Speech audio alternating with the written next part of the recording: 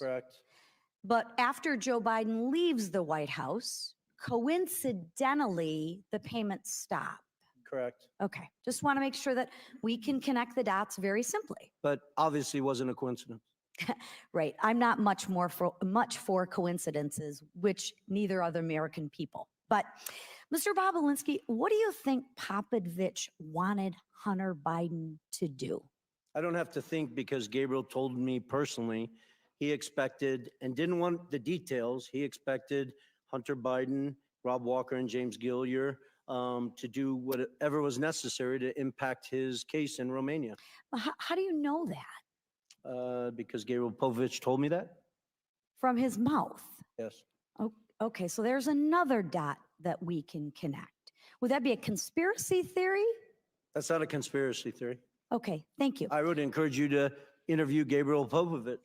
Thank you. Lastly, after claiming he wanted a public hearing, Hunter Biden decided to skip today.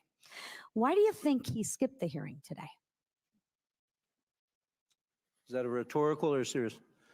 Well, I don't think he wanted to sit next to me because obviously I've emphatically stated he perjured himself in his transcribed interview with the committee, as did his uncle, Jim Biden. And for every fact he claims or wants to say I was high on drugs or obfuscate, I can show a document, a text message, a recording that is confirmed that he's lying. Well, let's not let the facts get in the way of a good story, right? Here are the facts. Highly disappointing that he's not here, though. I would agree. Here are the facts. Hunter Biden was engaged by a foreign principal, Gabriel Popovich. It is well known that Hunter Biden met with the ambassador to Romania, Hans Klem, in November of 2015. Hunter Biden was not registered under FARA. He stopped getting paid as soon as his father leaves office until you got Popovich to send Hunter Biden one more payment. Seriously, what services was Hunter Biden providing to the Romanian oligarchs for millions of dollars? We've yet to hear it. As far as the committee knows, Hunter Biden was never registered under the Foreign Agents Registration Act. If the Department of Justice applied the same standards it did in the Paul Manafort case, Hunter would be in more trouble than he is already in. Mr. Chairman, there are real FARA issues here that we need to continue to look at. And with that, I thank you for being here, and I thank you, Mr. Chairman. Absolutely. Thank you. Good job. Chair now recognizes Ms. Ocasio-Cortez from New York. Thank you, Mr. Chair. Mr. Bobulinski, I heard your opening statement. It's submitted to the record, part of our proceedings. I have a quick question. Simple. Is it your testimony today that you personally witnessed President Joe Biden commit a crime? I believe the fact that he was sitting with me while I was putting together a business deal. Did you deal, witness the president commit a crime? Is it your testimony today? Yes. And what crime have you witnessed? How much time do I have to go through it? It is simple. You name the crime. Did you watch him steal something? Corruption statutes, RICO, and conspiracy. What is it? What is the crime, sir? Specifically. You asked me to answer the question. I answered the question. No. RICO, you're obviously not familiar with. Corruption statutes. Excuse me, sir. RICO is not a crime. It is a category. What is the It's a category of crimes that you're then charged. You have charges. A long 100. You have charges. Sir, please want me to name the exact statute under RICO? Yes. Oh, well, it's funny. In this committee room, everyone's not here. There's over 18 all right, sir. I reclaim my lawyers time. that went to law school. I reclaim my time. You guys to thank define you, the sir. I statute reclaim my under time. RICO. Clearly, what we are seeing here today is a continuation of the 15-month saga of the Republican majority lost in the desert. Impeachment 101. The majority party or whomever is raising impeachment must accuse the president of a high crime, a specific high crime or misdemeanor. I would like to submit to the record HRES 918, the House resolution to open this impeachment inquiry. Without objection, so ordered. This resolution does not outline a high crime or misdemeanor. It's not here. Now, when we compare the chairman's opening from his previous opening, he's talking about Ukraine and Burisma and all of this. This entire inquiry is based on a blockbuster piece of information that was in a classified SCIF room. And inside that room was a document alleging President Biden directly of a $10 million bribery scheme, a $10 million bribery scheme, extremely serious. What happened? What happened a month ago, Mr. Chairman? That document, the FBI arrested the person who offered those allegations for falsifying his testimony to the FBI. This entire impeachment inquiry is based on an actual provable individual who has lied. Now, responsible leadership would withdraw an inquiry based on that. Withdraw it. Instead, what we are seeing is that this committee was warned about the falsehoods of these allegations long before that, warned by Trump's Secretary of State, Mike Pompeo, and yet they proceeded anyway. The chairman proceeded anyway.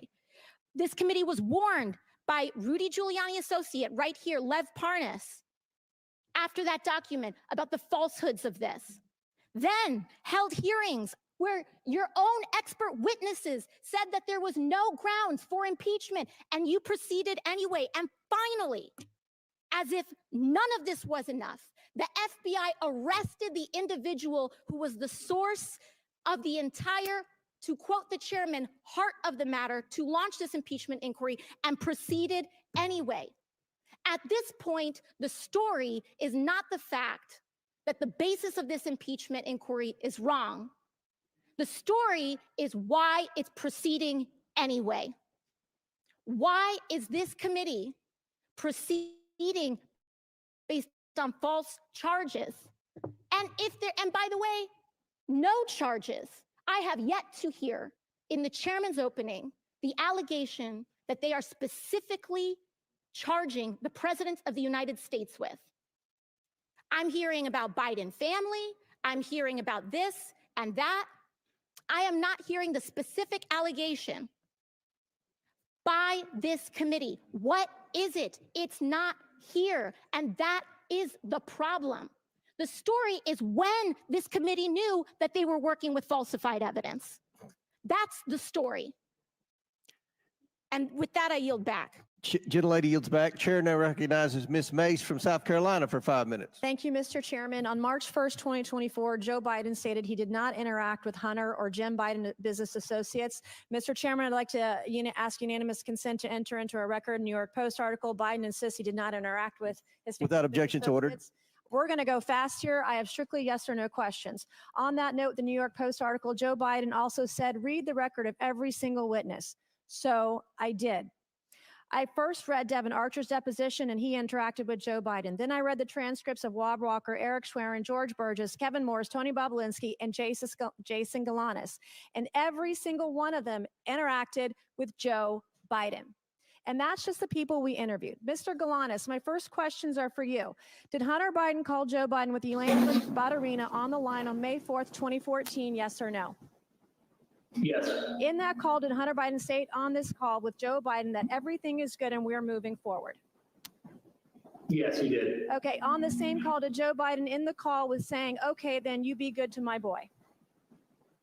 Yes, he said that as well. Okay, did Badarina agree to put $20 million into one of Hunter Biden's business projects days later after this phone call? Yes. Okay, did Hunter Biden ever take a call from Joe Biden while at the Peninsula Bar in New York? I'm sorry, I didn't hear them. Did Hunter Biden ever take a call from Joe Biden while at the Peninsula Bar in New York? Yes, he did.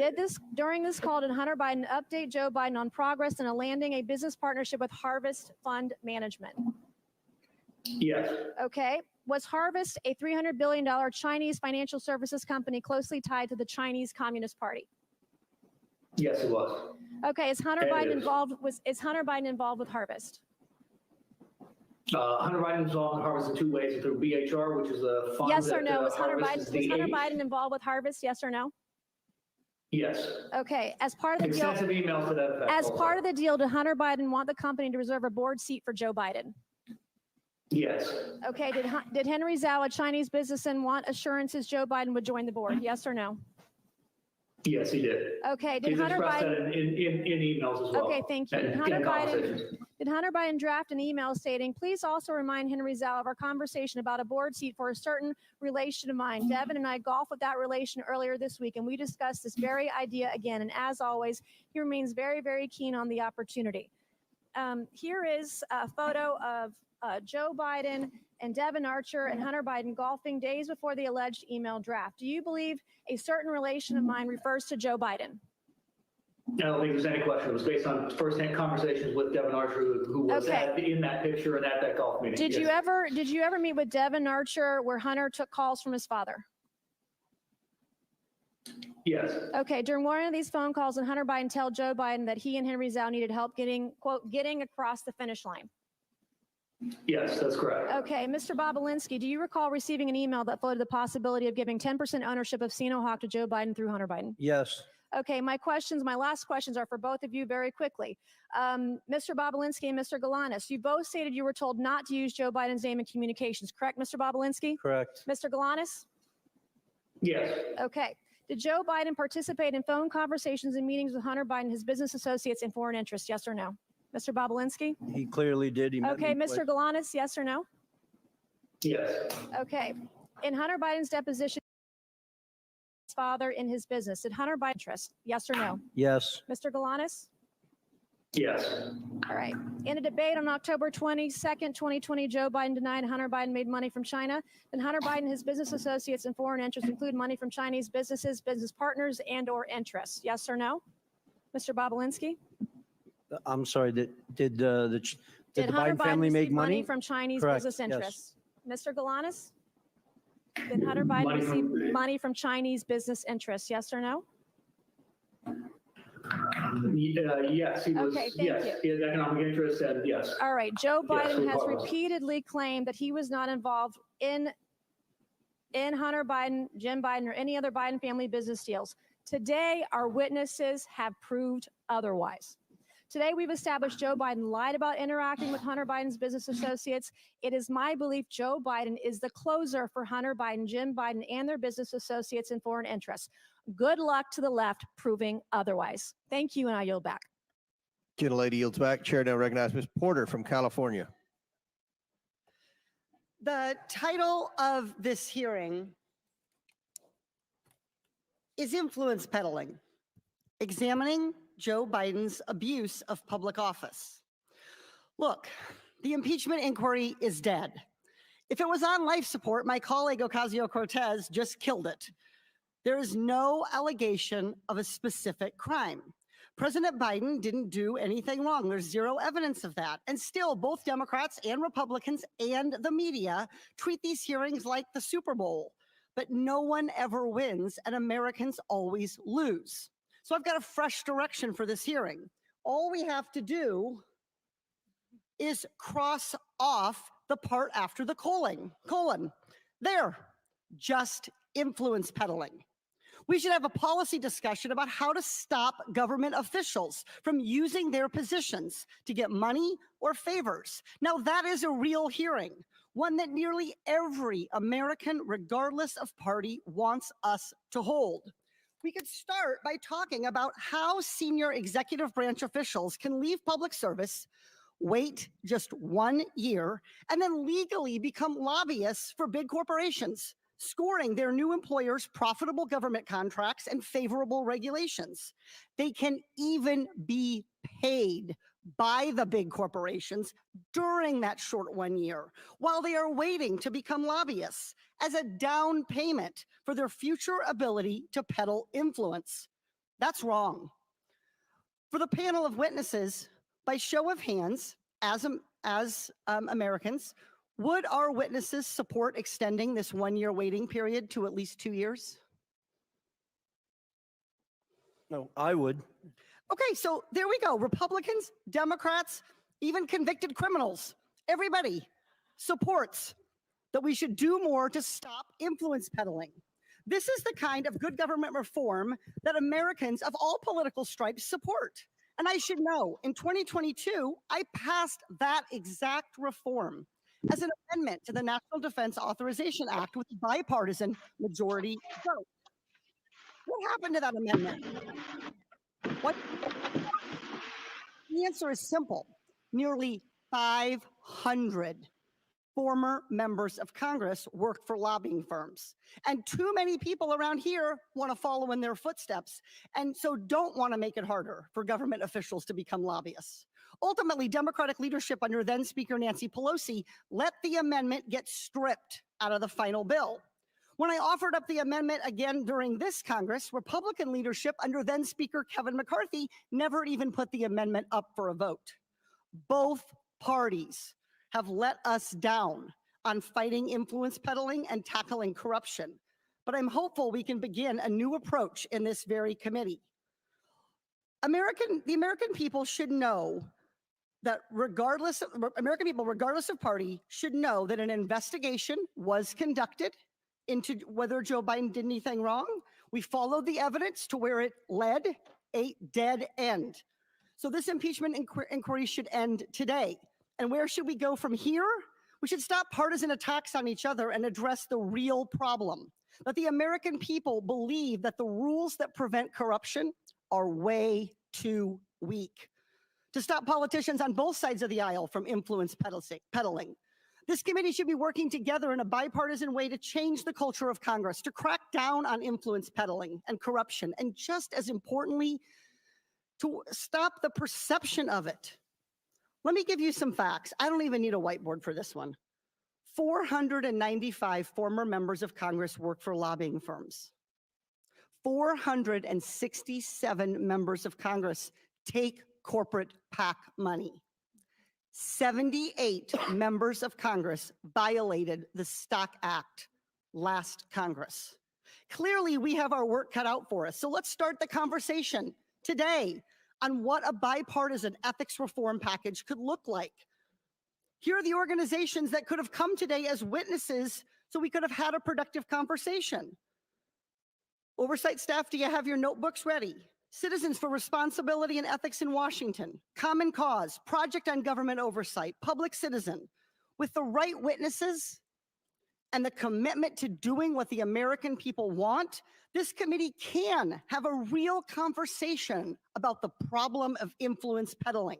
And we can pass legislation to create badly needed ethics guardrails. That would be real work, not a real circus. I yield back. Before I recognize Mr. Timmons, Ms. Porter, I think you are sincere, and I look forward to working with you on that legislation. Chairman, can we take a 5-minute break? I need to go to the bathroom. Let us get one more, and then we'll do that. Chair recognizes Mr. Timmons for 5 minutes, then we'll take a break because we have no bathroom break anyway. Thank you, Mr. Chairman. At our hearing last July, I laid out the scheme that the Bidens concocted to sell the Biden brand, netting almost $80 million. He about to go call Joe Biden and be like, yo, they got the drop. Clients in Kazakhstan, China, Romania, Russia, and Ukraine. I'm going to spend my time on just one instance, Ukraine, specifically involving Burisma, which netted Hunter over $3 million during a 3-year period. And to clarify the criminal offenses being alleged. Let me ask you a question, just because I didn't watch it from the beginning. What do you think the chances are of them impeaching Biden? Oh, man, slim to nothing. He ain't going nowhere. But the fact that it's on awareness, it's good enough for me. Okay, yeah, all right. Yeah, they're doing too much. They're doing too much, like, they're giving them too much leeway to say, like, look, even though all this is connected to him, he didn't say he did anything. They just, he's just the orchestrator. For real, that's kind of like a RICO for real, but they're not gonna say that. All right, well, let's listen. Let me hear some more. I didn't hear the beginning, but let it play. Let's let it play. Ultimate purpose to close down any cases against Zlochevsky in Ukraine. This is dated November 2nd.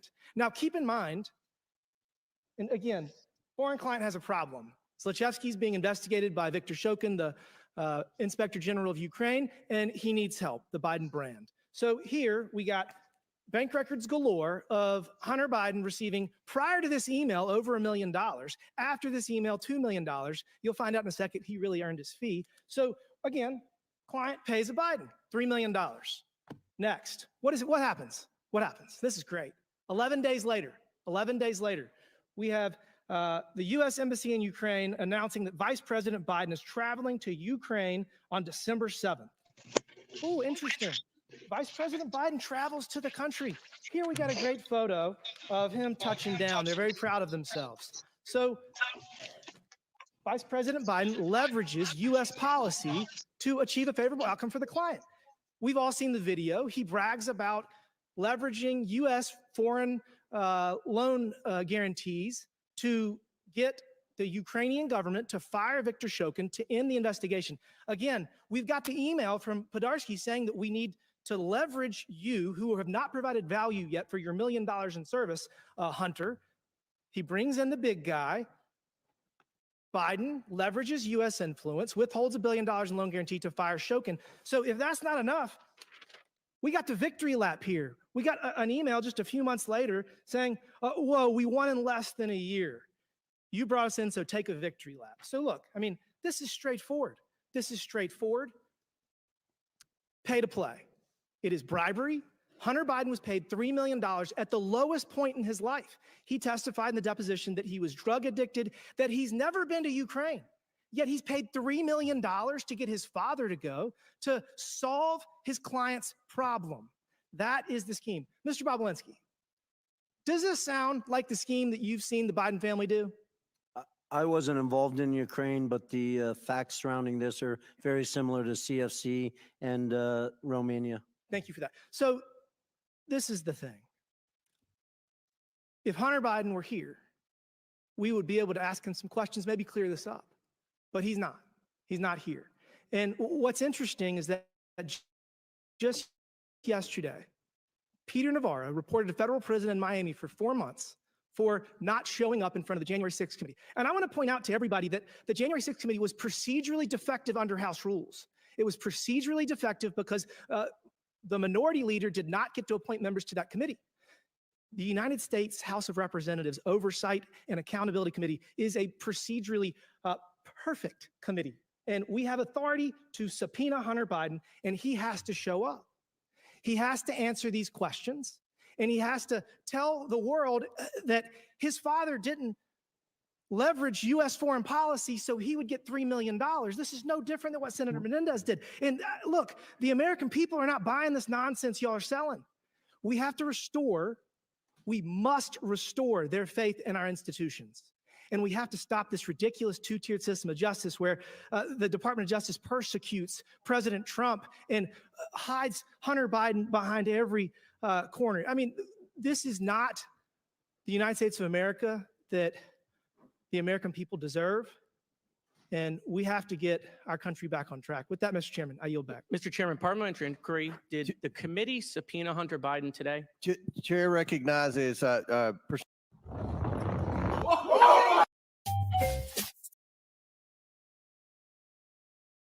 Yeah, did they subpoena him?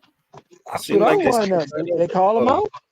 and at the request of the minority witness, the chair declares the committee in recess for 10 minutes. Then we're going to come back in here, and then we may have to recess again for votes. Thank you, Mr. Chairman. Today's hearing is another unfortunate attempt by my Republican colleagues to muddy the water in an election year with no proof, no evidence, no wrongdoing at all by President Biden. The American people are tired of this charade. As I said before, my Republican colleagues simply grasp at straws that do not exist. While House Democrats in the Biden-Harris administration work to cut costs of prescription drugs, expand student loan forgiveness, and mitigate the threat of gun violence, Republican members of Congress continue to chase after Russian disinformation campaigns from the 2020 election, which have been thoroughly debunked again and again. And as usual, in this committee, we know who is in charge.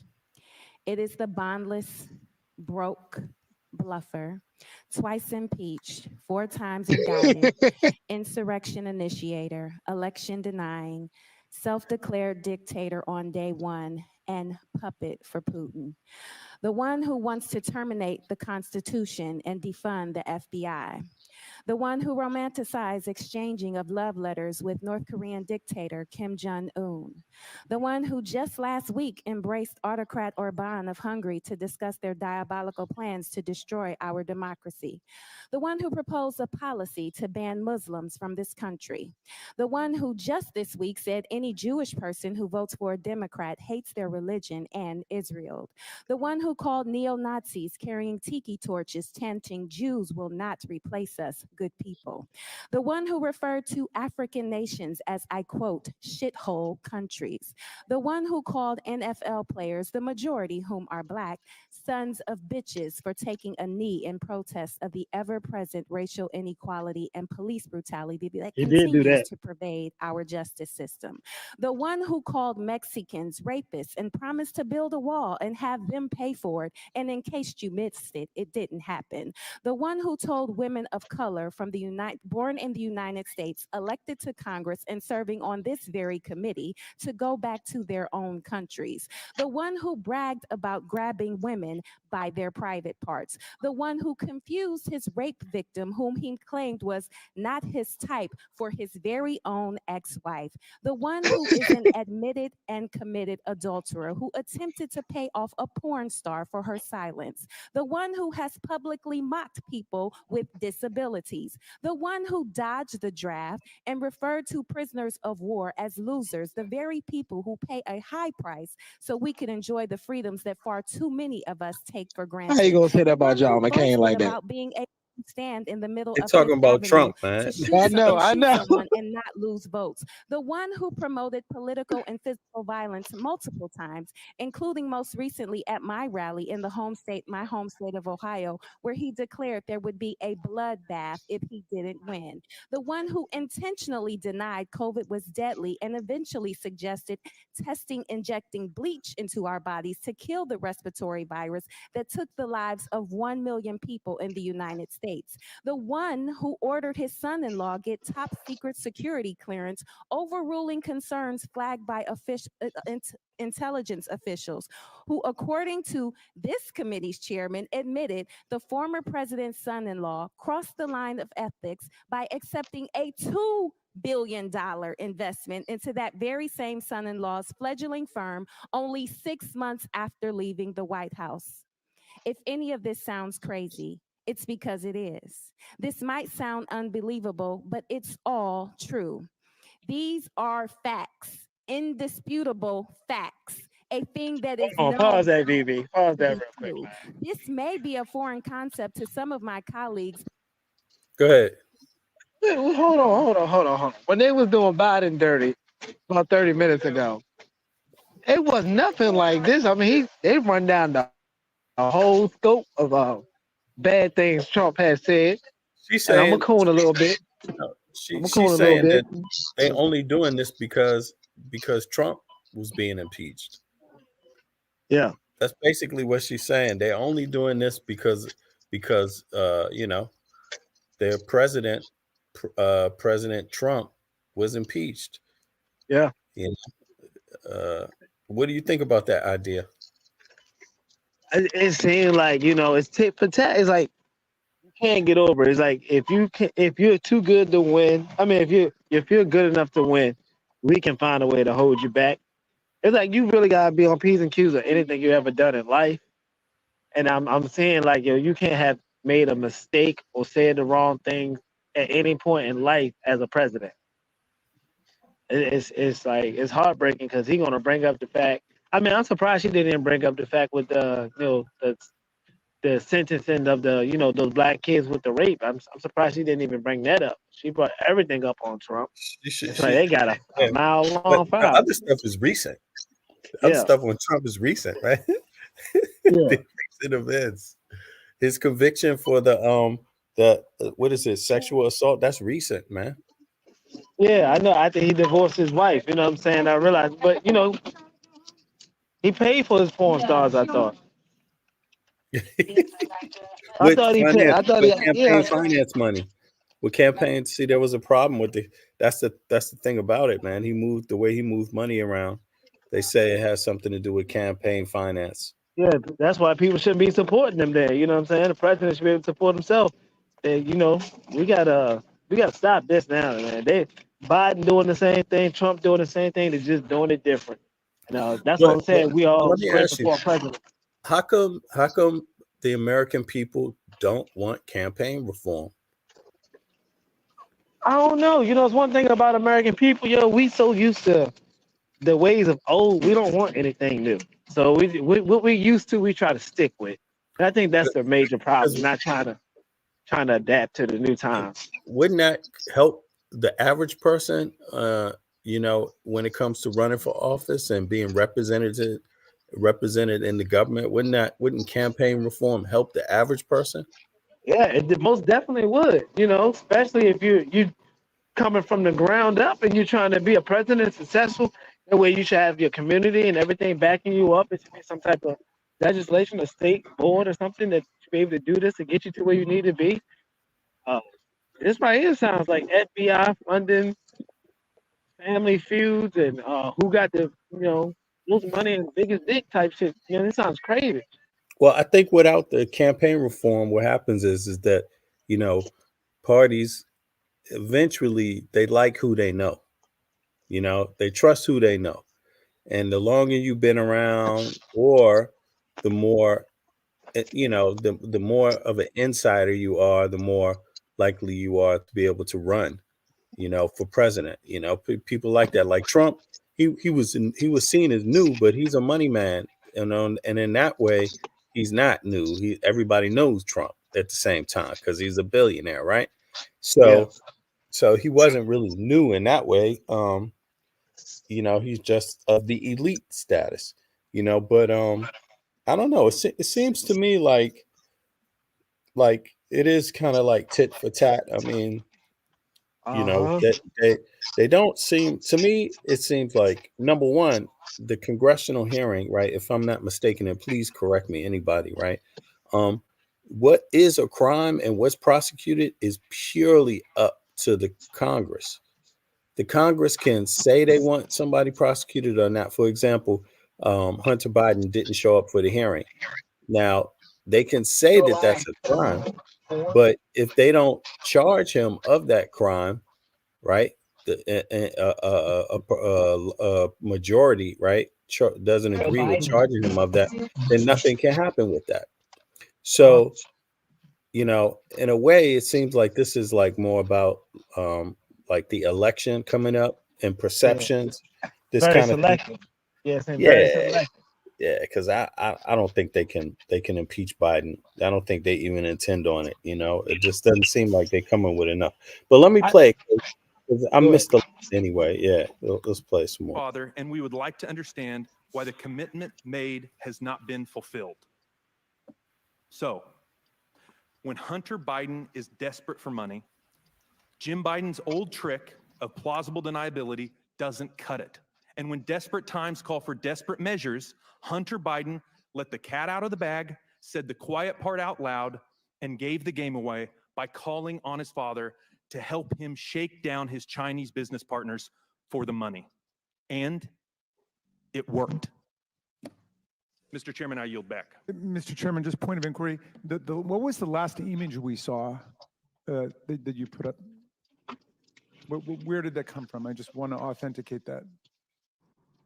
This is the Ways and Means Committee Exhibit 300. Must be the Irish whistleblower note. Not an inquiry, though. Anyway, Chair recognizes Ms. Stansberry for the last question. All right, well, thank you, Mr. Chairman, and welcome to the GOP's day-long campaign for Donald Trump. I want to start with Mr. Galanis to help connect some dots that have not yet been connected in this hearing. Mr. Galanis, you are serving just under 16 years for, among other things, as was been said today, defrauding a tribal nation and specifically a tribal corporation held by the Ogallala Sioux, which is why you are testifying from a prison today. But I'd like to ask you, Mr. Galanis, have you had an attorney representing you before this committee that you retained last December? And that attorney's name is Mr. Mark Paoletta, correct? That's correct. And when you first testified before this committee in a taped interview, you were actually stopped by Mr. Paoletta from answering just a simple question about how you met him and who exactly was paying your legal fees. Now, I want to make sure that the American people understand exactly who Mr. Paoletta is, because he is, in fact, a former lawyer to Donald Trump who served in the administration in the Office of Management and Budget and was at the center of the Ukrainian pressure campaign for which Donald Trump was impeached. And in fact, Mr. Paoletta was Trump's chief OMB lawyer when he withheld aid to Ukraine to try to extort the Ukrainian government into investigating Joe Biden to support Donald Trump's campaign. And Mr. Paoletta literally wrote the memo to help withhold those funds. Now, I want to dig in a little bit on this pressure campaign, and Mr. Lev Parnas is here to discuss as an eyewitness who was there. Mr. Parnas, we appreciate you being here, and I want to move through this quickly, so just ask for simple yes and no answers. You've testified here today that Donald Trump repeatedly asked you and through Rudy Giuliani to put pressure on the Ukrainian government to dig up dirt on Joe Biden to support Trump's campaign, correct? 100% yes. And as we can see here in this picture, you were very much a business associate of Rudy Giuliani during this time. And as established in your testimony, you traveled to and met with Ukrainian officials and told them that the White House would withhold its support and aid to Ukraine if it did not cooperate with this bribery, essentially. That's correct. And as we all know, Donald Trump's administration, and specifically the Office of Management and Budget, did withhold that foreign aid in 2019. And here's the guy who did it. And he's representing the witness who's literally on Zoom with us for this committee today. And it's the reason why Donald Trump was impeached the first time. And the man at the center of that scheme is involved in the House GOP's inquiry. But I also want to point out that Mr. Paoletta is also involved in and very much in bed with the Thomases. In fact, he represented Miss Ginny Thomas, Clarence Thomas's wife, in her involvement in the Stop the Steal before the January 6th committee, and actually also goes on vacation with Mr. Harlan Crow and the Thomases. So this man has quite an interesting roster and participation in this hearing.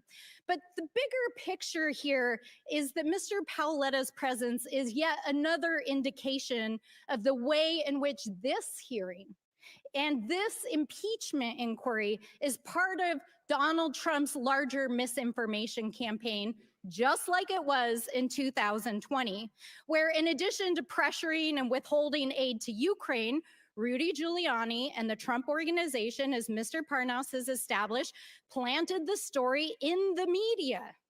And now here we are 4 years later, as they've dredged it back up and are planting it back in the media using Congress, using this committee, and using a baseless impeachment supported by Donald Trump's own allies on this committee to push that information out. As members on this committee have trafficked in false evidence that was planted by a Russian operative to the FBI and is now in jail for that. All of this is in the service of propping up the criminal enterprise for which Donald Trump is at the top and has already been twice impeached. Rudy Giuliani and others have been exposed as they continue to traffic in Russian disinformation that not only props up Donald Trump, but it props up Vladimir Putin himself and his goals back in Russia and in Ukraine. So I just want to point out here that once again, as I said, when we had a false impeachment hearing a few months ago, that once again, we see the Time's expired. Gentlelady's time's expired. Little hands of Donald Trump all over this hearing. And just want to state, you made a mistake and said that Mr. Parnas was a Republican witness. He is very much your witness, not a Republican witness. But I was a Republican for Donald Trump. Mr. Chairman, I did not Pursuant- believe I said that, so we can. Pursuant to the previous order, the chair declares the committee in recess due to votes. Subject to the call of the chair, we will reconvene 10 minutes after the 3 votes.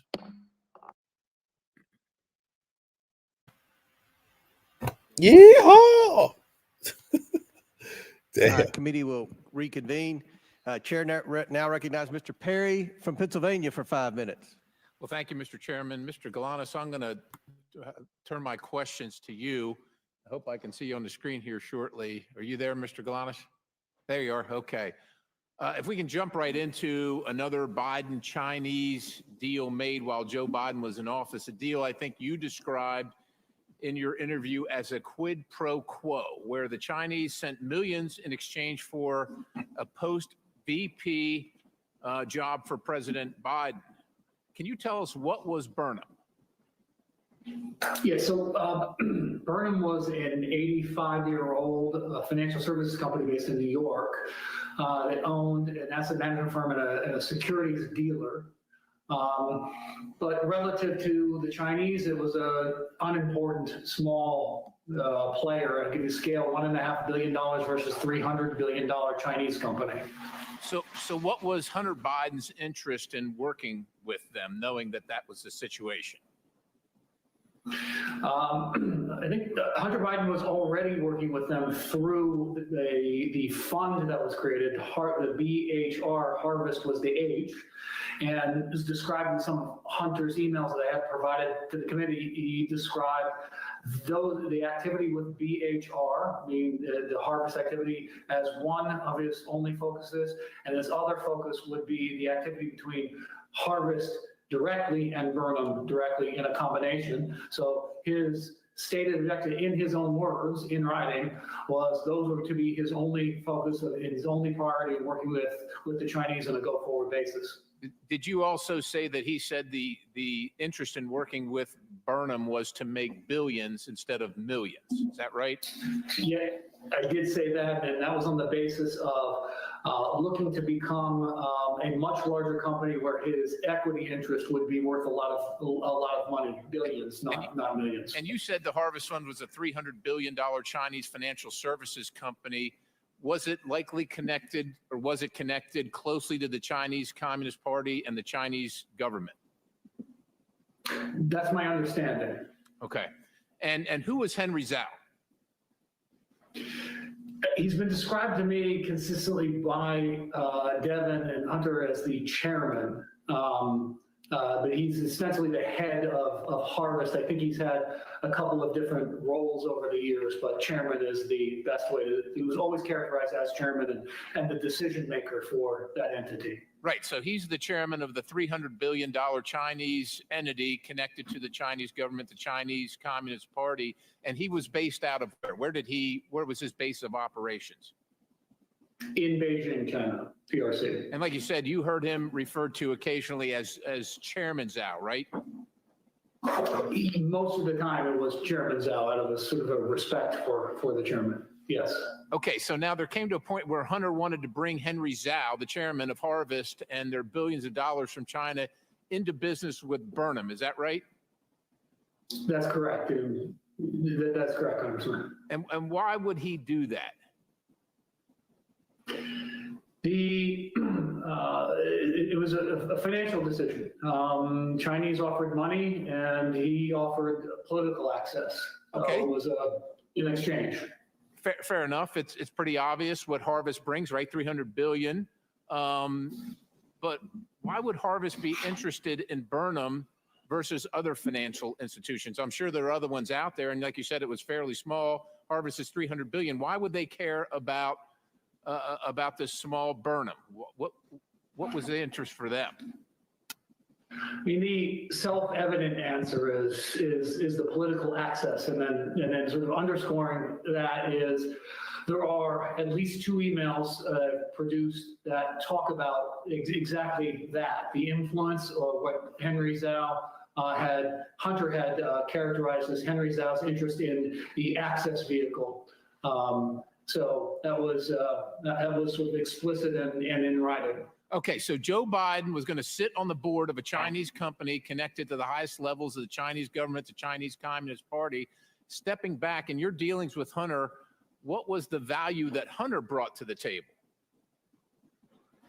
It was the access to the inducement to induce companies like this Harvest Group to participate in Burnham. So it was we'll call it relationship capital that he brought to the table, not financial capital.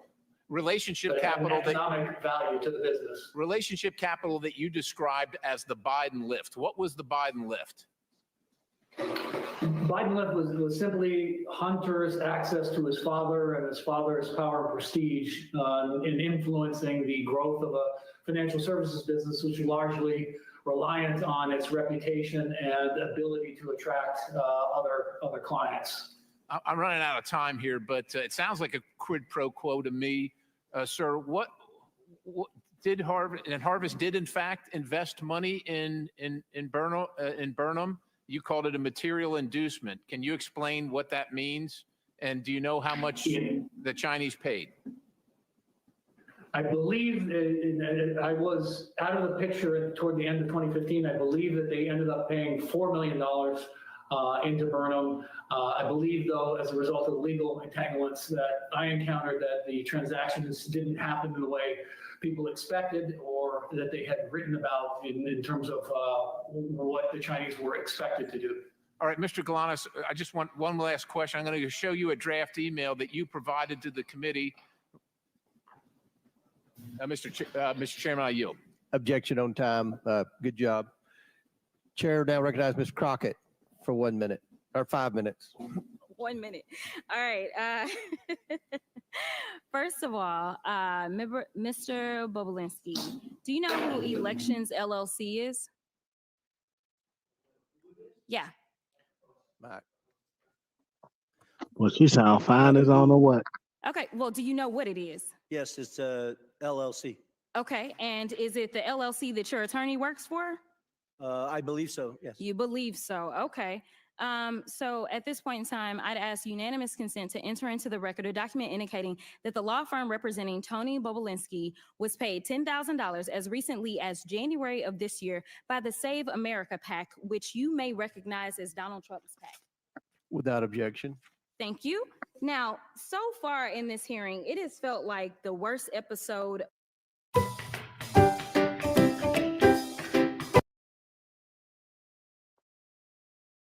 I'm sure you're familiar with that show. It seems like my colleagues and maybe you and some others are trying to become the next vice president of the United States of America. You're auditioning or something like that because Mr. Bobulinski, I know that you take exception to the fact that your credibility has been called into question over and over. But when someone comes to testify under oath, whether it's before this committee, behind closed doors, or in person, then we have to evaluate someone's credibility. And sir, I definitely have always had issues with your credibility, as I know that you are very well aware of. So let me remind you of what happened behind closed doors. Well, you should ask O'Connor about my credibility. You a question.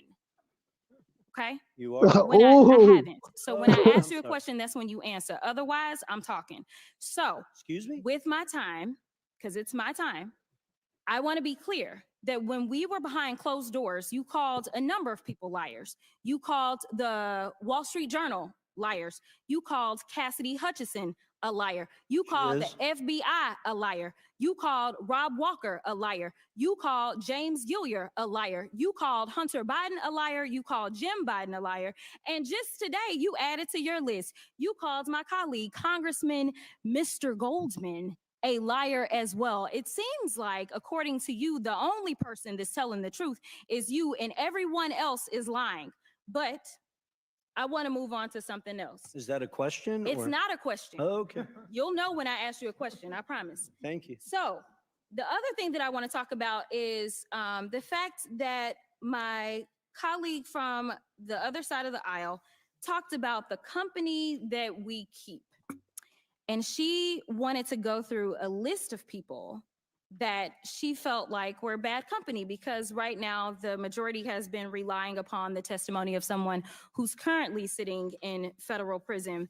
And we know that your company is the company of somebody who's been found liable of fraud, as well as defamation, as well as sexual assault, and for whatever reason can't pay his bills at this point in time. But I'm going to ask Mr. Parnas. So this is a question to him. Are you aware if Throwing Trump shade, had man. any Yo, you throwing big shade, yo. have been Sounding so found cute. guilty of anything? Yes, lots of them, Lots of them. me included. You included. Okay. So when you were called here to testify, you weren't called here to testify for any other reason than to tell the truth. Is that correct? Yes, Congresswoman. Now, we started this whole sham off because of the 1023, and that was debunked by you, was it not? Yes, Congresswoman. Way before we started this impeachment inquiry. And you mentioned a number of times this guy by the name of Rudy Giuliani. Yes. Now, you know, everybody is so stressed about the fact that Hunter ain't here today. But, you know, Hunter came and testified behind closed doors for over 6 hours. And every single one of them, they weren't limited to 5 minutes. They could ask whatever they wanted to. And there's a full transcript of his testimony. So I don't know what else they wanted to do besides the fact that they wanted to put on a show. But let me tell you something.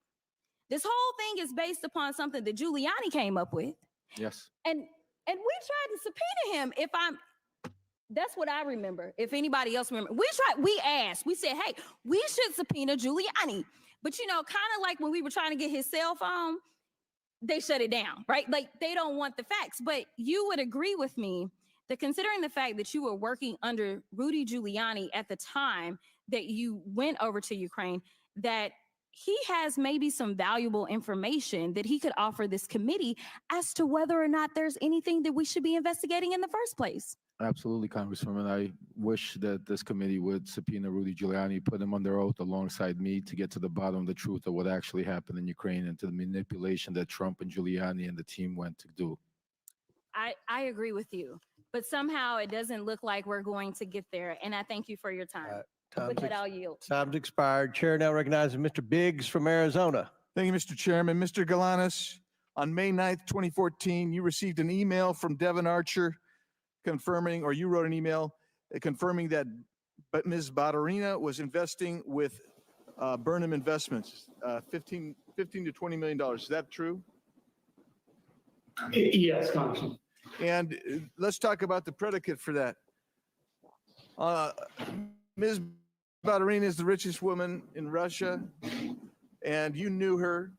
And were you invited to a party that she attended? Yes, in Brooklyn, yes. Let's have the invitation up, please.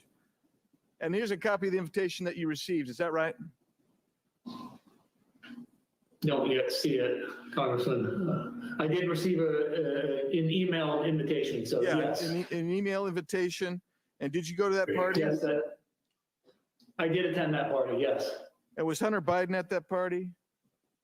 Yes, he was. And we know that he was because we have a confirmation of his calendar, which is the next exhibit. It was noted on there, and he showed up there. And so all of that's true. It's all verified right there. And Yelena Baturina and her then husband, Yuri, they were at the party, right? Correct. With Devin Archer as well? That's correct. And during that party, you guys, Hunter pulled you guys, the people we just named, pulled them away from where the party is, and you go to a separate little area where it's quieter because there were over 100 people at that party. Is that true? That's true, yes. And all of a sudden, Hunter says, okay, I'm going to make a phone call. He makes a phone call, does he not? He does. To whom? He called his father. Then Vice President Joe Biden, who was vice president at the time. What was said on the call, please? Wait a second. Before you tell us, the reason you know it is because he put it on speakerphone, right? He did. After he said hello, and then he put it on speakerphone. So I was first party to hearing it. And initially, please sum it up. I'm sorry, Congressman, I talked over you. Yeah, please sum up that phone call for us, Mr. Galanis. Okay, it was a relatively short call, but it was, he indicated that our friends had come in from out of town, that then the exchanges it testified was related to they were going to proceed, things were going to proceed. And he said, the vice president had said, "You look after my boy." And it was, and it was 5 days after that party that you received word from Devin that Ms. Baturina was in for $15 to $20 million with you guys, right? That's correct. Let's go to a different issue. Let's go to the harvest issue. And I'll just refresh everyone's recollection. When Devin Archer was there, because at that time he had to come in. He came on in, and we had this great conversation. And I said, hey, did Hunter ever indicate to you that the Chinese anticipated that after his father was out of office, he might join their company with one of their companies as a paid advisor? Mr. Archer says, did he intimate that? I said, did he indicate that to you? Mr. Archer, I don't recall, but potentially. I don't recall, but potentially. And I said, you don't recall, but it's not new to you. The concept is not new to you. Is that what you're saying? He said, no, it's not new to me. Why wasn't it new to him? Why wasn't it new to him? It wasn't new. It's because that was. Yeah, go ahead. It was an explicit discussion amongst us that was an inducement to the Chinese to invest in the Burnham business. That being the VP's position post his position, official position. On a board of advisors, paid board of advisors. Of the Chinese company, Harvest, yes. And when you say us, who was the us that was discussing that? What I was referring to and just making that comment was Hunter, Devin, and myself. Let's go to something else. There was a broader sort of circulation group about that, and that was reflected in an email from a staff member at Thornton Group who circulated the draft email that also reflected that he had a similar conversation and drafted a letter based on that understanding. How long have you been incarcerated, Mr. Galanis? I've been incarcerated for 8 years, Congressman. And you offered to tell the Southern District of New York and SEC about Hunter Biden's company, Rosemont Seneca Bohai, and they rejected your offer, didn't they? On multiple occasions, that's correct. Why do you think they rejected that offer? Time's expired, but please answer the question. Answer the question, Mr. Galanis. All I can tell you is what counsel said to me. Which was? Counsel had indicated to me that he had never seen a prosecution reject information, particularly paper-based information, that could have corroborated my verbal statements. Thank you. My time has expired. Thank you. Very good. Chair recognizes Ms. Bush for 5 minutes. Thank you, Mr. Chairman. St. Louis and I are here today once again to focus on the real issues that affect our communities instead of this partisan circus. Let me start by saying that influence peddling is absolutely a very serious issue, full stop. But we all know the truth. Donald Trump is the quintessential influence peddler in chief. Despite this, for well over a year now, House Republicans have spent dozens of hours of precious committee time hearing testimony from nearly 20 witnesses on their baseless and increasingly embarrassing attempts to link President Biden to actions of his family members and implicate him by association. Even after all this time and effort, they haven't been able to muster up any credible links between the president and his son's business dealings. All they have proven is that they will do whatever it takes, including using their razor-thin majority and chairmanships to waste the people's time. Let's let today's hearing be the final nail in the coffin of this sham impeachment investigation. I urge my Republican colleagues to admit that their quest to impeach the president has completely collapsed. They have fallen short, and with each passing deal, they are losing votes and credibility, even within their own conference. It's time for them to move on. But that's not likely to happen because my Republican colleagues don't care about responsible governance or making people's lives better. They don't have an affirmative agenda. They would rather distract us all with these unfounded accusations against the president. So it's no coincidence that under Republican leadership, 2023 marked the most unproductive year in modern history for Congress. Aside from a failed impeachment investigation, an unprecedented 3-week stint without a speaker, and bringing our country to the brink of a catastrophic government shutdown multiple times, Republicans have done absolutely nothing to demonstrate why they deserve to control any chamber of Congress, let alone the White House, for which their cult leader, a twice impeached, 4 times indicted former president, is running to gain influence and control again. They're just grasping at straws, and it'd be comical if it wasn't leading to real harm and real hurt in our communities. The people of our country are the ones paying the price for their failure to actually govern. Instead of wasting all of our time, our hours and hours going down fake rabbit holes and amplifying baseless conspiracies, we could focus on actual policy. We could focus on substance. We could focus on saving and improving the lives of our constituents, not misusing precious time and resources of this committee. What I'd rather focus on is the people who don't have the money and resources to buy influence, the millions of people in our districts who have been harmed by the ongoing refusal of the federal government to take full responsibility for the Manhattan Project waste, and who are still getting sick from exposure to toxic radioactive waste their own government created. It still lingers in communities all across the country, like in St. Louis, Missouri, where proper cleanup still remains undone.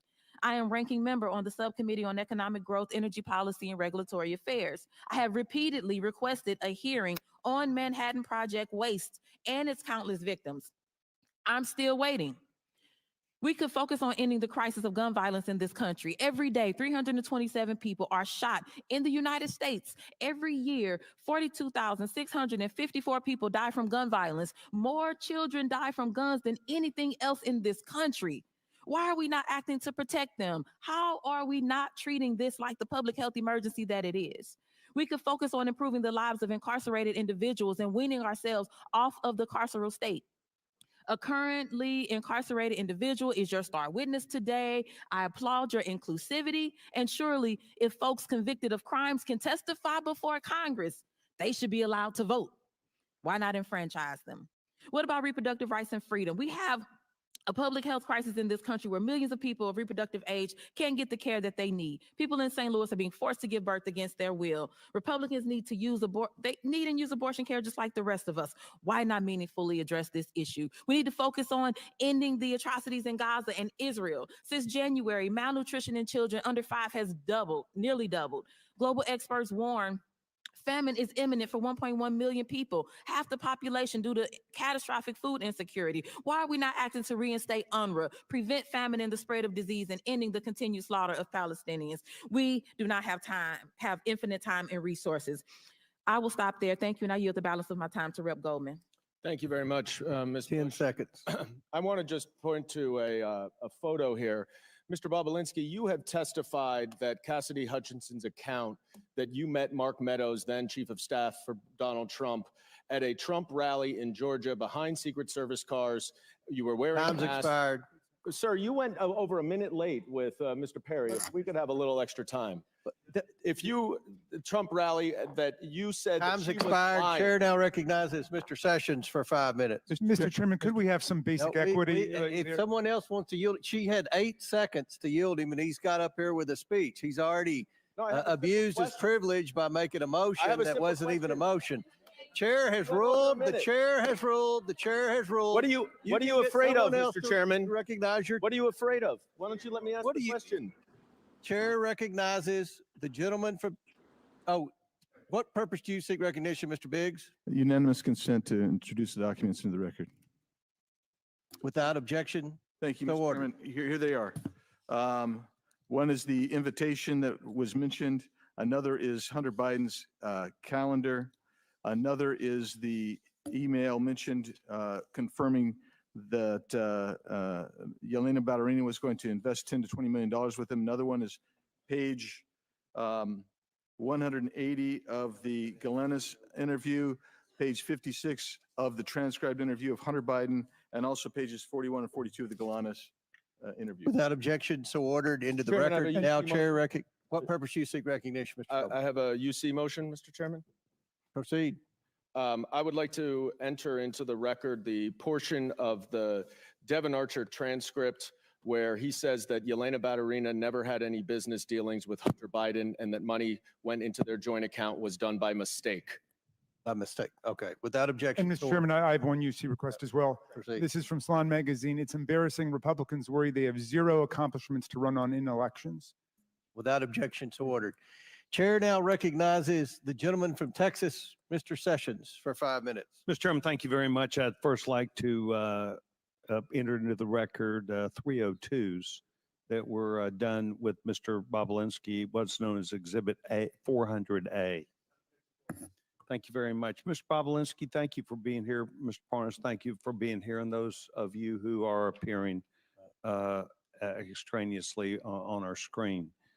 Mr. Bobulinski, tell me very quickly about the professionalism of the organization that you work for in terms of paychecks, getting paychecks, providing the IRS with documentation of people who were paid out of the organization.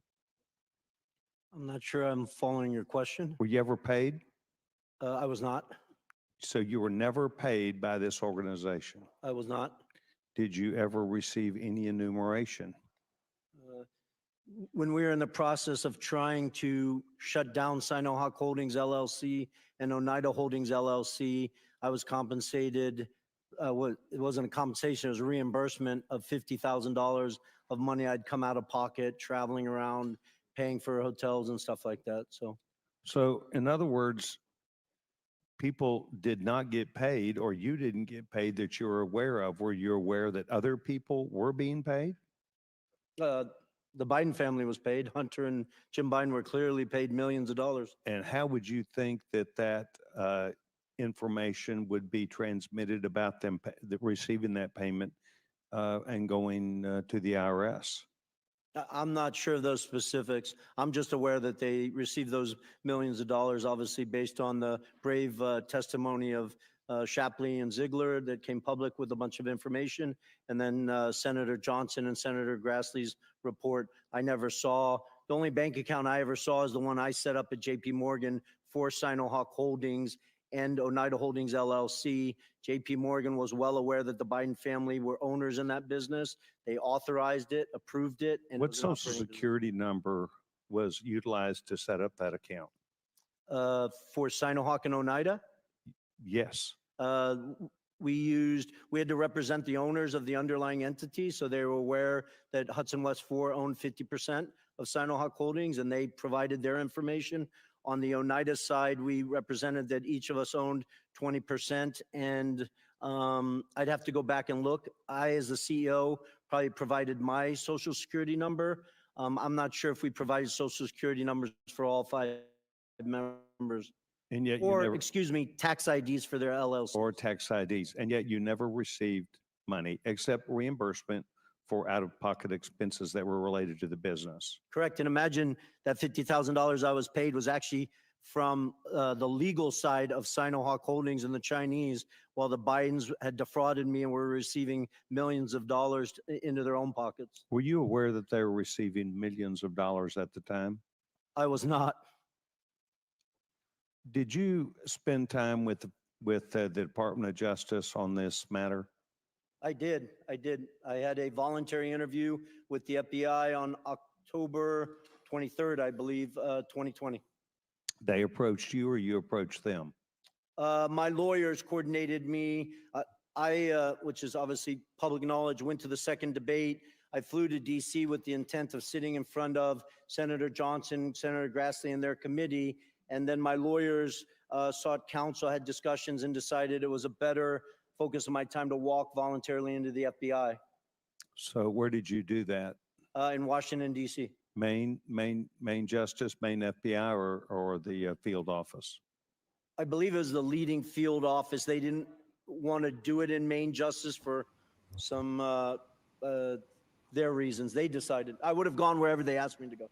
Did they tell you at the time that you were providing information that if you provided information that was not true and correct, that you could be held liable for that under criminal statute? Yeah, yes, of course. I appreciate you asking that question. I was operated it as if I misrepresented, misstated, lied, that I was committing criminal offenses, which I take very seriously based on the fact that I was willing to die for this country. And to just correct Ms. Crockett's statement earlier, I didn't accuse the FBI of lying. I stated in my transcribed interview that the FBI made mistakes in their 302. My lawyers never saw that document after my interview until it was made public to the world. And then you attempted to correct that 302. I did. Is that the same 302 known as Exhibit 400A that I have entered in the record today? It is. Do you have any other dispute with that? And have you looked at it? And do you have any other dispute? Well, there's numerous mistakes in it. Okay, thank you very much. Do you have any reason to believe that all of these SAR reports that have come out of banks were all fraud? And gentleman's time's expired, but he asked a question about the SARS report. No, I mean, just the number of SARS reports should give every American pause. The average American in this country will never receive a single SAR in their entire life. So for a family or an individual to have over what I've publicly seen 150 of them is just extraordinary.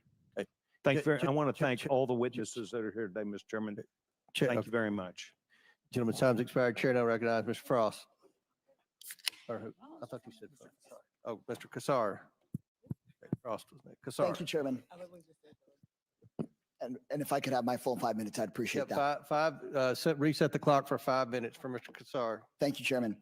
While we clearly disagree on the merits of this meritless investigation, I hope, Chairman, that we can at least come to an agreement on some basics.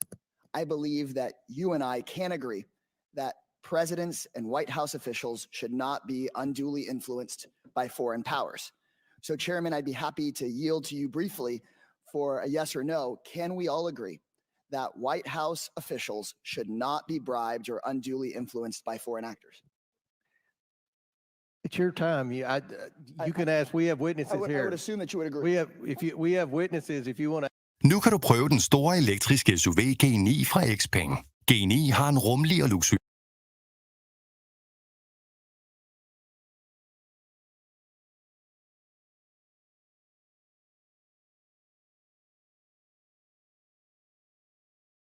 Not wasting time with you. I think that we've been disagreeing all day. I hope we can come to an agreement that White House officials should not be bribed or unduly influenced by foreign powers. I think you and I agree on this point. I see you nodding your head. I assume that that is a yes. I'm glad that we can work as an oversight committee on investigations, do the work we need to do, and make sure that no one in the White House has betrayed the public trust. We've spent countless hours talking about Hunter Biden, investigating every single person it seems like he's ever shaken hands with. We've not found a shred of evidence that connects it to the President of the United States or anyone with any say over U.S. policy. But someone who has worked in the White House did accept money from a foreign power. Donald Trump's son-in-law, Jared Kushner, received a staggering $2 billion from Saudi Arabia for his brand new private equity firm. And while Hunter Biden never had any say over U.S. policy, Mr. Kushner got this $2 billion 6 months after working in the White House as a senior advisor on Middle East policy. Mr. Kushner had no experience in private equity. In fact, he was so inexperienced that Saudi officials tried to block the transfer of the money until the Crown Prince overruled them. While working at the White House, Mr. Kushner pushed through a $110 billion weapons sale for Saudi Arabia. I'm finishing my point and then I'm happy to talk about it. He then defended the deal in the wake of the Saudi government's murder of journalist Jamal Khashoggi. And while this may all just be a coincidence, there's many questions. Like, was any of this money passed along to Trump? Was the Saudi money a thank you for a job well done in the White House? Was Jared given this money in exchange for anything else? Or did someone with no experience just have a lucky payday? These are questions we should have answers to.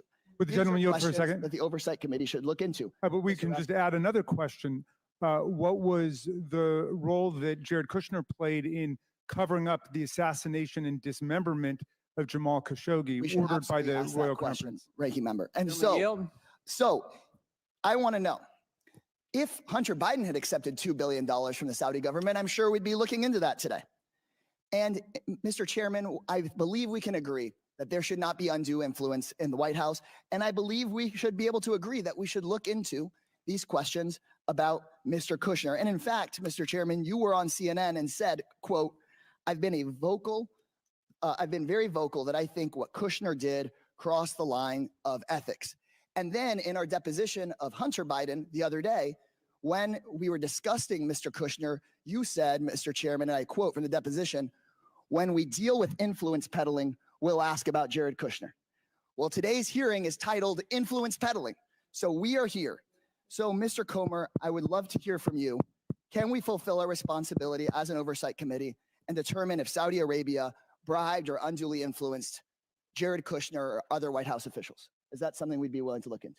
We've already had a conversation with Ms. Porter. I'm going to answer one time. Ms. Porter and I have pledged to work on influence peddling legislation. We'll take up all the people who have been accused of influence peddling. We'll try to determine whether Jared Kushner has a real business. We haven't been able to find a real business that the Bidens have had yet. Now, just still your time, Mr. So could we expect to subpoena Mr. Kushner's correspondence with the Saudi government or his firm's financial records or financial transactions between Mr. Kushner and his father-in-law? Is that something that we would consider doing as part of that hearing you just discussed? What was the question? If we are serious about looking into foreign money, I saw recently a poster board here about $100,000 to a car dealership. Are we going to be serious about the $2 billion from the Saudi government to Mr. Kushner? My question is, would we be at least subpoenaing Jared's correspondence with the Saudi government and his firm's financial records? Can we commit to doing that? I think it's important to see if there were real legitimate businesses. And if there was influence let me peddling? ask you a question. What business was Hunter Biden in? We heard explicitly from Mr. Biden. We heard explicitly from Mr. Biden about his extensive business record and his experience on boards. We heard about that. Time's Mr. expired. Kushner, on the other hand, Chair now recognizes billion Mr. Fallon for 5 minutes. Mr. Chair, That's a shame. before I start my questions, I'd like to enter into the record, submit to the record an article from the Kyiv Post, and then the second article from the Kyiv Post entitled "Prosecutor General Shokin Resigns," and it's updated. If I can enter this. Without objection to order. Thank you, Mr. Chairman. I sat in on the entire 7+ hour deposition that Hunter Biden gave to this committee. And one of the things that stood out to me was his assertions with a rather braggadocious flair of his business experience and his acumen as in his impeccable qualifications. He claimed with quite some vigor, I might add, that he was a brilliant, accomplished, and highly sought after business commodity. He's very successful, and he had an unparalleled resume that he recited to us chapter and verse to prove it. That was at least the face his lawyers, this administration, and the House Democrats wanted him to wear. Of course, there's another possibility, one that this pesky little thing we call reality, that he was a spoiled, entitled East Coast patrician with a senator and then VP daddy who squandered his many life advantages and spiraled into a decadent behavioral pattern of narcissistic excess and criminal addiction.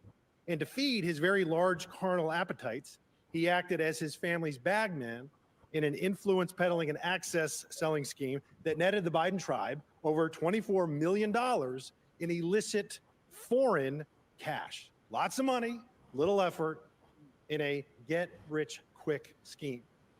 If he was such a skilled and gifted businessman as he claimed, his services would be sought after, in fact, even fought over. Mr. Bobulinski, to your knowledge, how many Fortune 500 companies retained Hunter Biden on their board of directors? Now or in his Ever?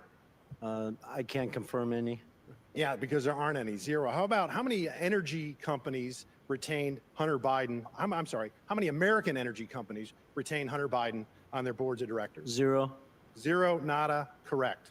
There was one energy company that retained him on their board of directors. Do you know what that name of that company was? Yes, Burisma. Burisma, correct. Where's Burisma located? Ukraine. Really? It's interesting because, and he was hired actually for no small sum, $1 million a year.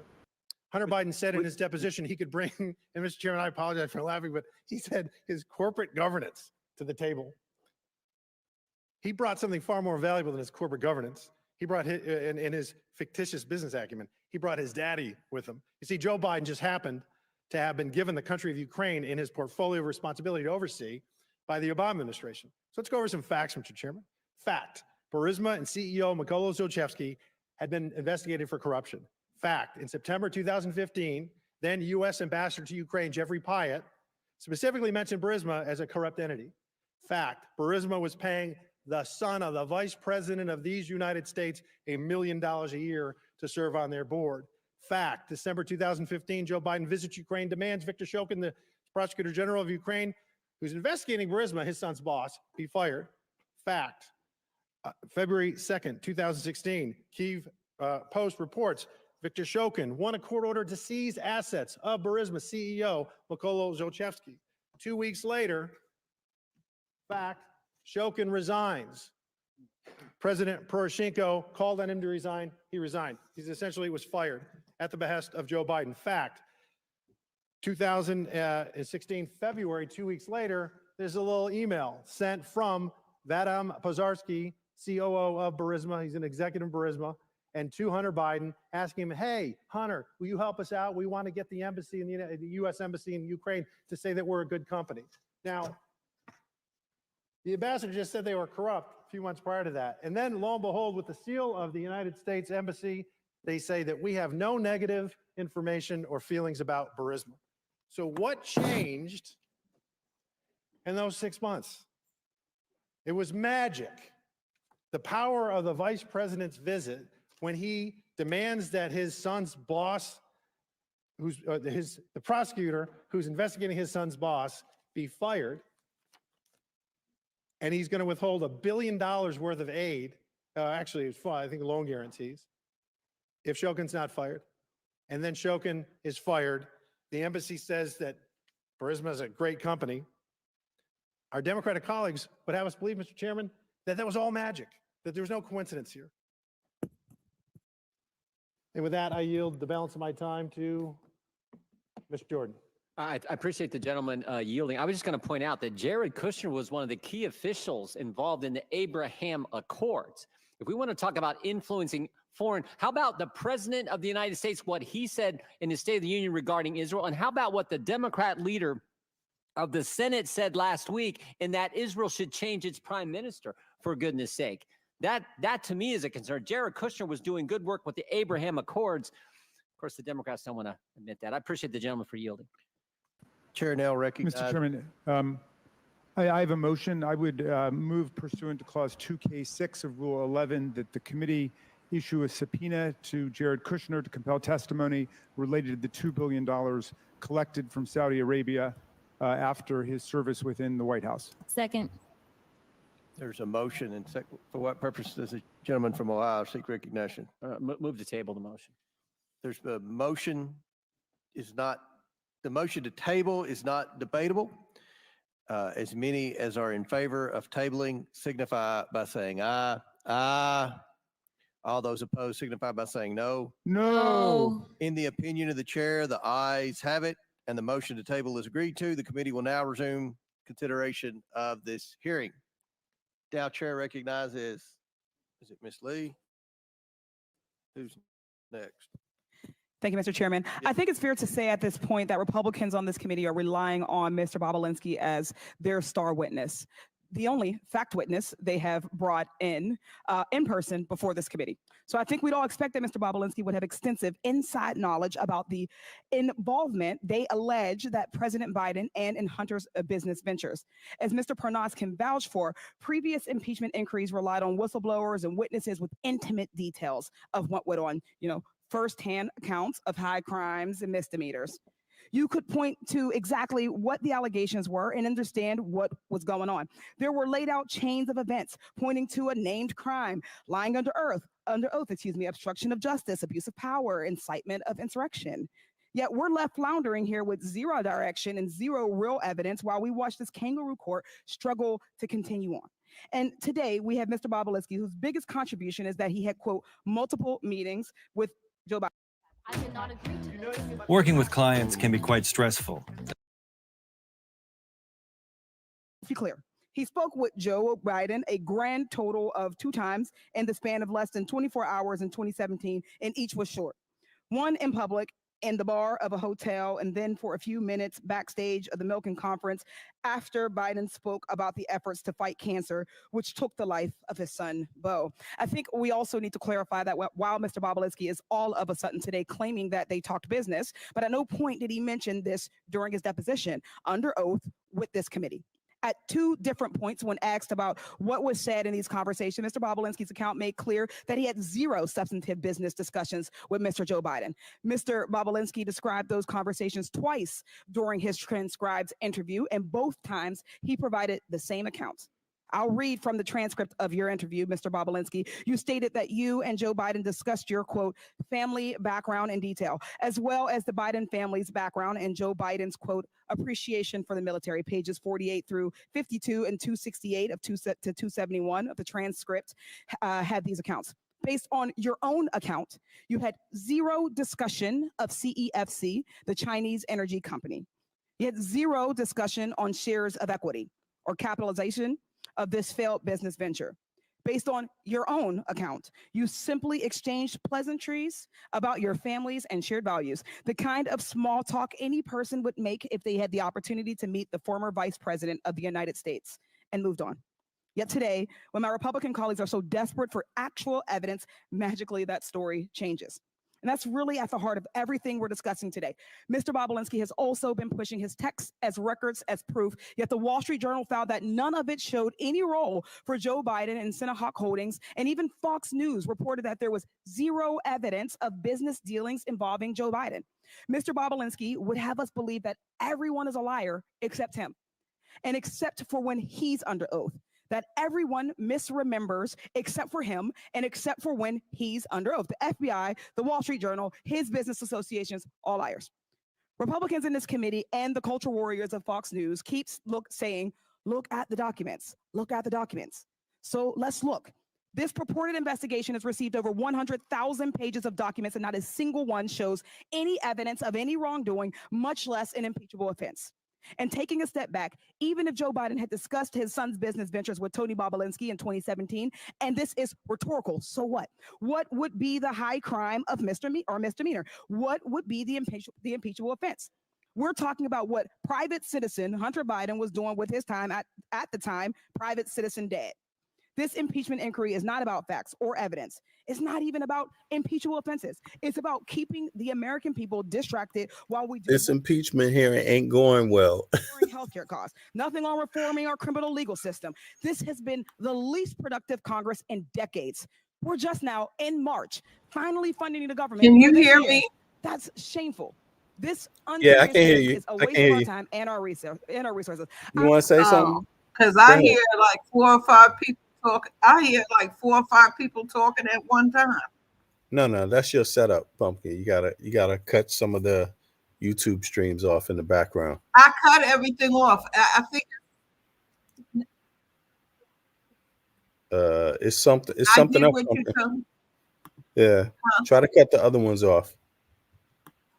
I cut. There's nothing else on. It's been doing that ever since the earthquake. Okay. I'm not sure what's going on though, Pumpkin. I mean, try to log out and come back in. I did. I even started it over again. I'll try it again, but I keep hearing double people. I don't know. I'm gonna go out again. Okay. Yeah. I'll let her have 30 seconds over. Chair now recognizes Mr. Burchett from Tennessee. Thank you, Mr. Chairman. On July 30th, 2017, Hunter Biden wrote to his Chinese business associate, Raymond Zhao, I'm sitting here with my father, and we would like to understand why the commitment made has not been fulfilled. Mr. Bobulinski, why did Raymond Zhao work for the, who did Raymond Zhao work for when this message was sent? Raymond Zhao worked for Director Zhang at CFC. Is CEFC connected to the Chinese Communist Party? It is. Is CEFC a corrupt organization? It was. From your perspective, what had occurred with CEFC from the end of May to this July 30th text message? Well, it's tough to go through all these details in 20-second clips, but at the end of July, it's important to note Jim Biden was broke. Hunter Biden was broke. Published by the brave whistleblower Shapley and Ziegler. And Hunter made the conscious decision to basically defraud the partners of Sinohawk Holdings and Oneida because he needed money immediately. They've published pages of text messages where he's trying to get money into his bank account. And so that night, for whatever reason, on the 30th, when he asked why hasn't the commitment been fulfilled, the commitment he's talking about is actually the $10 million funding into Sinohawk Holdings, LLC. Really key point. But the next day, he decides that he's going to defraud Sinohawk Holdings and Oneida, create a new entity called Hudson West 3. Well, actually, change Hudson West 3. It had already previously been created by the Chinese, and make himself a 50% owner in that entity. So when the Chinese did send money, he would have instant access to it. Really important, backed up with tens of pages of communications. He wanted to get access to the money the second it came in. And in Sinohawk Holdings and Oneida Holdings, he did not have that power. I just want to address one thing real quick. Hunter Biden represents, he's a governance expert. That's why Burisma put him on the board. Well, he obviously can't do basic math. The board of Oneida Holdings had 7 votes. Each one of them, Hunter, Jim Biden, James Gillian, and Rob Walker, had a single vote. I had 3 votes. I have a master's degree in electrical and nuclear engineering. I think I can do math. I had 3, they had 4. They controlled Oneida Holdings. So Hunter Biden's representations that I was trying to take the business from them or I didn't know is all a sham and a misrepresentation. He wanted money in his account instantly, and that's why he shook down the Chinese, and they were willing to send him that $5 million because they viewed it as a bribe to the Biden family. They say it in their own communications. Are you aware or not that they pay taxes on any of that? I can only go from public testimony. I was not involved in their taxes. Okay. On July 31st, the next day, Hunter says he hopes Kevin should know that the plan to speak is highly confidential. And Raymond Zhao responded, CEFC is willing to cooperate with the family and the priorities to solve the problems mentioned last night. What family was Raymond Zhao talking about? Was it the family was a Biden family. And more importantly in that text is what is he talking about is the confidential matter. The confidential matter he's talking about were 4 sealed indictments in the SDNY where they were about to indict executives of CEFC that we now know. I didn't know that in July of 2017, but the SDNY knew. Charles McGonigal, who's now apparently going to serve 78 months in prison, ran counterintelligence for the FBI in New York City, where Chairman Yi was dropping $50 million of cash for penthouses in Manhattan. So who you should be asking all these questions are the Department of Justice, the SDNY, the FBI, because they have troves of evidence that back up what was going on in July 2017 and in August 2017. So I apologize, Congressman, to be so passionate and to take your time, but this is what I need you guys, or the focus has to be of your oversight committee. This involved the Chinese Communist Party. They Say that again, bro. Transaction with Rosneft, Sound like which was a another hit. Russian Sound like another sanctioned plot. U.S. sanctioned company at the Because time, and the Biden Trump family stuff was is right down front Manhattan. and center in the middle of it. Everything that Trump got going on down Manhattan. The Democratic Party got agents, overseas buyers, all of these people in Manhattan saying shut down Trump. That's a part of the Democratic Party. Forcing them to go broke. But what do you mean they part of the Democratic Party? What do you mean by that exactly? Well, the people lined up, such as what's the guy that he had dealt dealings with Chase Bank, and they're saying these 5 different business taking the 20%. These organizations are all sitting around New York doing deals overseas, and they're saying they got FBI watching and things like that. And we can tell both. They said earlier, Donald Trump got people watching Joe Biden. Joe Biden got people watching Donald Trump. And they pull these things during election time. So it seems like a whole scam. So like, hey, look, you won't get back in here. And we're going to, it seems like, you know, we have the authority to mess your life up, but it's only how much we can do. Well, you know, I don't know if it's, I myself, I can't say it's really coming down to like Republicans and Democrats because, you know, it's going to take both is like I myself, I can't say it's really. Yeah, it's going to to impeach Trump. It took some Republicans, right? Yeah. I mean, I don't know. I mean, it's. I think it's anecdotal in a sense, because at the end of the day, Republicans and Democrats, when they're appointed to office, or particularly in the state, I mean, do you vote? Whose party are you registered under? If you're registered as a Republican, does that mean that everything you do is just because a Republican told you do this, do this, do this, and do this? I mean, you see what I mean? I see what you mean. Yeah, so I'm not too sure how much of it's Republican or Democrat can be put on Republicans or Democrats, but I hear the narrative though. I hear the narrative. There's people that say that, and some of it is very some of it is like you could see Congress is split, Republican and Democrat, and they often vote that way. But I'm not sure if the rest of the world functions that way. The rest of, like the policing that goes on outside of Congress and the Senate, just because the Congress and the Senate are so divided, it doesn't mean everybody else is purely operating on party politics, But we're gonna talk about it. Let's hear some more of this, and then we're gonna have a discussion. So they haven't proven it, right? They haven't proven he committed a high crime and misdemeanor. Otherwise, we would call for impeachment. So I just look, the chairman knows me well. I mean, I'm just here to help him, right? And so I just think we should do it today. Let's just call for it. I'll make the motion, Mr. Chairman. I want to help you out. You can second it, right? Like, make the motion to impeach President Biden. Go ahead. It's your turn. You second it. No, nothing. Okay, we got nothing. So I want to, with my last couple minutes, show the American people that they're never going to impeach Joe Biden. It's never going to happen. Wow. Because they don't have the evidence. Okay, this is a show. It's all fake.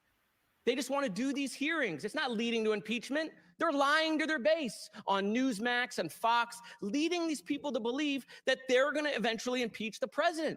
It's not going to happen at all, ever. Period. They don't even have the votes, even if they had it in committee. They don't have the votes on the floor. They know that. They got members resigning rather than taking a vote on the fake faux impeachment. Just ask Ken Buck, who said the speaker ain't going to get me to take an unconstitutional impeachment vote. I mean, boy. I mean, so look, I mean, if these hearings were a success, right? If what we've been doing for the last 15 months had convinced the American people that Joe Biden committed a high crime and misdemeanor, you can be damn sure they would have called the vote by now, right? But they want it to go on. They either want it to go on because they don't have the evidence. Are you asking me a question? No, I'm just looking at you. Oh, okay. But if you want to talk to me, we can talk. Well, no, I think you haven't read recent data that shows American people are well aware of the Biden's corruption. Perfect. So then ask the chairman why he hasn't called for impeachment, Tony. He's right here. Ask Comer. Hey, Comer, how come you haven't called for impeachment? I'll do it. Watch. Hi, I'm Tony. Hey, chairman, how come you haven't called for impeachment? When are we going to have the hearing? When is the vote going to happen? I mean, you believe it. He believes it. He says it every day on TV. I just don't know when we're going to have the vote. I mean, let's just go. Are you asking me to hold the vote? No, I just like looking at you. Yeah. We can save the taxpayers millions of dollars. So, I mean, look, I used all of my time to show that this vote is never going to happen because they have no evidence on Joe Biden. I yield back. Gentlemen's time's expired. Chair now recognize Mr. Burleson from Missouri for 5 minutes. This is old. This is an old hearing. This is an old hearing? Yeah, this is old. Because now when he comes back in, you're gonna maybe I'll they running it live on the Times now. They've been running this on Joe Biden and Fonnie Willis. They got a hearing where her and Nathan Wade are sitting up there. We know for weeks Nathan Wade ain't been on that case. They keep repeating it. They're like trying to brainwash people. This is an old hearing, but they keep every day They played the same stuff over with Fonnie Willis. She did an improper phone call. She's gonna be kicked off the case. They're gonna throw it off. No, they're not throwing her off the case.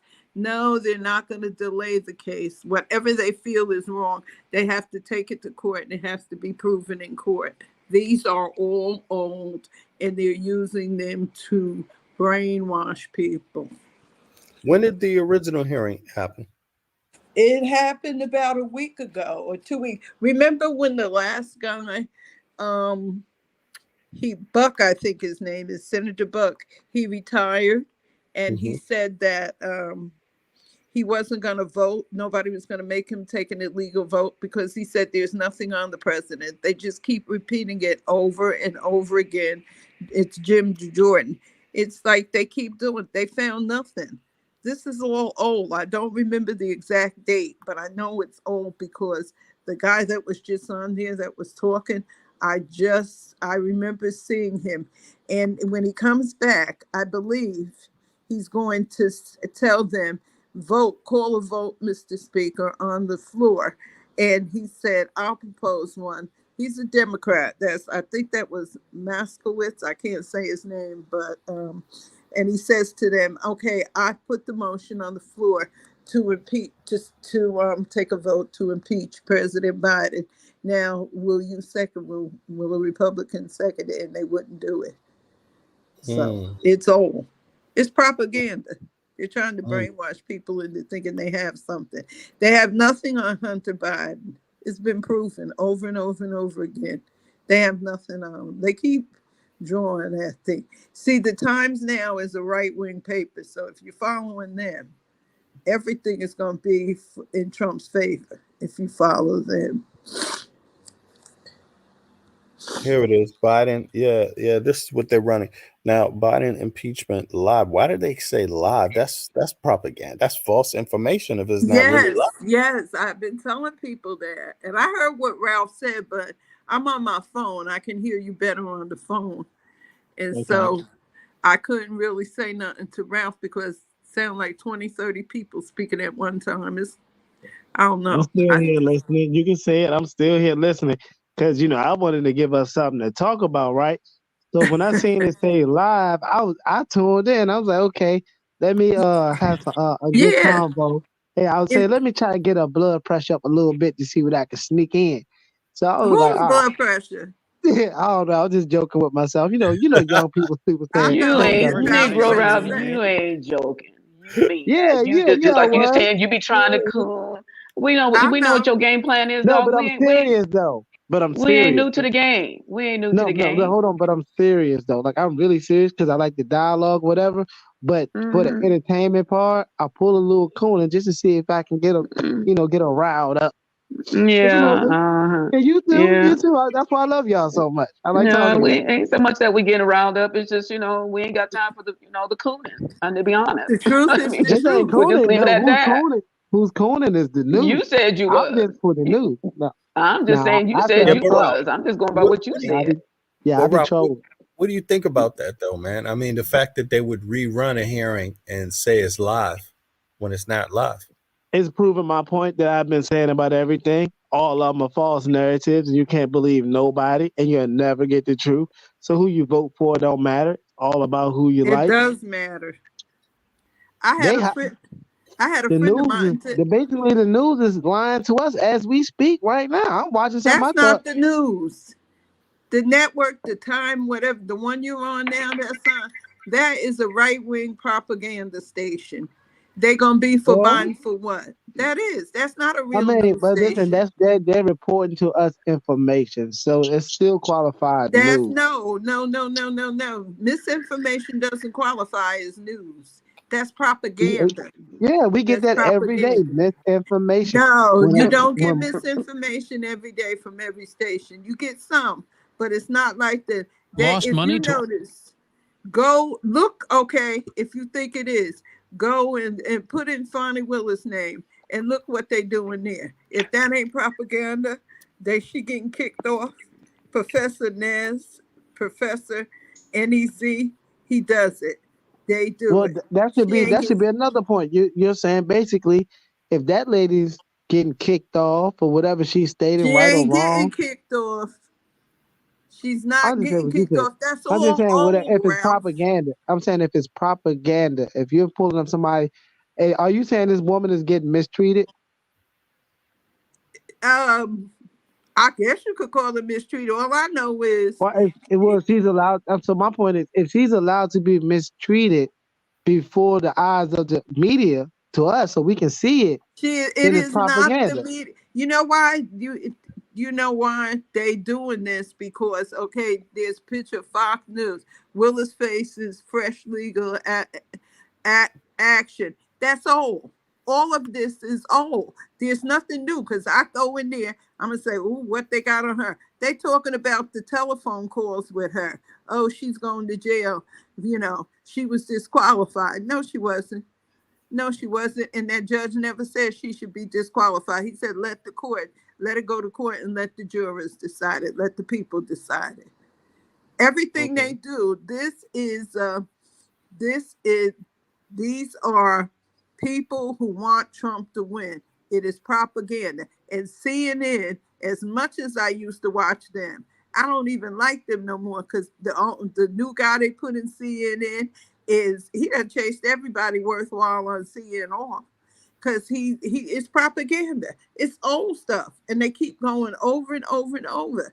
And you got some people who believe it. Because I had a girlfriend tell me she ain't voting for nobody because the world is coming to an end. And me and my mouth. And I had to catch myself because I was riding in her car. And I called her a stupid ass. I said, y'all got some stupid who's. Because if you believe all of that, I said, the world ain't coming to an end. It may not be the way we know it. I said, but, this is crazy. It's a bunch of lies. And see, this is the thing that's social media. This is what gets me. This has been going on for years. Like that mess with Candace Owens. I was telling people for years. She's been out there for 4 or 5 years. And she's been doing that same mess she doing. Only reason she got caught, because actually Ben Shapiro did black people a favor to get rid of her. Nobody wants her. She done went back to Turning Point with Charlie Kirk. The black community don't want her no more. So, Hold on, be right back. Be right back. Mm-hmm. Yeah, Andrea, how you doing? I'm here. I'm good, but I'm getting ready to go around the corner. So when I leave the house, I get all that noise and I'll come back in just a minute. Okay. All right. Yeah, let me but see. This is and my friend, she told me he's not going to lose because Putin is running it. But and I'm asking her, you really don't see the problem with Putin interfering in the American election? I think there's a problem here because it seems like you have a lot of people that are, that support not voting.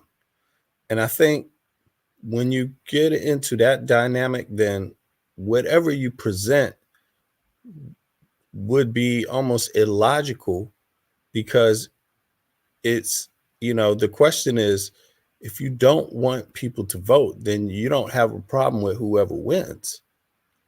Right.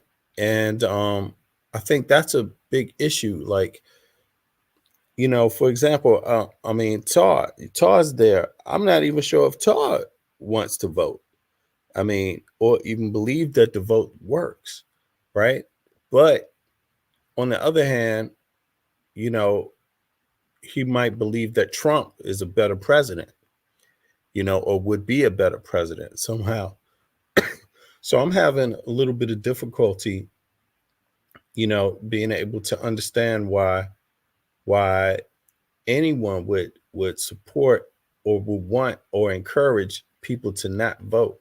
Because to me, I see it as, if you believe Trump is any good at all and is good to be as a president, a better president than Biden, then you must want people to vote.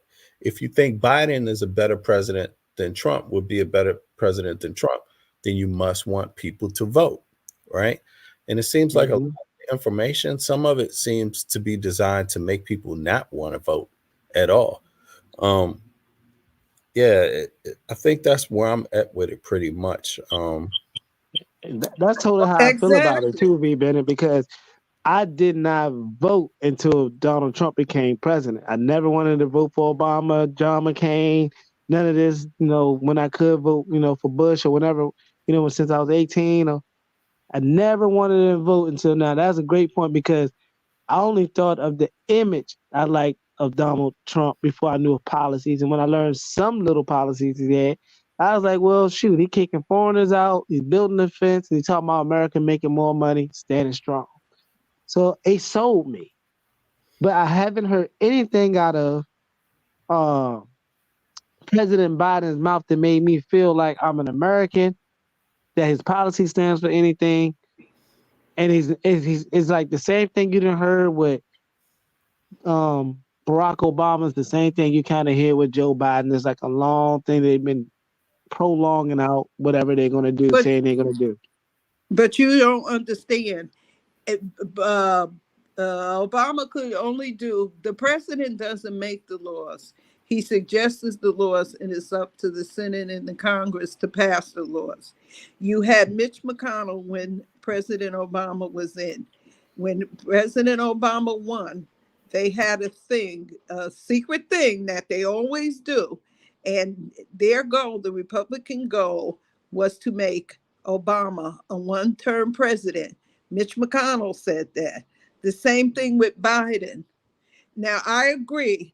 The Democrats are not speaking the way they should about what Biden has done. He has put, I forget the statistics, so I really don't want to quote him, but he's brought so many million, I think 35 million. It might be more or it may be less, but he's brought the jobs that went overseas. He's brought them back to the United States. He's forgiving student loans, people who have $200,000 in student loan debts. He's forgiven those.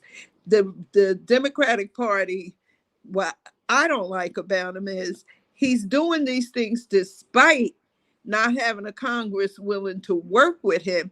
And what would he do if he really had a Congress that could work with him?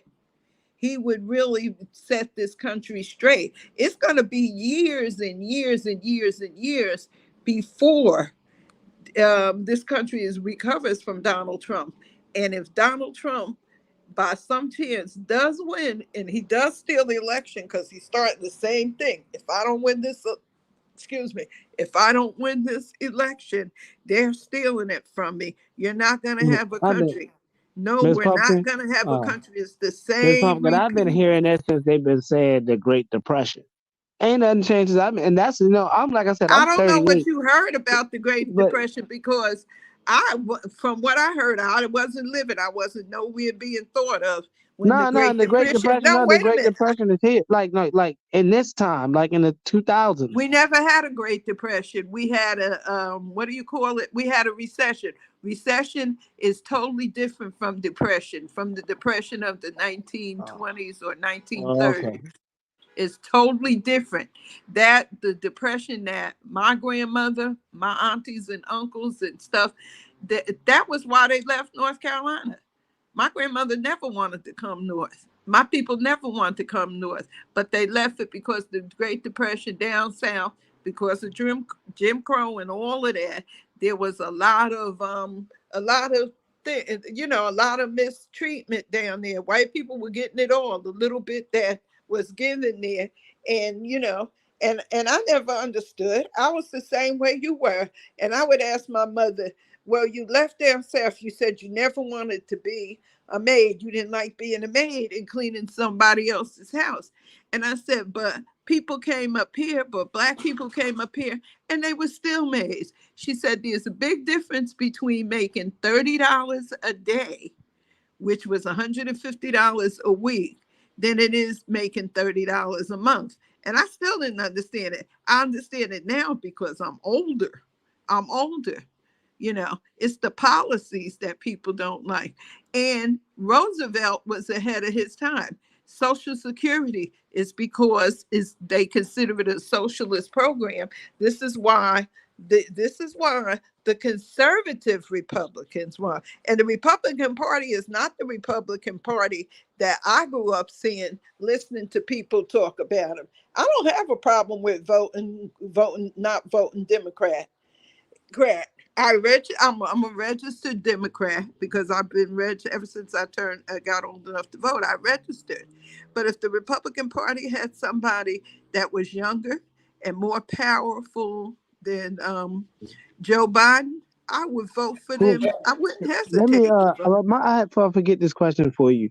And I remember having it was around the time I started having kids, like my first kid, I think like 2007, 8 or 9, around that time. I had 2 kids around that time, newborn. And I remember what president was in office in 2008. That's when they said it was a Great Depression, 2007, 2008. And I remember basically saying it was. I remember Forbes saying it was America's all-time low of economic resources and things like that, and revenue. It's not. It was a recession, and I think it was George Bush the son. But they called it the Great Depression. No, they said it was heading to the Great Depression. I listened to Frontline, and you can type it up. It says 2008. I'm looking up now. It says 2008 Great Depression. Yeah, I'm looking it up right now. But see, Ralph, what you're not getting is, I understand you. I believe you.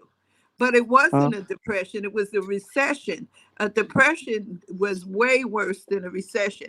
It was Ralph, heading for what news agency? It was heading for. You know what I'm saying?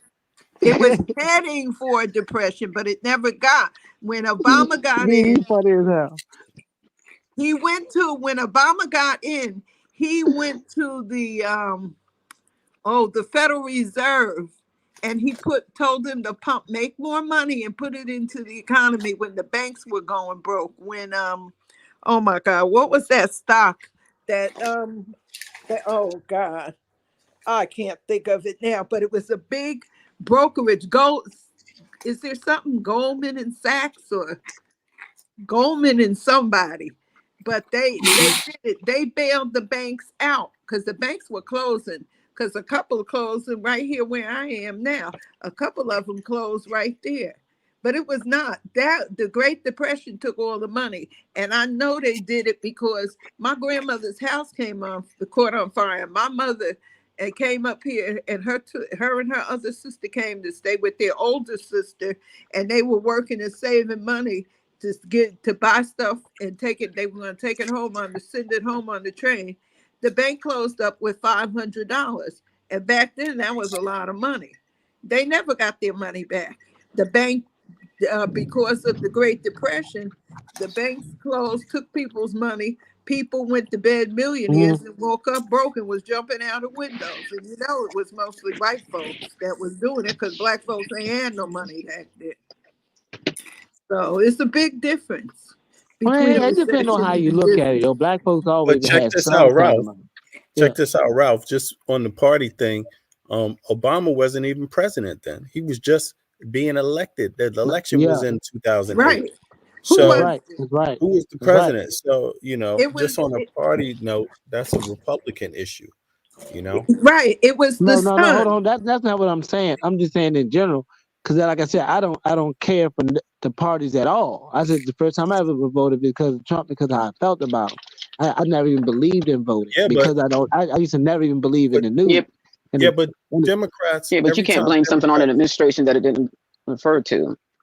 No, I'm not blaming it on no, I'm not even doing that. I'm blaming on what the news reported. See what I'm saying? This is what I'm not saying no Republicans started it, even though they probably did. Or Democrats started, even though they probably didn't. I'm saying that who knows how long this mind game could have been played, or how they will start a depression, or make economic. That may all be true, Ralph, but you can't do that, right? All you can do is deal with the reality that happened at the time. Who gives a damn about what mind game or whatever? That's irrelevant to what took place. So even if that did happen, even if all that stuff was going on in the background, the reality was that stuff did not take place at the time. People were trying, I know after he became president, after Obama became president, people were trying to blame him for what happened in 2008. I'm like, you know, when you get the fuck out of here, what are you talking about? You know, this didn't happen under his watch, but yet you want to blame him. And actually, they accused him of going golfing and shit. I'm like, he wasn't even president at the time. What are you talking about? I mean, so, you know, all the, you know, woulda, coulda, shouldas, or whatever. We don't know all that behind the scenes. We don't know nothing. All we know is when 2008 happened, people lost their livelihood. People lost their life savings. I knew of a guy when the CEO I was working for at the time, he had a friend that went to a golf course, committed suicide because he lost millions of dollars. I mean, this is just it. You know, whoever did it cost people their livelihood and their lives. I don't give a damn who did it. Whether it's in that regard, whether it's Democrat or Republican, doesn't make a difference. At the end of the day, people suffer behind whatever took place. People are suffering, and even to this day, people are still suffering behind all this political propaganda bullshit that keeps going out about on either side sometimes, but mostly the Republicans trying to spin a narrative on stuff that they know damn well they would not do to anybody else. Jim Jordan, he hasn't answered his subpoena yet, but he's still running his damn mouth as the chairman of one of those committees. Okay, when he comes to the table, just like I can't remember what the guy in the Congress said. When these 8 Republicans come sit to the table for their subpoenas, then we could talk about Hunter Biden and everybody else. But they're not going to do that. Okay, so you know, it's just too much. It's too much on one side that keeps trying to make the narrative to be something that it's not. You know, so I'm. Go ahead, Miss Andrea. This is why I'm trying to say what I'm saying. I just want y'all to hear me real clear. I'm gonna say it because V. Bennett said earlier when I told him this was live, and they played a false narrative to me about this being live. You see what I'm saying? So I'm looking at the fact of an MK Ultra. Also, I like talking with you. Hold on, let me finish. Just listen. Hear it first. Then I'm looking at the fact of conspiracy theories. I'm always the one that's going against the situation to make a conversation, to keep a conversation going, not just to make one, to keep one going. So when I also hear the fact that if the news plays the narrative and we're unsure of the Republican narrative and Democrat narrative, and we really don't know who's actually passing the ways of America should be ran. If we're saying the president's not in charge, he's not doing this, you can't hold him accountable for none of his actions. He can't go to jail. Who's the real puppet master there? So that's what I help bring to this. Because even though you guys can be right about 100% right about what you're saying about the Democratic Party, which president, or all of these senates and all of these, politicians that are into this, I'm not good with that. So I can't speak. I don't even know these people's names. I just know the conspiracy theories of a subject that makes people feel like V. Bennett said earlier, whether you should vote, should not vote, or the reason why you don't even believe in it at all, or who to vote for. Yeah, I would just admonish you before you think it's live. They have down in the corner, there's a little corner down there that says, how many days old it is, how many weeks old it is. Because I mean, I've done that. This is live, and I go in there and look. Now this is 10 days old. No, Andrea. No, Andrea. No, they was faking like it was live. They really was playing it over live. They do it all the time. I'm telling you. They were faking that agency. It has to be somewhere though. That was a fake right-wing agency. No, that was a fake one.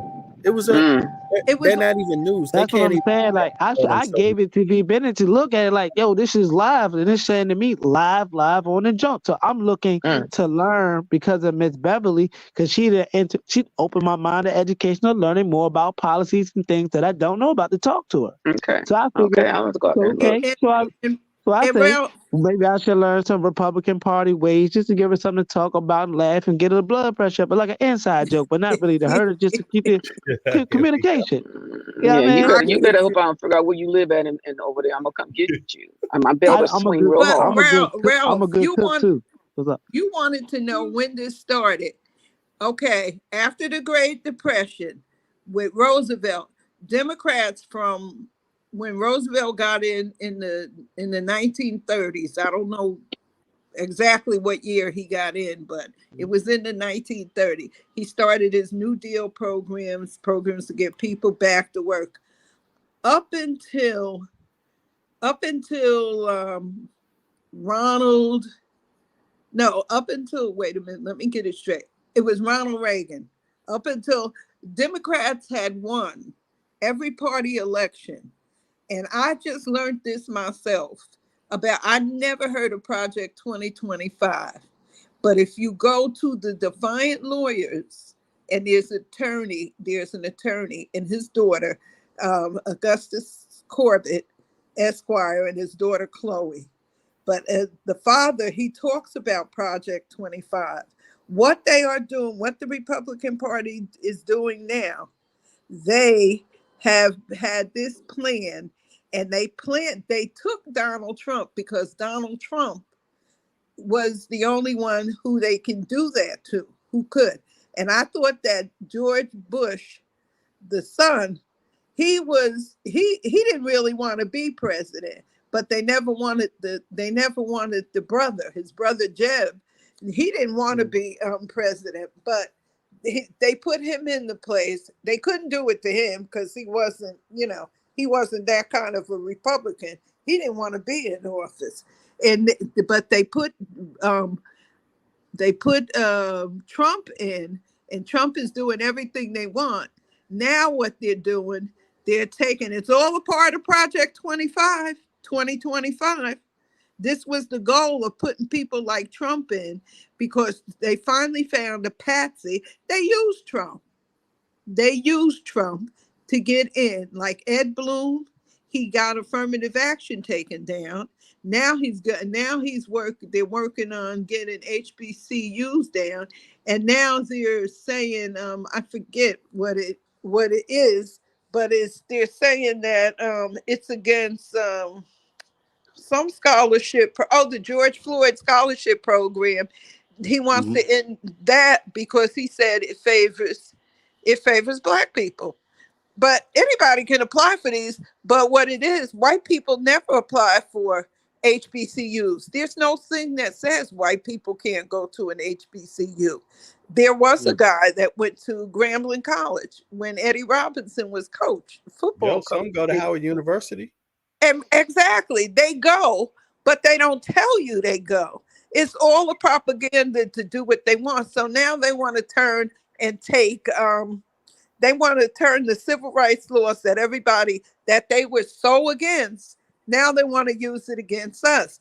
Now you got a Supreme Court, now this is what makes me mad with Biden. He doesn't need approval from a Congress to put people on the Supreme Court. Merrick Garland and Obama should have did this too. But I learned these things, the inner workings of like the Supreme Court and everything, because we've never had people like that. Because there was a justice, his name was Hugo Black. He was in the 1920s. He came from a Klan family. His father was Klan, his grandfather, his great-grandfather on down the line. And he was part of the Klan. They put him in the Supreme Court, and he turned to be out one of the best judges there was for civil rights. You see, so I didn't know all of this was going, but these people now are vicious. They put this propaganda out and they go after young people. And I don't mean no harm when I say this, but y'all people, they don't teach y'all nothing. When I went to school, they taught us civics, how the government works. That was part of my freshman history class. That was part of we had to know the parts of the government, what they could do and what they couldn't do. That's why I know the little I know. But now they don't want to do that. I mean, I think they still do that. You know what I'm saying? The branches of government and everything like that and all that. They don't do it the way they used to. No, they don't. Well, I don't know the way that wasn't back then. All right, no, is Tar there? Yo, Tar. Hold on, let Tar get in there for a second. Y'all. Yeah, I was just listening. I was number one, all of us, I assume, are part of the Black race on this panel. So I'm not against anybody that's on the panel as far as, because number one, our race, we should be race first. Like Marcus Garvey said, and then other things second. And so the first thing we should always remember is we need to be unified, at least in that, so the disrespect will never manifest itself. The same thing with other races. When they are in here doing what they're doing, it's obvious there's corruption and fighting going on both sides. But even when they expose each other, it's done in a way where they are respectful about how they do it, even if they've done horrible things to each other. And so we have to always remember that other races practice without even having to say it, that they're unified. And they do things to show that they respect each other no matter what.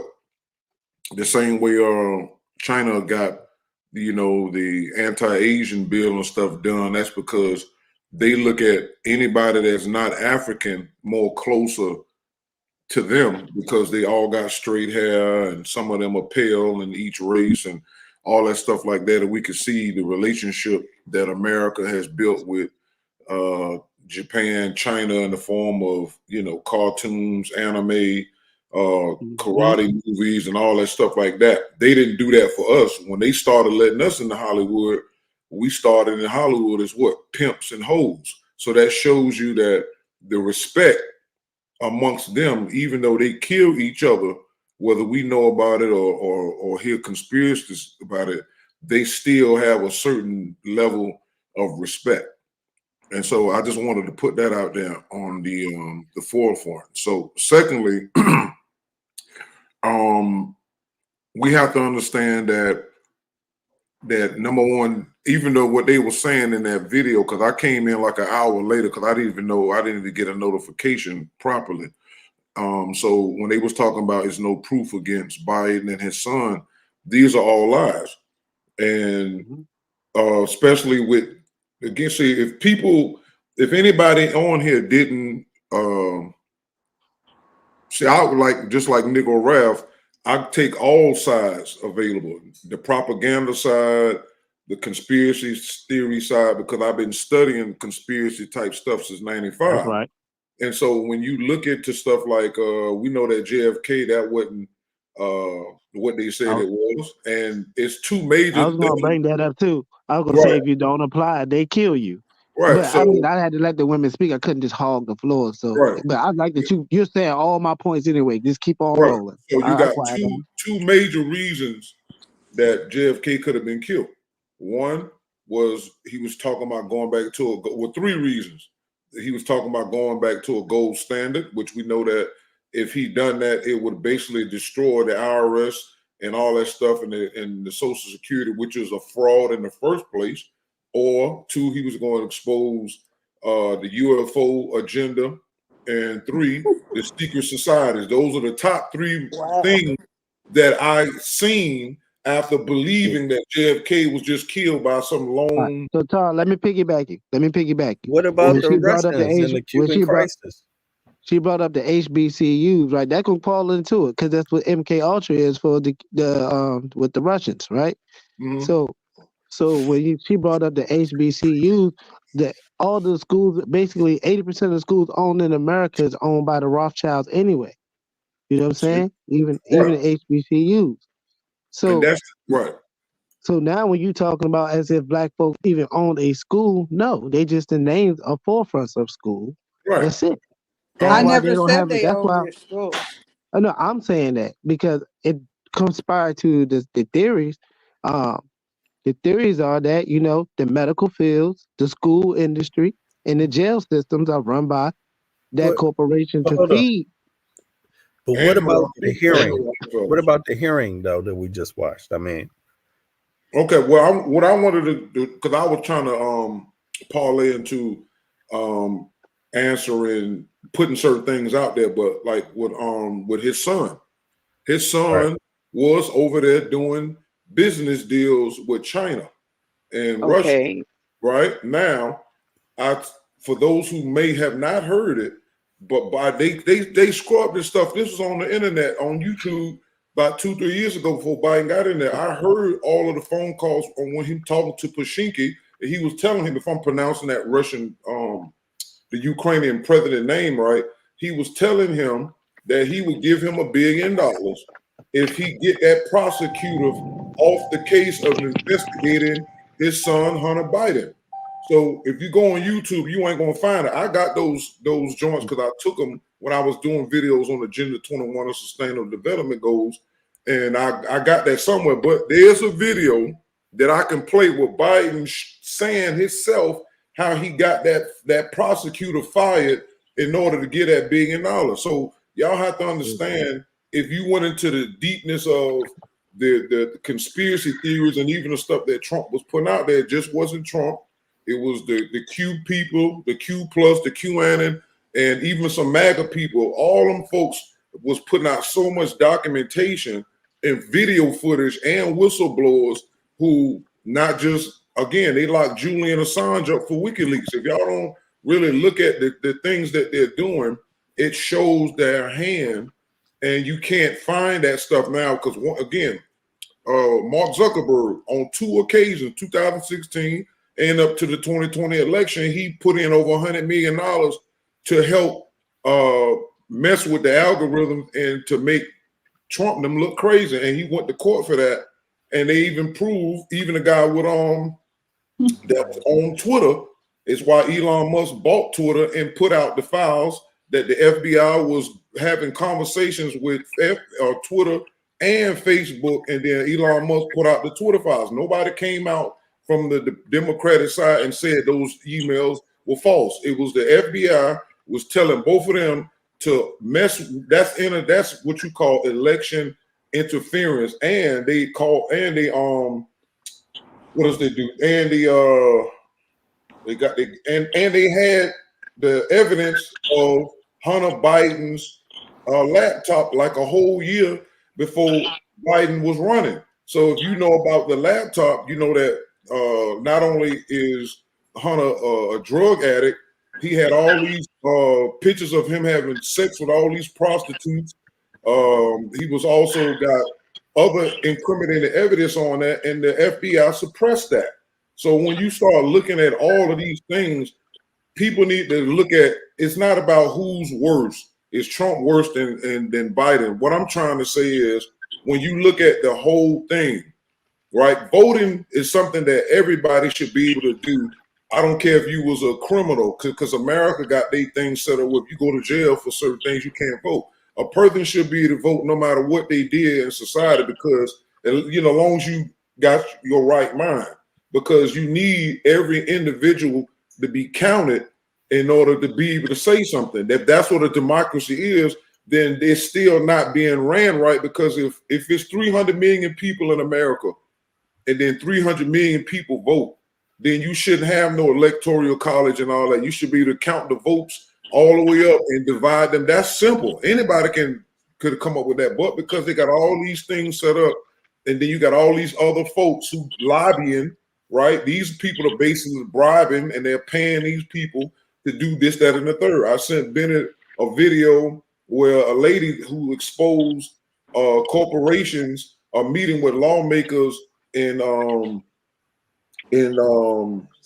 Las Vegas hotel rooms, and showing them what they want done. And when they showed, and the lady had evidence, documentation from what the corporations wanted, and once the politicians put it on the books, it was damn near the same thing. So you got all these different things that are occurring outside of that. So yeah, you can vote, but guess what? It's all games, because the people don't have the power to influence or inflict damage to the parties. The same thing with the Dominion voter machines. That's the problem that I was telling Bennett, is that we don't have the right conversations. Like, you can argue about Biden and Trump and what they're saying, but if you're talking about voting problems, then you need to go to the source. Okay, what about the Dominion machines? When you do research on the Dominion machines, they've been having problems and they've been hackable for years. And they found out that the CEO of the Dominion machines, who's in Serbia, they was running test runs and making the machines for a whole for Colorado, a whole state, and it's emails for that. And again, that was them doing that. Let me say this and I'll let you roll. So after they done that, they had proof that these Dominion voter machines had modems and was accessible to the Wi-Fi and all of the internet. A lady, an attorney, about a month or so ago, just put out emails that they had with people in Dominion overseas having conversation about messing with the voting votes. Right now, when they done that, the attorney had just went to jail, but she turned all of those 10,000 emails over to a sheriff, and the sheriff put it out on the internet. So what I'm saying is we have to look at what means that the corruption is going through. We might not be able to agree on the power behind it, but what I'm trying to do is bring forth those things so we can look at that, and so we can kind of turn the conversation over into the proper thing. But go ahead. Yeah, I was gonna say that's just like the hanging Chad. You know, people didn't feel like their vote counted either. I mean, we can do that, right? You go back and do all that, right? I mean, a lot of us thought, you know, that election was taken from people because of that, because of what happened in Florida. You know, I mean, we can do all that. I mean, Tar, we can do that all day, every day. We can have some kind of thought processes about stuff that has happened. At the end of the day, we know stuff is happening. I mean, nobody should be ignorant. I mean, I would hope that nobody should be ignorant that things could be taking place in the background. I mean, we got people whose votes weren't counted in a lot of states that, participated in all this voting process and stuff. All that's understood. But at the end of the day, that doesn't mean that, what somebody does in their personal life is none of my damn business. I don't care what Hunter Biden was caught up in with his daddy and then won in office. And I don't give a damn. He can fuck who he wants to. I don't care. What's that got to do? What's that got to do with anybody? I mean, but we keep playing these. We keep playing say again, Negro Ralph. Hunter Biden is conspired with children. Okay. So then that needs to be brought up. I don't care who he sleeps with, but if that is a problem, then that needs to be brought up. But they're trying to throw all this stuff out here to all this stuff about their sexual prowess. That part I don't care about it. But if he's molesting children, that's a whole nother charge. Isn't that the same thing? Isn't that the same ridicule that you're saying about Trump when he's saying grab her by this? And when he's saying that, well, it's even worse when you say it in the way you're saying it, because now no, it's not. No, it's not because the same thing, like I said, if Trump was running for office when he made those comments, okay, Hunter Biden is not. Okay, his daddy wasn't at the time when all that was going, whenever that came out, right? So we're talking about different times and situations, circumstances that things took place. Trump made that comment out of his own mouth, what he was doing with women's bodies. It's not an equal parallel. And if Hunter Biden was messing with children, they should have charged him. Somebody should have brought some records forward to charge him. They even saying Joe Biden. If that be the case, I'm hearing. I heard him say that that Biden paid $1 billion, whoever, to keep that from happening. Go after them for that behavior. All this other stuff, I don't care. I don't care who they sleep with. They brought his picture out in the house of him, some porno picture of him on the house floor. They've done all of that. But at the end of the day, we should be grown up enough to separate that from all this other stuff that's taking place. I'm sick and tired. Me personally, I'm sick and tired of people trying to bring people's sex lives into all this conversation. Right? If you're saying a particular thing, then you be held accountable for the words that come out of your mouth. Trump said he grabbed women by the feet, and nobody else said that. He said that. Okay? Jared Kushner got $2 billion 6 months after they left office. How did he get that much money? We need to look into all that. Why did Ivana Trump? What happened to her? Did she get pushed down the stairs? I don't know. She conveniently passed away. She knows stuff about Trump too that now we won't know because she's gone. I mean, we can go down the rabbit hole. There's so many rabbit holes to go down. I mean, at some point we have to. We're living in reality. QAnon caused people to lose their damn mind. Some people couldn't recover from that. We need to stop going down the rabbit holes and look at things as they are. This is what's affecting us today. We've had umpteen people, even in the last election, who were denied the right to vote based upon whether they were criminal. They took that away from them in Florida, even though they voted that it was okay for them to vote. DeSantis said, no, you still got to pay for something. So they still didn't have the opportunity to do all this stuff.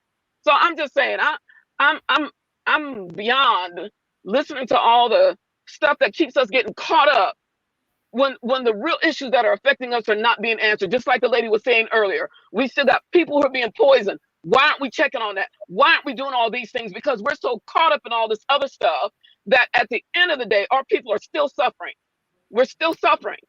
No, we're caught up in it because we don't have no power to exact retribution. What's happening is these people in these places who know that it's going to be poison before they even put it in the water, like Flint and all of that. It's no punishment happening. That's the problem. That's like raising children and they telling you can't whoop your child. So guess what? It's gonna, by not being allowed to do so, just on a basic level, our children become hard-headed and they go out there and then they end up in prison where somebody finna get money off of them being in jail. So it's not about us. But when you say, look, when you say in an election year, when you say there's nothing we can do about it, in an election year, that means don't vote, y'all. No, it just means. Doesn't it mean that? Me personally. Huh? No, me personally saying that is saying that what it's saying that your vote won't change it.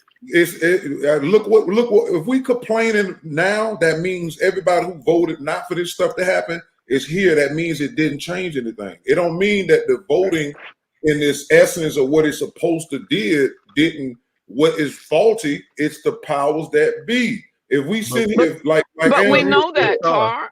That's what I'm saying. So what we're having what we're doing is we're having a conversation thinking that voting is going to change things that people have committed crimes that they should be dead for and been totally removed. Well, it's not because you can only charge people with crimes with proof.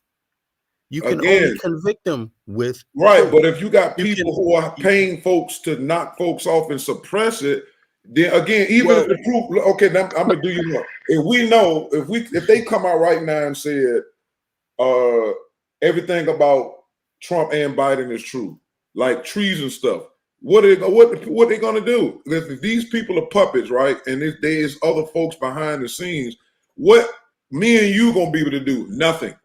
Well, until you in a position to do something, yeah. But position was already established. Yeah, but look, the position is established because, like, say, like, even if, like, you just use it. Hold on. Are you saying the only thing you want done is somebody to deal with Hunter Biden? No, I'm saying I'm saying that the people who've done all this dirt, all the way from, let's say, the Tuskegee experiment, stuff that we really, really, really know that they did, and nothing happened to them people. The CDC and all these folks that let this stuff happen, they still got their jobs, and all people got was most of some people got our fault. Right now, the pharmaceutical industry got the governments on lock that if you get killed by something they put out, you can't even sue. Then how that makes sense? You understand? So if you know somebody or people who done had little children died from stuff that they know that it was something wrong with the medicine, they should be able to be held liable. That's not fair on no just as simple as lead. Just as simple as Baltimore and DC had problems with lead in the water, the pipes, and all these people that was affected. They gave them that little bit of money. They know the conditions of what they provide for us.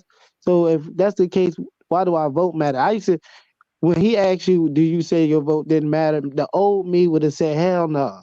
I know my vote don't matter for the simple fact I'm a puppet because I don't make any laws and I can't support anybody that make laws. I know people who help make laws, but I can't support that. But until punishment is able to be given to the guilty, that's what makes our votes powerless because they're still there. Like you said, we can pull proof against Trump and Biden, just even Bush. When Bush Jr. ran, his brother helped him win in Florida because he altered the votes. I was going to say Bill Clinton. I heard this stuff says Bill Clinton, and I was confused. Like, what are they saying? So we said that Bill Clinton can get in what was it? Impeached. You know what I'm saying? But now this sexual stuff that we hear about now is not impeachable. What's up? I mean, like, what standard are they holding that to? And let's just get to the big cookie that everybody want to crumble, right? Our American values don't even represent how we even make our money. If we're getting treated as slaves when it comes to getting paid, how can we actually say we can afford to pay someone to make us our lives better? You don't matter. If the government officials work for the people, that means we the boss. How your employee make more than you? And you can't even tell them what to do. Can't even tell them what to do. I just learned that in the union. I'm like, damn, like you can make a suggestion, but they ain't gotta change it unless the state do something about it.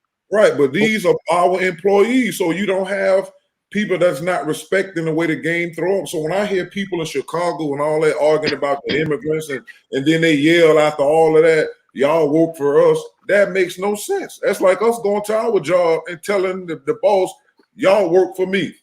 He gonna look at you like you crazy and get you fired. But these people here, they just sit up there and let you talk for 3 to 5 minutes. And after they get through screaming and foaming at the mouth, nothing changing. They bringing more people in to harm your neighborhood. All the thing they say is thank you for your conversation. That's not justice. Justice is when you're able to reward and punish people accurately and consistently and not go to court. I did so much dirt, but because I got money and crooked people in there, I can go to court for 10 years before anything happened, or I can make you lose your money because you ain't got enough to fight in court. That's all corrupt. What's going on with Diddy and everybody else? You can see. Oh, look, the white people play the game so good, they're getting indicted by the time they're 60, 70 years old. And when the time for them to go, they're helping. So they're putting them in hold on. So just to get back to this, we started off with a hearing where Republican members were talking about Hunter Biden. And he hasn't been prosecuted yet. That's why Hold on. Did you not want to discuss it? So here's the thing. That's the issue right there. Those issues are being discussed by persons that were voted on. Those people are in there because someone voted for them. If someone did not vote, they would not be there. Period. That's how they get there, through a vote. I mean, we're in agreement, but hold on. But now they're in there having the conversation, right? That somebody wanted to have. Someone thought about it and said, this is the conversation we want to have. Out of all the conversations we want to have, this is the one we want to have. Now, we might not be able to do nothing about it, because right now, the way our party is playing politics is very divisive. We won't get one Republican to vote for anything by a Democrat at all. But yet we want to bring forward something like Hunter Biden and think that the same thing won't happen in return, but we're going to bring it up anyway. You see, in a way, it's kind of like, no, those people are there talking about the issue that you want them to talk about. Somebody voted for them to talk about it. But the problem is that it's a failing issue. It's not an issue you can get any type of result from, because of the way that the party's been behaving. You see, it's going after a president's son, right? You know, and trying to find something improper, right, based on it. But you know, how much can be done? How much can actually be? How effective can that investigation be? Who's going to agree on it? They brought it up in Congress. It's Congress. When you bring it up in Congress, it's not the New York State's attorney that have to do something about it. It's Congress. It's not Florida, somebody in Florida, or the police in DC that got to do something about it. It's Congress. When they bring it up in Congress, it's them. It's their job only, period. Nobody else's job. So when they bring it up in there and they can't even get anything done with it, it's kind of silly to even bring it up there. If it was a crime being done, aren't there other places where it could be brought up? What about the CIA? What about the feds? They all involved. Hold on. But where is the crime on the ground for them to be involved in? Congress hasn't shown that. All Congress has to do is deliver that information to them, show them the crime happened here on the ground in this place, in this state. Do something about it. They would have to, but they're not doing that. Because they all compromise. That's why on all sides. That's why this is why we got all these so-called conspiracy theories of people. This is why you have WikiLeaks and other folks that have to whistleblow and risk getting killed set up. And when people tell on Hollywood and all these folks end up missing, we could tell just when they say, oh, such and such said this and that. Oh, look at Watergate. Everybody that was involved with Watergate, with Bill Clinton, all of them down there got dead with shotgun or gunshots to the head and stuff like that. And then they say it was suicide. How can you hang yourself and then shoot yourself? Like a lot of the stuff that they were saying, how they died was all part of, you could tell it was somebody sending a message. The same way with the same thing with Bill Clinton, right? When he was a governor of Arkansas, it's a documentary on YouTube right now, Cocaine Cowboys. It tells you about all that stuff because Watergate was a real estate scam that him and Hillary and all of them was doing. They was making money and bringing in drugs. Watergate, you talking about another gate. Watergate was with Nixon. Oh, okay, I'm sorry.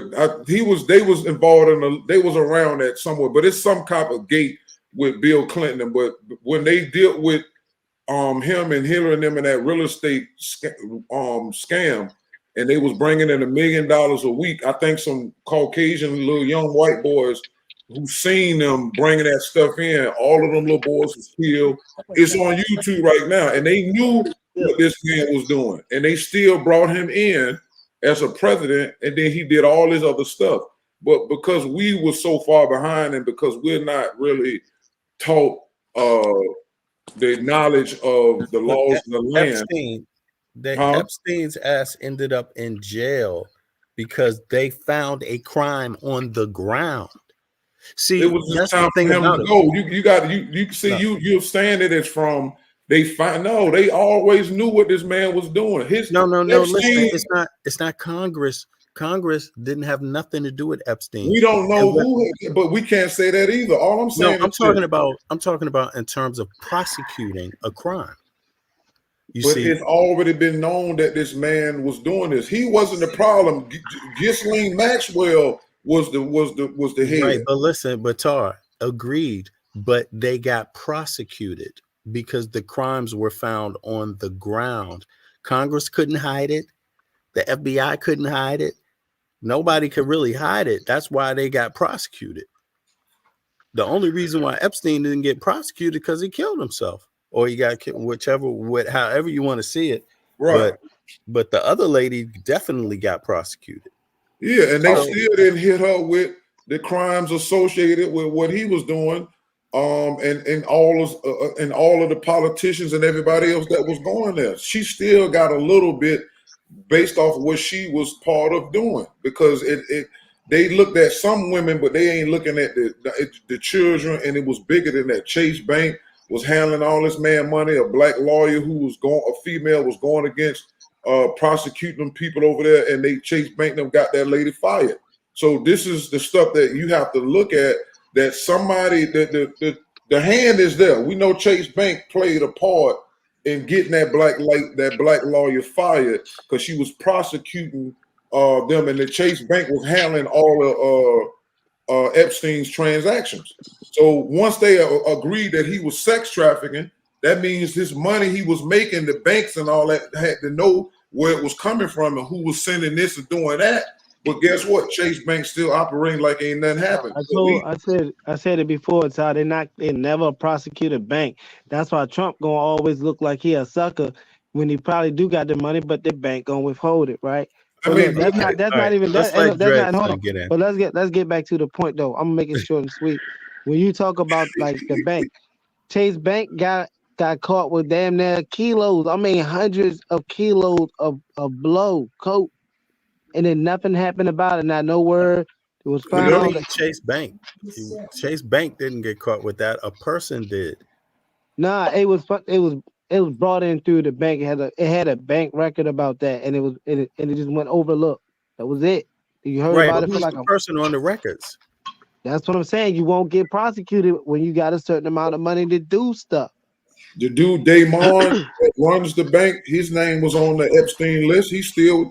That's what I'm saying. No, I'm talking about what Ralph just mentioned. Yeah, I know what Yeah, you're saying, that's but what I'm just saying. like he said what he's saying. Okay. I'm just adding proof to what No, he's but look, saying.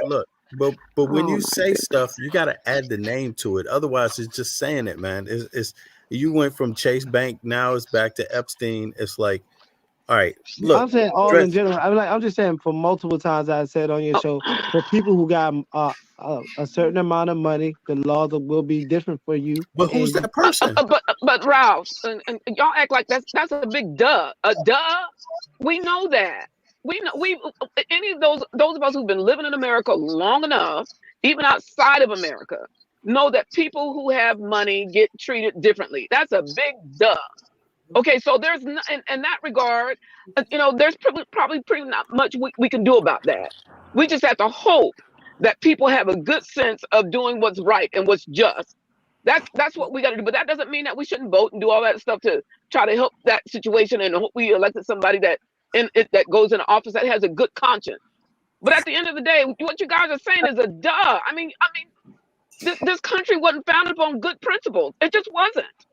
Not from day one. But Not that from day doesn't- one has this country been founded upon good principles. Not from day one. But that So doesn't why are mean we we shocked? shouldn't It's talk. not. I didn't say that. I didn't say that. But when you saying duh, that's like saying why even bring that's like somebody come to you saying that's the obvious, like me saying, oh, it's sunny It is. outside. And then somebody It say is duh. obvious. It is Right. a duh. We But know duh that. is We, as black people in this country, But we know that those that we get different treatment than people who have money and all that. That's a white people. We understand that. That's a duh. Yeah, we know that. So we need to work towards trying to get what's going to be, hopefully, elect people into office that can help our plight. Hopefully, they have a conscience to do these kinds of things that help us along the way. But I mean, there's no guarantee. None of that's no guarantee. And we know they're going to get away with all kinds of stuff. That's a no-brainer. I mean, we can have this discussion all day and we're going to come right back to the same square. We're not getting equal justice. We're not getting fair justice. We're not getting fair treatment. We know that. And it's like what you were saying. There's nothing we can do about it, but we can vote and hope that some of the people we vote for see the plight and do something about it. That's what we can do. Until then, we could still have conversations like this I'm not because saying not have a conversation. I'm just saying that you're saying that the voting. We know that already. We know that.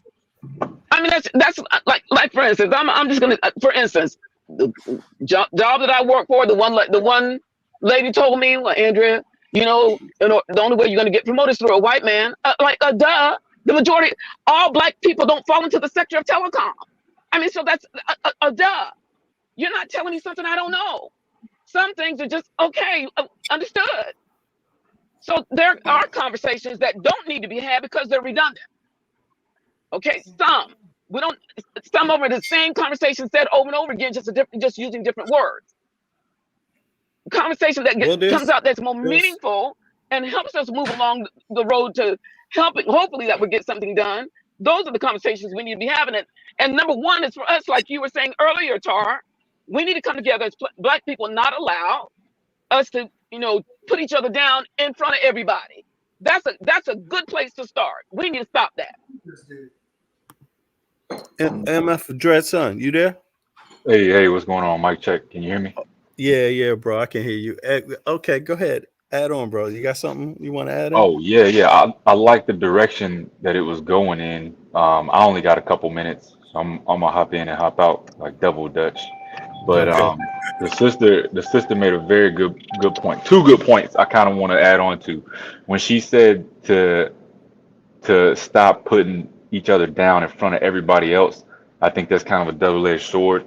Like in terms of that was one of the modes of protocol for the Nation of Islam that I remember was like, don't ever talk about another black leader, even if you disagree with that black leader. Don't talk bad about him. But they might have hated that person's guts, but they didn't talk bad about him. I think that was one way to kind of maintain some decorum on a public stage. And then the other thing is, instead of looking outside of the community for your help, is to look within the community and to make yourself less reliant on that other community for your help, or to make yourself less reliant. Like she said, it's given that the system is broken, right? We know that we're not getting equal justice.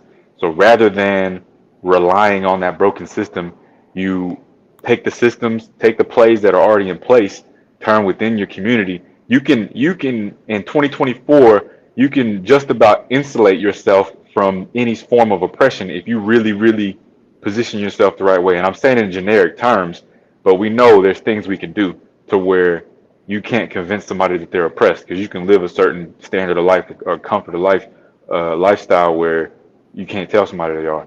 So I say all that to say protocol is so important, because we know that the systems are very old and the systems are in place and they've been in place for a long time. So in terms of tying that into the Hunter Biden part of it, we already know who his family is, what his pedigree is, where he comes from.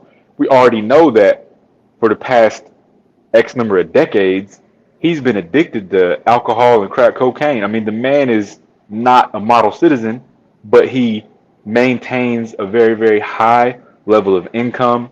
He maintains a very high level of status. You know, he can still move around and do whatever he needs to do and function. He's a functioning addict because he's Right. You still there? Oh, your internet is behaving funny. Hello? MF, can you hear me? Yeah, he went out. His internet connection went out. Yeah, Beverly, you be there? Yeah, I was here. My internet went out and took me off. So I don't know. Ever since this earthquake, it's been cuckoo. But anyway, I'm listening to everybody, and everybody is entitled to their point of view. I understand that, but I just can't get into the conspiracy theories because when I hear them, it's so obvious they make no sense to me. They make no sense. I don't look at things as being, let me say this before I say the other. I know our system is broken. It's always been broken. It's never been for us. It's like there was a saying, I had a poster and it once said, Clorox works wonders on whites and destroys colors. And that's what it does to us. Whites destroy us if we allow them. See, these younger people who are younger than me, I'm older, but I'm considered a young older person. And, they want this revolution. We have no economic wealth. They talk about, the government is broken, yada, yada, yada. But they aren't trying to teach our youth about economics, how to spend their money, how to save your money, how to spend your money, how to give your children what do you call it? Wealth. Generational. Pass the generational wealth. They aren't talking about that. So we live in this country. We all know this country. If you're Black, you know from an early age that we are not treated the same. We are not treated the same. And so we can't sit there and say we're not going to vote and believe in all those conspiracy theories. I just don't do conspiracy theories. It's okay for those who like them, but I just can't get into them. I like to get into the facts. Like I said, I know that we are not, we are not treated right. But when we are treated right, and we can't always, then people get mad with me when I say this. Like, I forget, I think it was in Chicago a couple of days ago. I don't actually know how long it was, but I saw it on Instagram. A young Black man was stopped, and he was wanted for another shooting because he was downtown. He was shooting a gun, and he was 26. And he got stopped for not having a seatbelt. When they realized who he was, they came to the car. They asked him to unlock the door and please get out the car. He didn't. So he got out the car, he fired out the car, and he got out of the car. And when he got out the car, he had the gun in his hand and they shot him. Now, how many times they shot him? I don't know. Was it excessive force? Was it excessive, the number of shots they did? But he threatened them. And our communities are so messed up. We need to teach. you know, we need to get away from all these conspiracy theories, because that's all they are. And it's not going to solve anything, because all they are is propaganda. It's all propaganda. Like this, like they took this Hunter Biden thing. This is old. Hunter Biden was, and Hunter Biden is a recovering addict. He's not still an addict, but they would like for you to believe he is, because it justifies them doing nothing. But we buy into conspiracies. Black people buy, well, not only black people, I shouldn't say just black people. People buy into conspiracies when they don't have a solution. We should make our own solution. We should make our own solutions instead of blaming people for it. That's all I'm saying. You know, I see it differently. Not saying I'm right and they're wrong, because I don't know who's right and who's wrong. But I just see it differently. I see it altogether different than most people see it. What I'm saying is, I used to be on that, just like I'm pretty sure Negro Ralph was. We was all following a certain belief, right? Even without being disturbed. And I'm gonna give a good example, like let's say religion. And then when you come in contact with things that come into your circle, you start like, oh, okay, so first, okay, so y'all saying that this ain't the right picture of Jesus. It started like that. And then this ain't the right color. Then you found out, oh, okay, this portrait of this Jesus is Caesar Borgia from this Pope, blah, blah. And you keep going. Now all of a sudden you keep hearing all this black stuff for years. And all of a sudden Putin opens up his joint and see everything was a conspiracy or a lie at first, that Jesus was this color. I'm just using that as an example. But when you really dig into it, now you find that everything that was said can't be thrown under the bus. You have to like sift through it. Me, myself, and I'm pretty sure Negro Ralph is the same.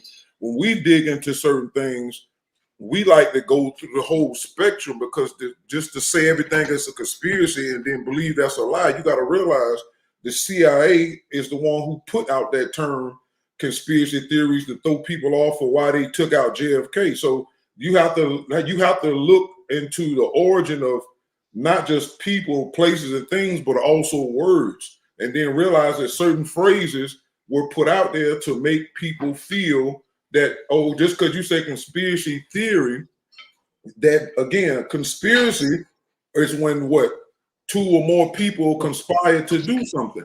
And I took contemporary theories and conspiracy theories and contemporary theories, right? And in NJCU.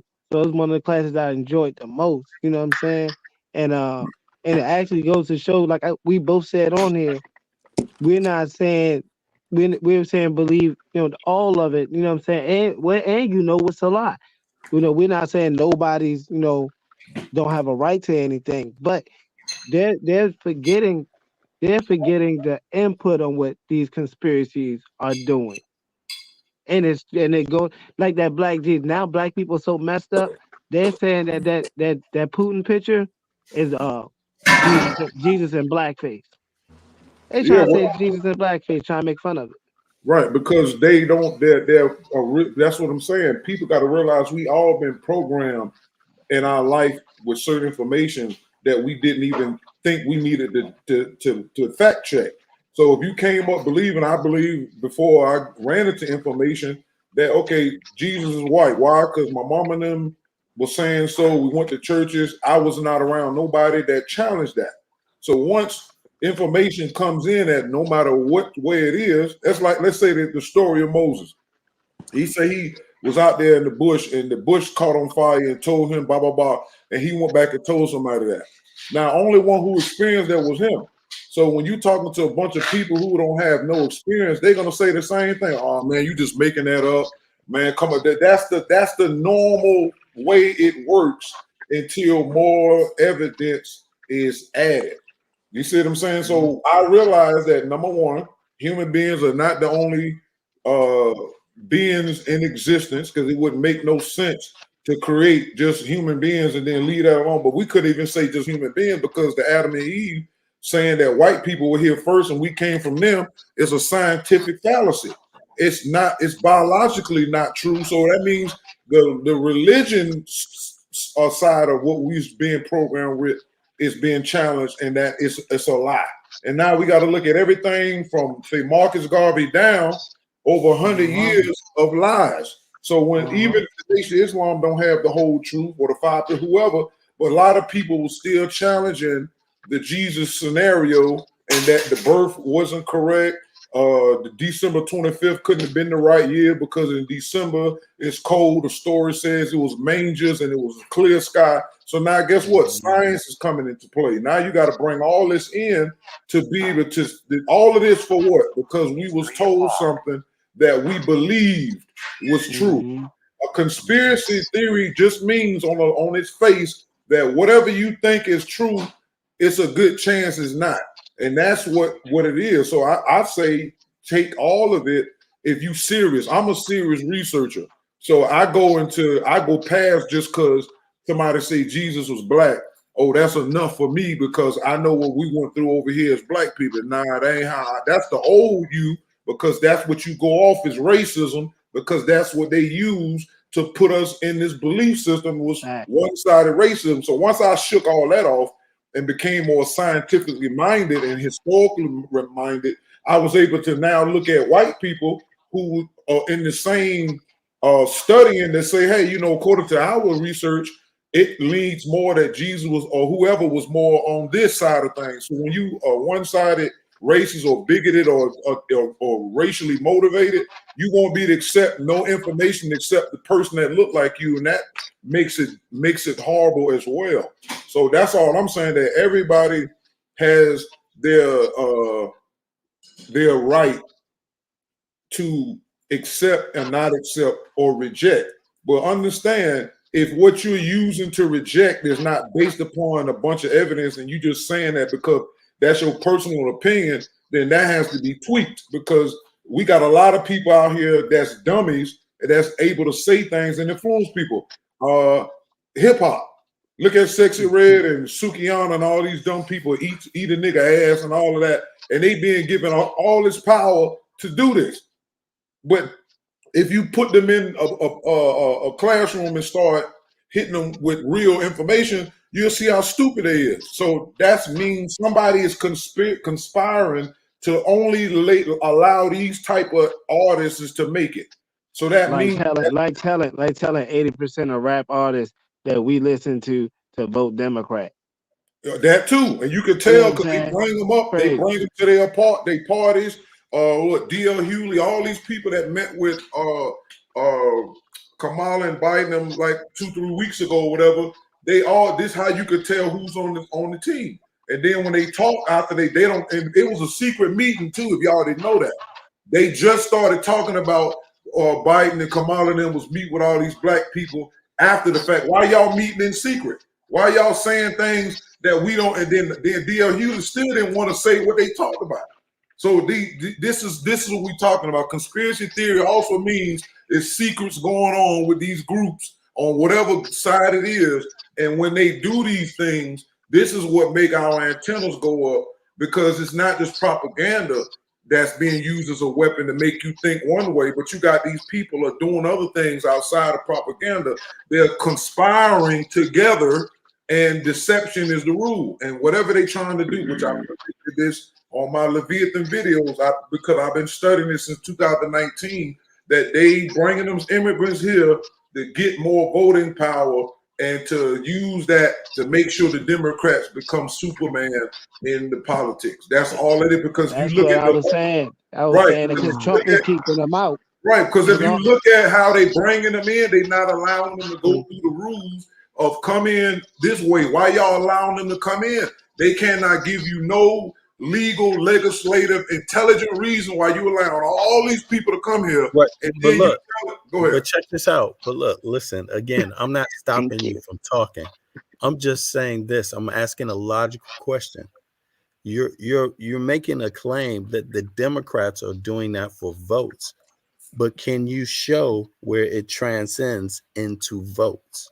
I already did a video called Leviathan like 2-3 videos ago, and I got the news people, all of them saying the laws that's being done for the Democratic vote. It's already. No, I already knew this. yeah, but hold on. But that's somebody saying it. That's not them exhibiting. It is. Go back and watch the videos. So look, the MK, hey, Top, the MK Ultra is so crazy, right? You know how many, and look, we say it's not about your sexual preference, but it is when it comes to that party, right? If you look at how many days of the year we got over half of the years dedicated towards homosexuality. As far as the conspiracy theory, out of the year, over half of the days of the year. But how you calling it a conspiracy theory if you believe in it? No, listen to this, because listen, if you believe in it, it's not a conspiracy theory. Because I haven't fully proven it. It's just saying it goes along with when you mention when you mention MK Ultra, right? So when you mention MK Ultra with the Russians, you guys are going to wait.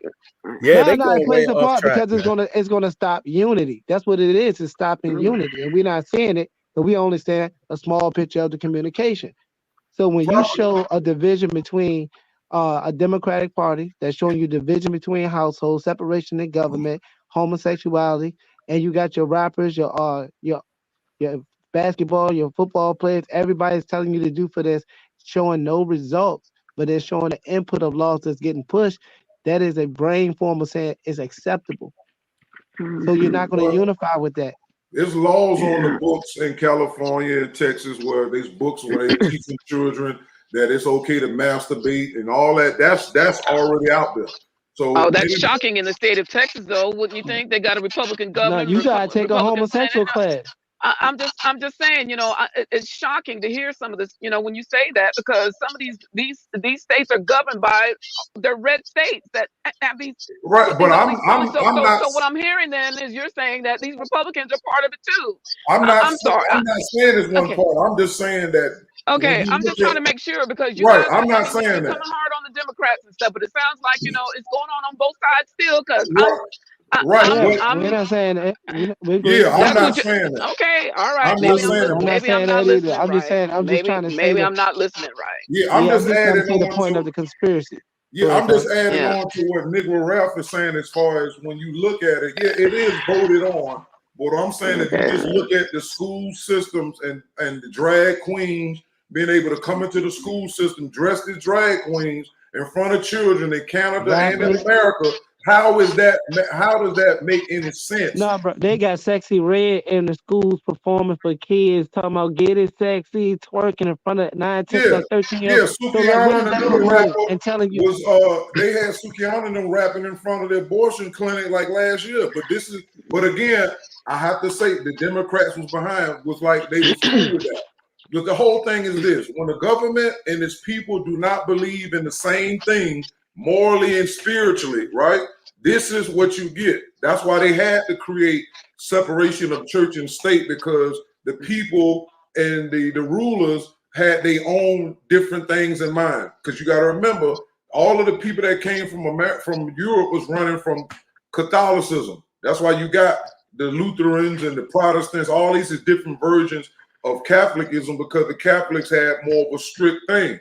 When you came to America, when they say the freedom of religion, they was talking about their version of Christianity. Now, when you got all these folks here that wasn't here at the beginning, Buddhism and all of that, they throwing that on the umbrella, but that just only added on to the foolishness. That's why when they say that your sexual preference shouldn't matter, they need to be very careful with that, because everybody is not thinking about grown-ups' sexual preference. You got other people that's in politics that's trying to get the consent drop down lower, and now instead of calling them pedos, they calling them minor attracted persons. This is stuff that they're doing in the legal system, politically wise.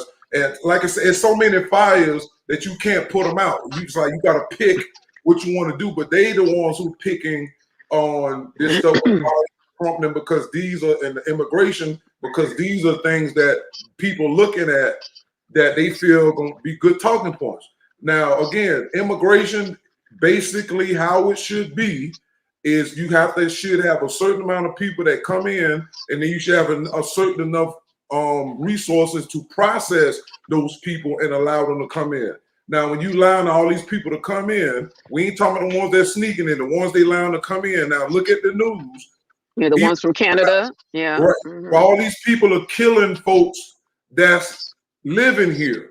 Now, we got people killing folks that live here too, but they want to focus on that. The point is, you don't do two wrongs, or you want to focus on the people that's dying that they find and that immigrants are killing, specifically that they have that, because they're not dealing with the other ills of society. That's treason. That's treason for as a president. Let me ask y'all this though.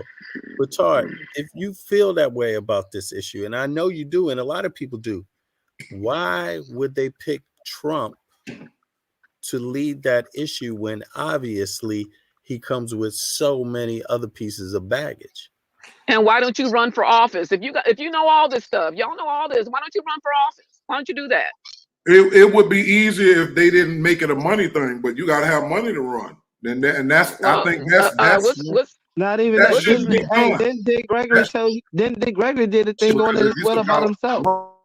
Money shouldn't be an issue, but a lot of these people got.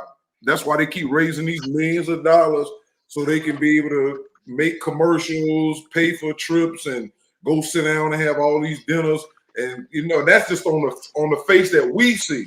We don't know about the deeper stuff that's behind it, because we know that we got plenty of billionaires who are bankrolling all this stuff on both sides. That's why I told Bennett last time we talked about it that these are two groups of individuals fighting for the control of the people. When you see somebody say, we fight for the soul of this nation, if you spiritual, you should understand that if somebody fighting for your soul, that means somebody trying to take it.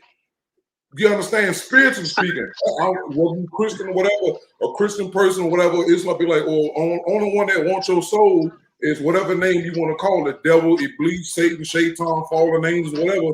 These are the languages, phrases they're using. So why are you trying to fight for my soul? That's mine. So it's no difference. So we have to understand, again, the languages and what these people mean when they're saying this. Him saying make America great again pisses a lot of people off. Well, you should be mad at Biden because he's saying make Build Back Better. It's the same fucking thing. But he's just saying it different. So the question is, if you white and Trump white and y'all want to build it back better, the country was never better until all of these other non-white people who are here contributed to what made it better. They just benefited from everything that came from us. Whether we invented stuff during slavery and we didn't know how to patent it, they stole ideas. We created music, hip hop, blues, R&B, country, all this stuff. Other people made America great, if we want to take it to that standpoint. But again, if you got a bunch of people who are ignorant to basic history and world history or American history, then that stuff is easy to manipulate them. So when Trump say make America great again, you have to realize, okay, what is he talking about? Because if he's coming from a business standpoint, because a lot of people who said that, well, he's a businessman, he's talking about, again, that still don't mean it's good for us, because on one note, we didn't benefit. Now you're talking about capitalism and how we relate to capitalism. Capitalism is a religious institution started by the Protestants. I'm gonna say this and I'm gonna get out the way. When you look into Protestants, when they believe, when you study Protestantism, that they believe that Adam and Eve got kicked out of the garden, and they believe that if they work hard, they'll be to get back into paradise. And when they started believing that, they started working harder and working the ground and all that stuff. And that's where capitalism came from, a Protestant. So if you are not into religion, understand that this is what you're doing. All of us who say they with capitalism is saying that you really a Protestant, but you don't realize you're a Protestant because you don't know what capitalism is. And when you jump into Marxism and socialism and all this other stuff, and this is in communism, you need to understand where it comes from. And when you realize it comes from this group of people, then you have to realize what was these people's philosophy. You have to, that's why they separate church from state. No, not to cut you off. Can you speak on it before you go? Can you speak on the spiritual level? It's not what we've been made to believe they're following. They'll get on there and say Biden say he's a Catholic. Okay, so we know that the Catholic Church is filled with homosexuals and pedophiles and child molestation. But he can sit up there and be that makes no sense. but we still sitting here looking at it. So until you know what these people's philosophy is and the origin of the monetary system that you're engaging in, all of this stuff is going to sound crazy until you put it together. That's the beauty of being able to accept knowledge from everything and knowing that it's propaganda in there somewhere. And that's what it's about, searching and disseminating and coming to platforms like this where all of us can come in. Because you know what? Even though I don't agree with everything that our queens are here saying, that don't mean I'm going to throw them out, because guess what? We're both black and we all getting done a certain way. I just have a different insight.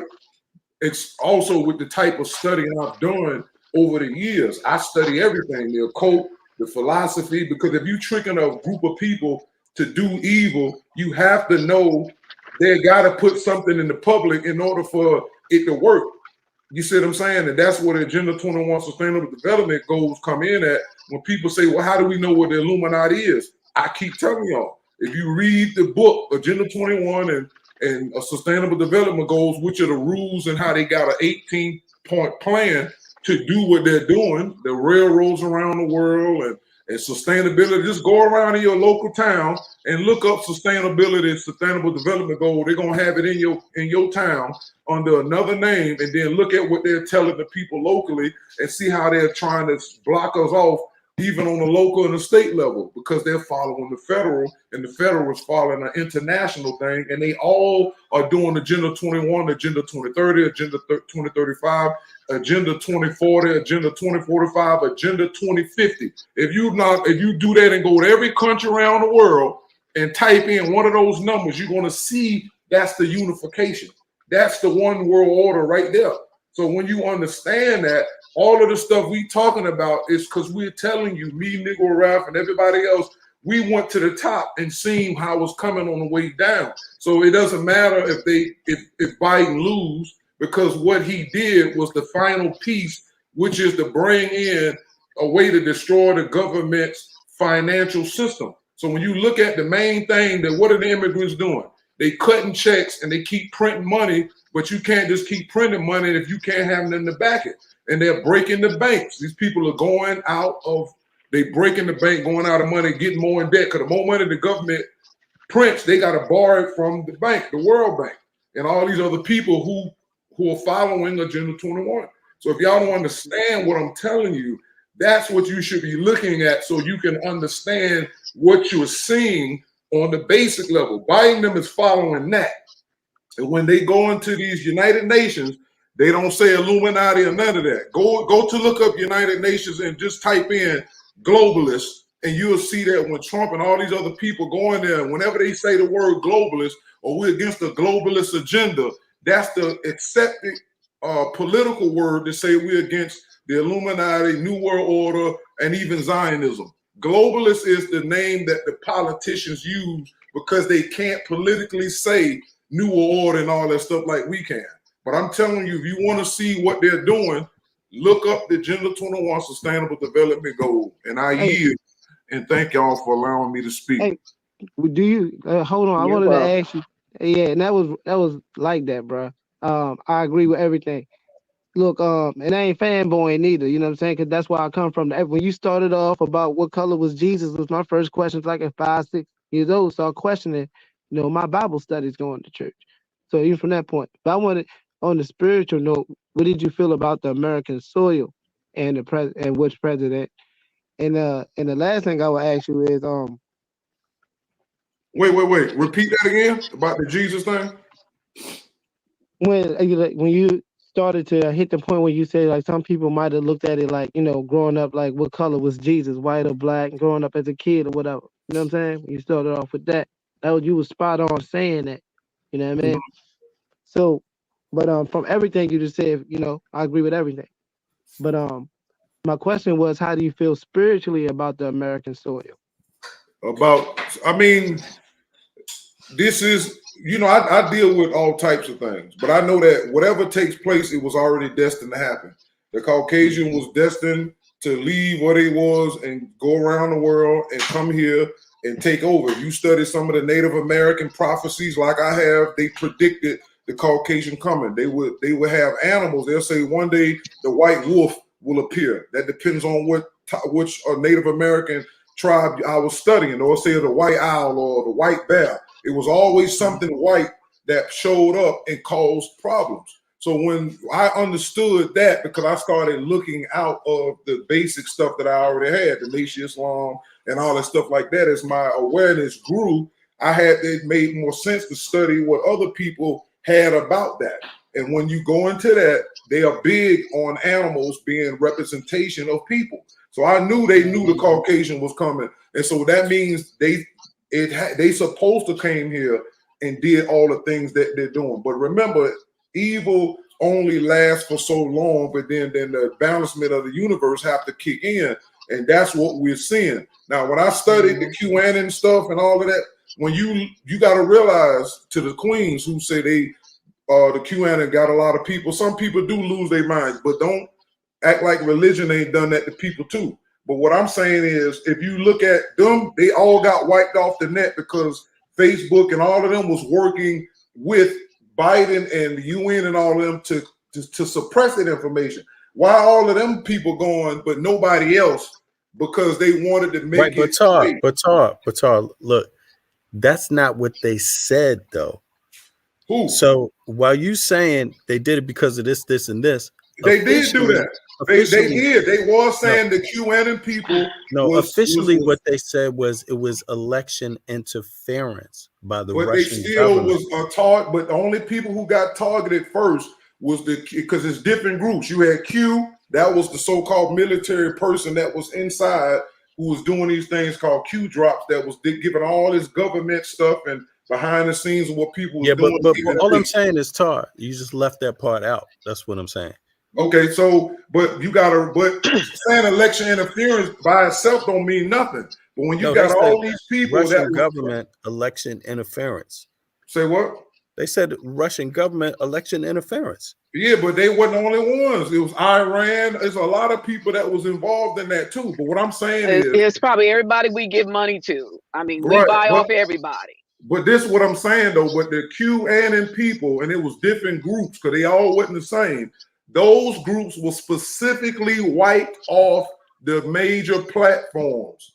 I lost the YouTube that I had because something else now. Huh? They're probably called something else now, right? Yeah, but they over there on Telegram and True Social. But they not doing it like they used to. Them people dispersed and created other places. But if you went to Telegram, you will see so many video footages of like the laptop. They able to get away with that over there. They putting out all that stuff in it. They ain't talking about what's on the laptop. I seen what was on it. And so and even they had a guy even put it in the Congress, the laptop. He had a USB drive, and he entered into evidence because they kept acting like they didn't know what it was. And the guy who's from the FBI, he was like, "Yo, y'all know about this laptop since 2019," and he just kept acting like he didn't know what was going on. So this is what I'm telling you. The real crucial stuff is not about the sex acts of fighting with grown-ups. It's other things pertaining to Russia and all of them people in Ukraine that's on the laptop that these officials in the FBI, who already been exposed by the New York Times, and the FBI made Facebook them suppress that information until Biden won. That's what I'm saying. So whether Trump's side is bad or not, the point is we still seen the reaction of his team putting this out, and their reaction was to hide it. So whenever you hide something, right, that means you're guilty because of what they saying is on it. And this is why, again, the QAnon people said this too, which I found partially true. They said when the January 6th thing happened, they went into the office of Nancy Pelosi and took 6 laptops that had incriminating evidence on each other. That's how they keep each other in line. Nancy Pelosi got somebody else's laptop that got stuff on the other person, and the other person got stuff on them. That's how they keep each other. When I seen evidence of this stuff, this is stuff that they suppressing and they push it off to the other corner. That's all I'm saying is, don't think that these two different groups, which is they representing bigger groups behind the scenes. So that's why I don't get caught up in the Democrats or Republicans, because it's these, but these are the faces that we have to see over here in America, and they all got something on each other to some point. And this is why the lady who supposed to took over, I think, over the Epstein case, the lawyer, the judge, that they sent somebody to her house and shot her son and her husband. And I think both of them died. It was a female judge. No, the husband didn't die. Okay, but you know what I'm talking about, right? But that's what I'm saying.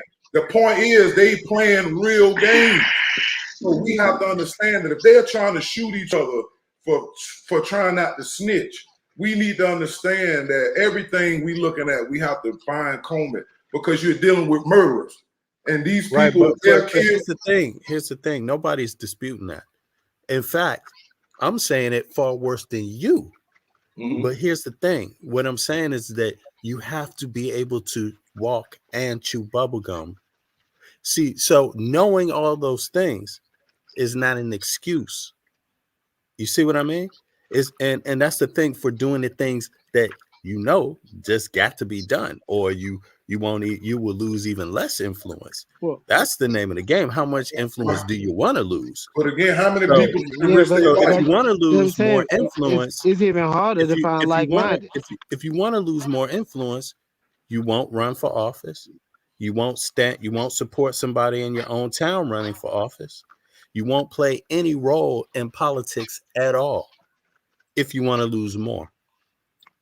All right, so look, VB, let's say if we had some type of starting point in our community to do that, right? Let's say if we wanted to find, say if me and Todd wanted to link up and find only like-minded people who believe the conspiracy that really want to change. If you're putting us in that narrative, right? No, I'm not putting you on that narrative. I'm saying you guys have a couple of conspiracy theories. You quoting a couple of groups, like QAnon. The conspiracy theories are not special. There's loads of conspiracy theories out there that y'all haven't even mentioned. You see what I mean? So you're concerned about the ones you're concerned about. But what I'm saying is that regardless of how many conspiracy theories there are, you got to narrow things down to what can you practically do on a day-to-day. That's what you got to narrow them down to. And if you're not part of the political process in your local town where you're from, in the state where you're from, things like that, then you're likely going to be giving up more of your power than less of. When you take place at the local and state, you slowing down something. You slowing it down a little bit. You're not going to stop it. That's because of the way things are, and that's why they call Washington D.C. a swamp, because of the corruption that's all around. So they say a lot of good people go to Washington, they come back something else, and that's because they are doing things to trap you. The same way when you go to Hollywood and all of that, they're going to trap you. And that's why it's a lady who just came out now said she know a lot about Diddy, but she ain't going to say nothing because she want to live. So you got people. But look, if you know, I'm not trying to keep interrupting you, but go ahead. But if you know, that my kids is going to get paid to go to school and are already, right? And they're American citizens and they're getting paid in another country to attend school, a salary in their pocket, paying for their dinner, their apartments.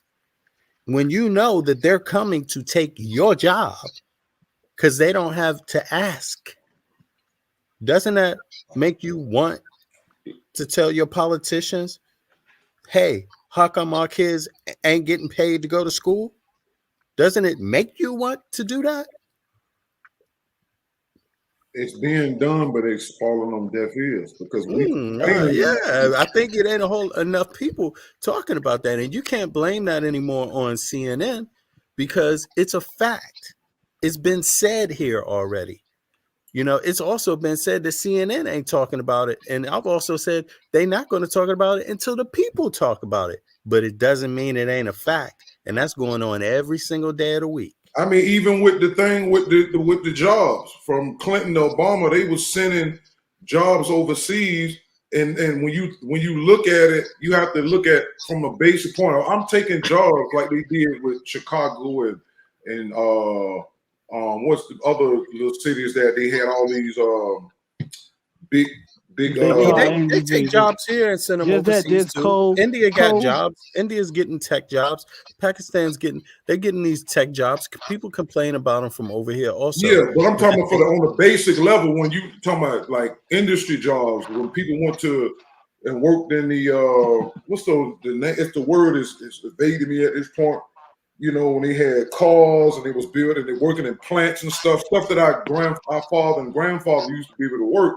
Taking stuff out of your own cities and stuff and send them overseas, that automatically, you already know that's going to hurt the economy and the people. And so what I'm saying, and then that's another thing they shouldn't have either. I don't think no country should be allowed to own anything in another country, because that only harms the people that's there. The same way we got all these poor areas in America, but you got China and them buying up all this land and they able to take food and stuff and take it over there while you got your own people starving. So it like I said, when a government is not mentally, spiritually, physically, and legally attached to the same thing that the people are, you can do away with these things and play these games. So as long as America is pretending it's a Christian country, when a lot of these people in these areas are satanic on different levels and they doing all type of demonic stuff, and that's why people can't go in there and get too far, because they're not following. They'll let you swear on the Bible and all that stuff and swear this, but them people is not following that. They're not doing none of that. And this is come from deep diving into all the way back to Washington, George Washington. George Washington was a Mason. Everybody sees that. It's a lot of presidents were Masons. So when you understand that, okay, so what y'all really following? And it's different groups and branches of Masons in a certain level. So the question is, if we not understanding the foundation and the philosophy of anything that's been built, if you can't identify what were these people believing when they made all this stuff, you'll never look at everything in its entirety. You're going to always miss it because you're not even thinking about looking at it. Same thing, I was a child. I wasn't thinking about challenging the Jesus theory because I was never involved in anything as a child that made me even look at that as sideways until I started reading. And then when I ran into the Malcolm X movie, and then Malcolm said what he said about Jesus being a Hebrew and black and all that stuff, then I had to start go looking. And then I went to find a book that I never knew existed, was the Bible, Greek, and Hebrew concordance. Then I started studying the Hebrew language, then found out Hebrew is not a language, and that the original language was Aramaic. But this is years and years. So this is what I'm saying. All of us owe it to ourselves to do serious deep dive, whether you call it rabbit holes or not, because that's where they bury the stuff at. They don't put it on the surface as far as this is where you go. If I want to find a concordance, of course I can go to a Christian bookstore, but I didn't know I can go there because I didn't come in contact with a movie that didn't come out in 1992. So from the time I was born, the 75 to 92, I was completely ignorant of a so-called Jesus being other than the color that I knew. So that's what I'm saying. All of our lives are being predestined for us to run into certain things at a certain time that will click, and then we over here.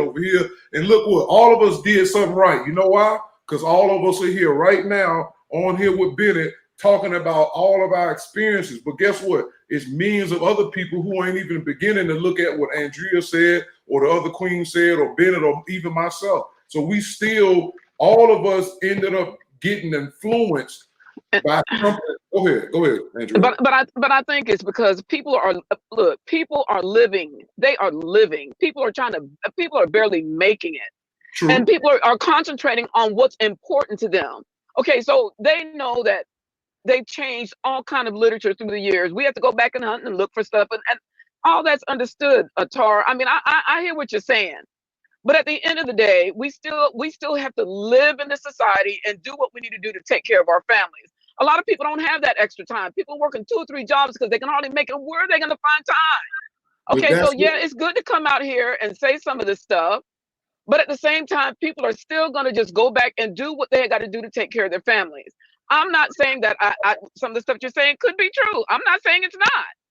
But I wasn't raised in the church, so I wasn't raised with the notion that Jesus was white.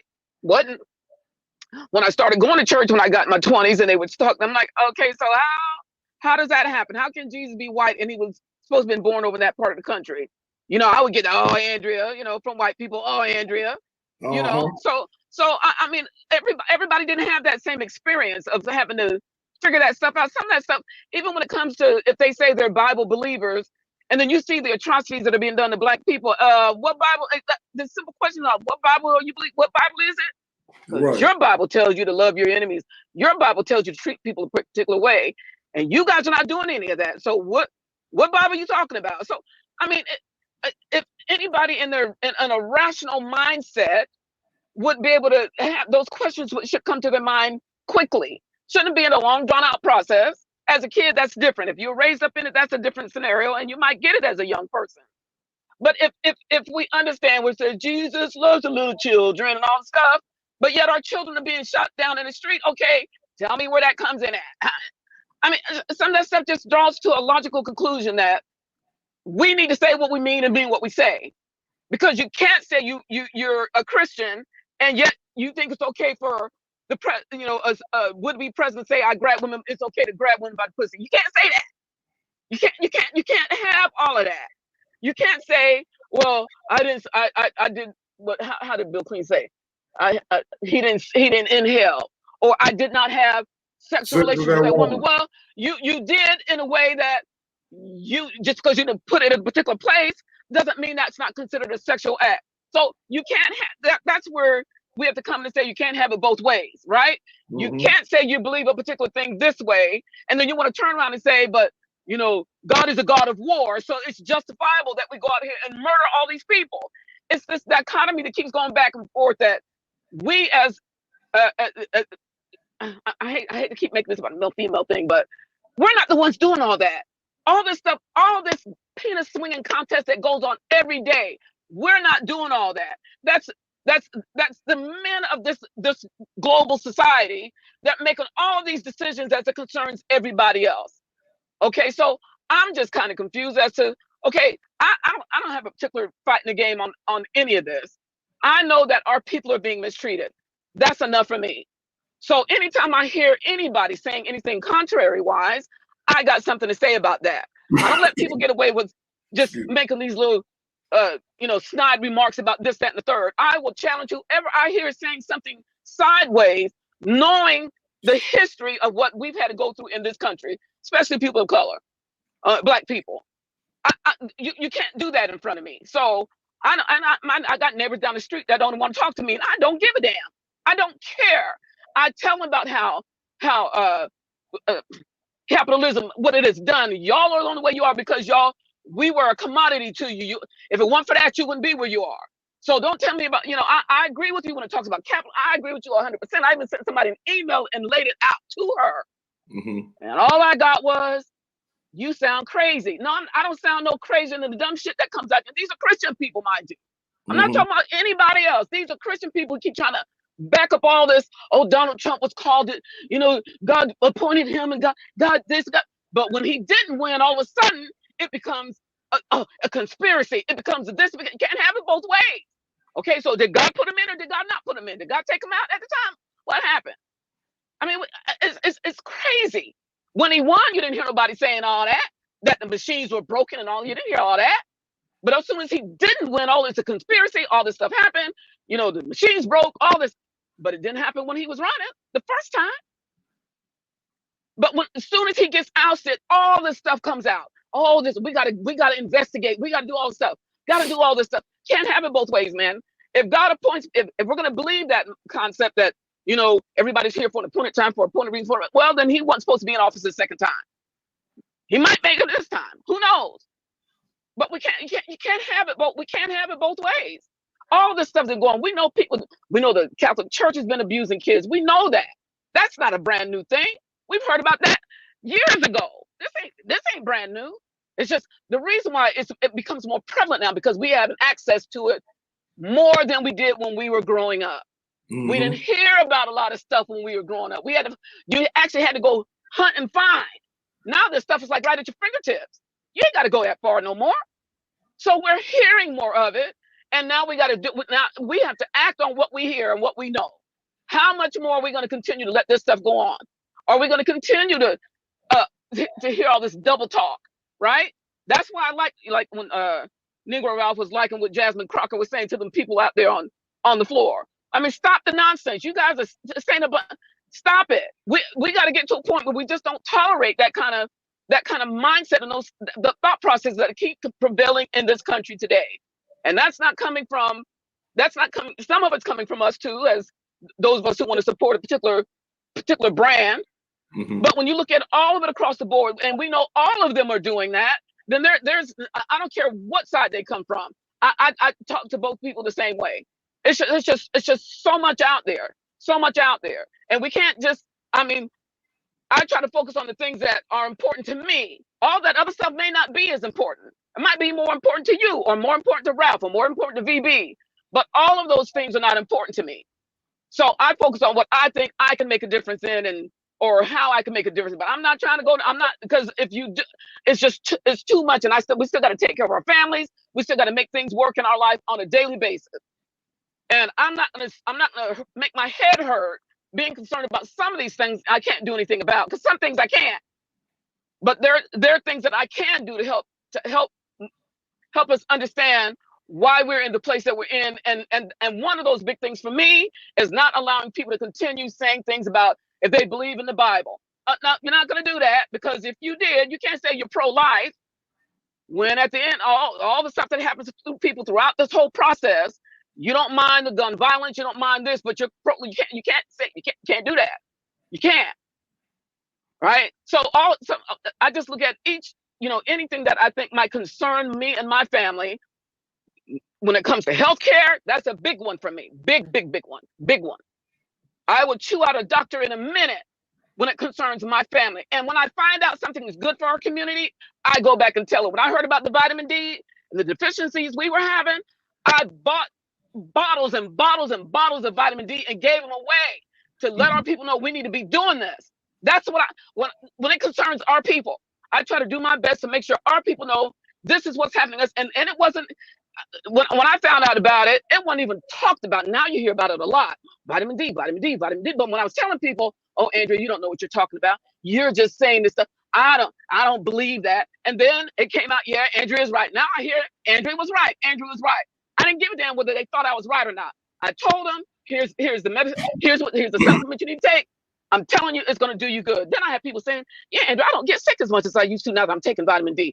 So I'm just saying, things that are important, that's what I focus my attention on. And anything that's going to help our Black people survive and be okay, whether it be financially or whatever, I try my best to insert and to help them understand this is what we need to be doing. Because a lot of that stuff is there to sidetrack us from what's important, the important issues that affect our community. And that's the drinking water in some places that can cause all kind of brain damage. Our people could be suffering from all kinds of stuff. And it's important, like that lady said, we're in here doing this stupid committee meeting when our people still haven't been helped with this, with the drinking water. That's more important to me. That's me. Because I want our people to get about this stuff. This stuff is killing us. So And I don't care who sleeps with who. I don't care. They can sleep with whoever they want. But you know what? Children aren't involved. But I don't see how that meeting could be good for those that are talking about Biden, Hunter. No problem. I understand that. But they won't talk about the water themselves. I don't see how that could be right. Right. I don't see how they can believe that the water is not important, that the Biden Hunter thing is more important. I don't understand that, because most Americans will never ever go to Ukraine, but they will drink that water. Exactly. Why would you? Do you really know how many people are work as contractors for the American government or for another government? It's many. It's loads. But do they drink that water? You see, do they drink that water? That people. So I would never understand how a person would even really care to that degree about like what's going on in Ukraine. Now, don't get me wrong, I have an understanding myself, but to me, the understanding is the same as Israel. They're gonna live and they're gonna die with their wish. Very simple. They want this conflict themselves. They you know they want to defend themselves, so they want to be engaged with the Russians. The moment that the United States or the EU is not there for them, they might die in their wish. Same thing with Israel. But that's not my choice to make for them. But what about the water though? What about education? I mean, again, my kids drink clean water. You know, we got some of the cleanest water anywhere in the world right here where I'm at in Copenhagen. Ironically enough, they're getting paid to go to school. They're American citizens, and one day they will be working in the United States of America, maybe as a contractor or maybe not. Maybe just working in a school, right? They will be taking up American jobs. Nobody cares about that. Nobody cares that they got paid to go to school and most American children don't. Nobody cares that they grew up with universal health care. Why is that? To me, it seems like the small things people don't want to deal with, you know, and they get lost by trying to think about the big things they can't do much about. You know, that's what it sounds like to me. But yeah, that's how I feel about it, because I know when it comes to our bodies, since they've been used as commodities for an extended period of time, there's an onslaught of still trying to infect our bodies, whether it be through, I don't care whether it's through music, because music can make your body feel bad. I don't care if it's through watching what you watch on television or movie theater. All these things affect our bodies. And so we have to be diligent about helping our children understand what's important and how to maintain our health and our well-being and all the stuff that we're experiencing in this country and around the world. We need to be about that.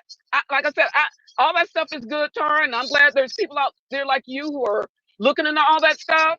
But it can make you sick if you're focusing on too much of that stuff on a constant basis. It's only so much our bodies can handle. We only got this one body to live in. We only got this one. And I would prefer, I'm just talking about Andrea, to help our people help themselves to live as long as they can. When COVID hit and they were talking about the stuff, there was a doctor in California that said the majority of Black people died from COVID because their vitamin D levels were too low. So what he did, he said anybody that came to the hospital that wasn't intubated, they gave them high doses of vitamin D and they recovered. That's more important to me than who Hunter Biden is in the bed with. I don't care. That's more important to me. We need to make sure our people are doing good all the way around when it comes to the things that we have control over. Some of that stuff, there's nothing we can do about it, but we do have stuff that we can do to help ourselves. And that's what I'm about. I'm about helping our people. Like I said, I will tell a doctor or a teacher or whoever in a minute about my grandkids, about my husband, my children. I don't care who it is. Nope, that's not true. Nope, that's not true. I got that book. I saw that. When we took my youngest grandson to the emergency room, the physician looked on the computer to try to diagnose him the same way we were doing. I'm like, so what good are you then for me? Why am I paying you this kind of money when you're doing the same thing I would do? Because it's at our fingertips now. There is no excuse for any of us to be in any kind of state when we have all this information at our hands. The same thing with what you're trying to tell us too, Tara, and I'm not trying to dismiss it by any means, so don't think I am. But to me, we got bigger fish to fry than I want to be here as long as I can. And whatever that takes to make that happen, that's what I want to do. I don't listen to rap music, don't give a damn about it. That's not my forte. I don't care about certain movies that come out because I don't like scary shit. I don't like being scared. I just don't. I just don't think that's good for us. I just don't. some of that high blood pressure stuff. They want to always say it's about food, and it may be some of that, but I think it's about everything that we do that's harming us in any kind of way that it can. So all that stuff gets put out there for us to look at and absorb, and it's not good for us. All that stuff is just not good for us. And I think that's more detrimental to our well-being and knowing how to manage this society that unfortunately we have to live in. But that is what it is. That's how I feel about it. I'm not, like I said, I appreciate it. And I go out there and I'll read a particular thing now, hey, and I'll tell my husband about, hey, did you see about that? And we both kind of just look at each other. Some of the stuff is so ridiculous. And some of it's not. I mean, it just depends. I appreciate your studying and you bringing it to us. So I just want you to know that. Yeah, but you I'm not stuck on anybody's. I'm not a Democrat. If I was going to vote, I would probably vote. If I'm breaking up, it's because I'm pulling in my garage. If I vote, I might lean more towards Democrats because it does seem like they try to do things for the people. But I have not just automatically just said I'm Democrat across the board. I haven't done that because all of us are not right. So there are good people out there everywhere, right? So I'm not beholden to that. So. Yeah, you're right. But that's why I started my introduction and unification, regardless of what our experiences have put us through. And that's the thing. I always look at behind the scenes too. I know there's a greater force that's guiding us through different avenues of confusion to bring us into some form of unity. So what brings people into unity, one of the top 5 things is truth. So, and facts. And the more we get of that, remember, facts and truth will never go against itself. So even with us having disagreements, we still can hear stuff and say, you know what Andrea said is true. What Negro Ralph said was true. What Miss Beverly said is true. And we're going to pull out a bunch of more truth than falsehood, because we know that the falsehood automatically is going to make you separate and argue. So we don't do that. And that's why I said we all have to, we all were intelligent enough at a part of our lives to end up leaving the sheeple, as they say.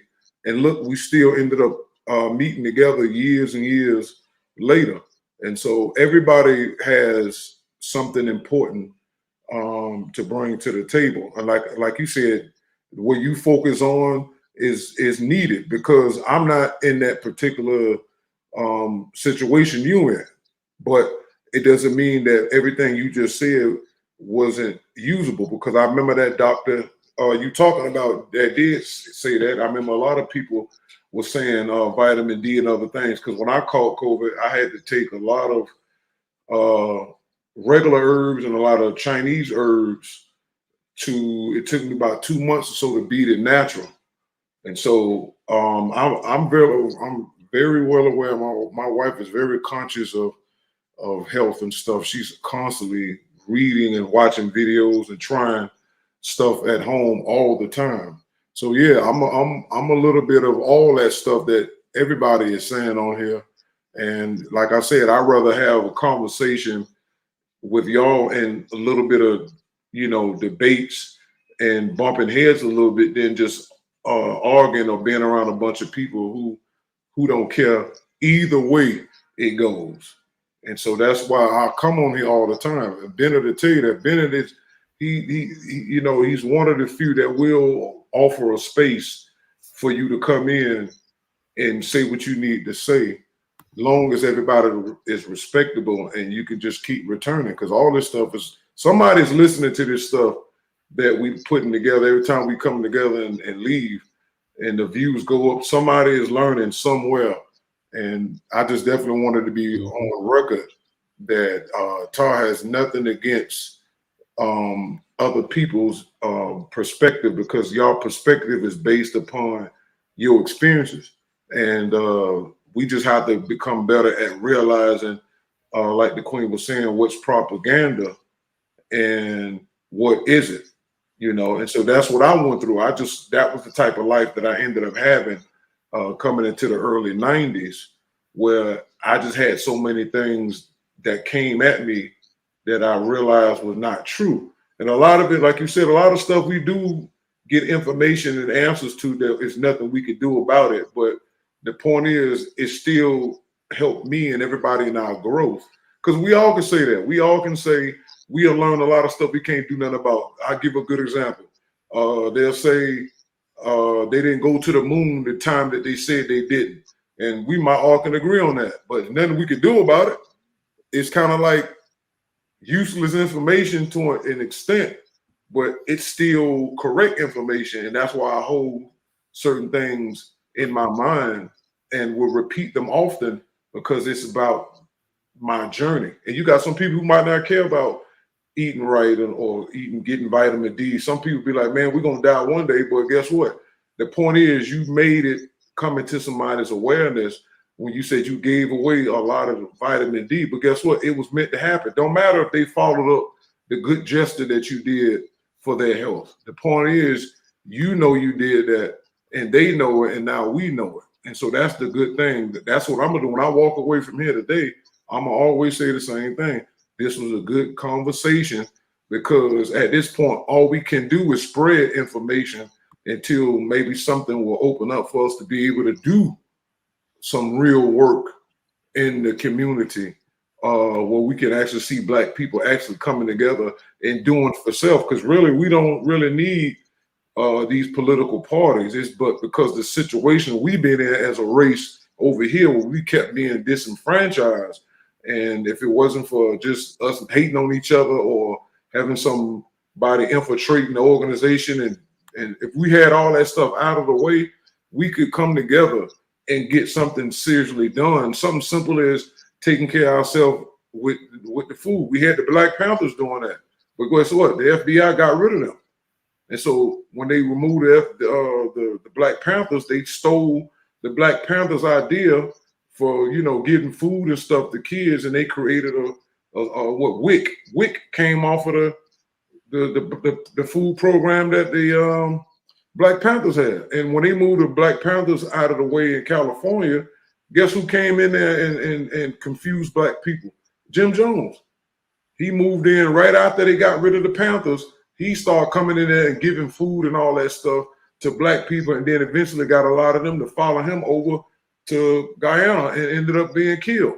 So we have to understand that every time we do something, something does something opposite to remove that, because they need us to be in a state of helplessness and confusion and worrying if somebody's going to do something, you know, when we try, which we know is a fact all the way up to now. Even with the politics, we don't really belong in the political spectrum, only because these Caucasian people are doing so much stuff behind the scenes.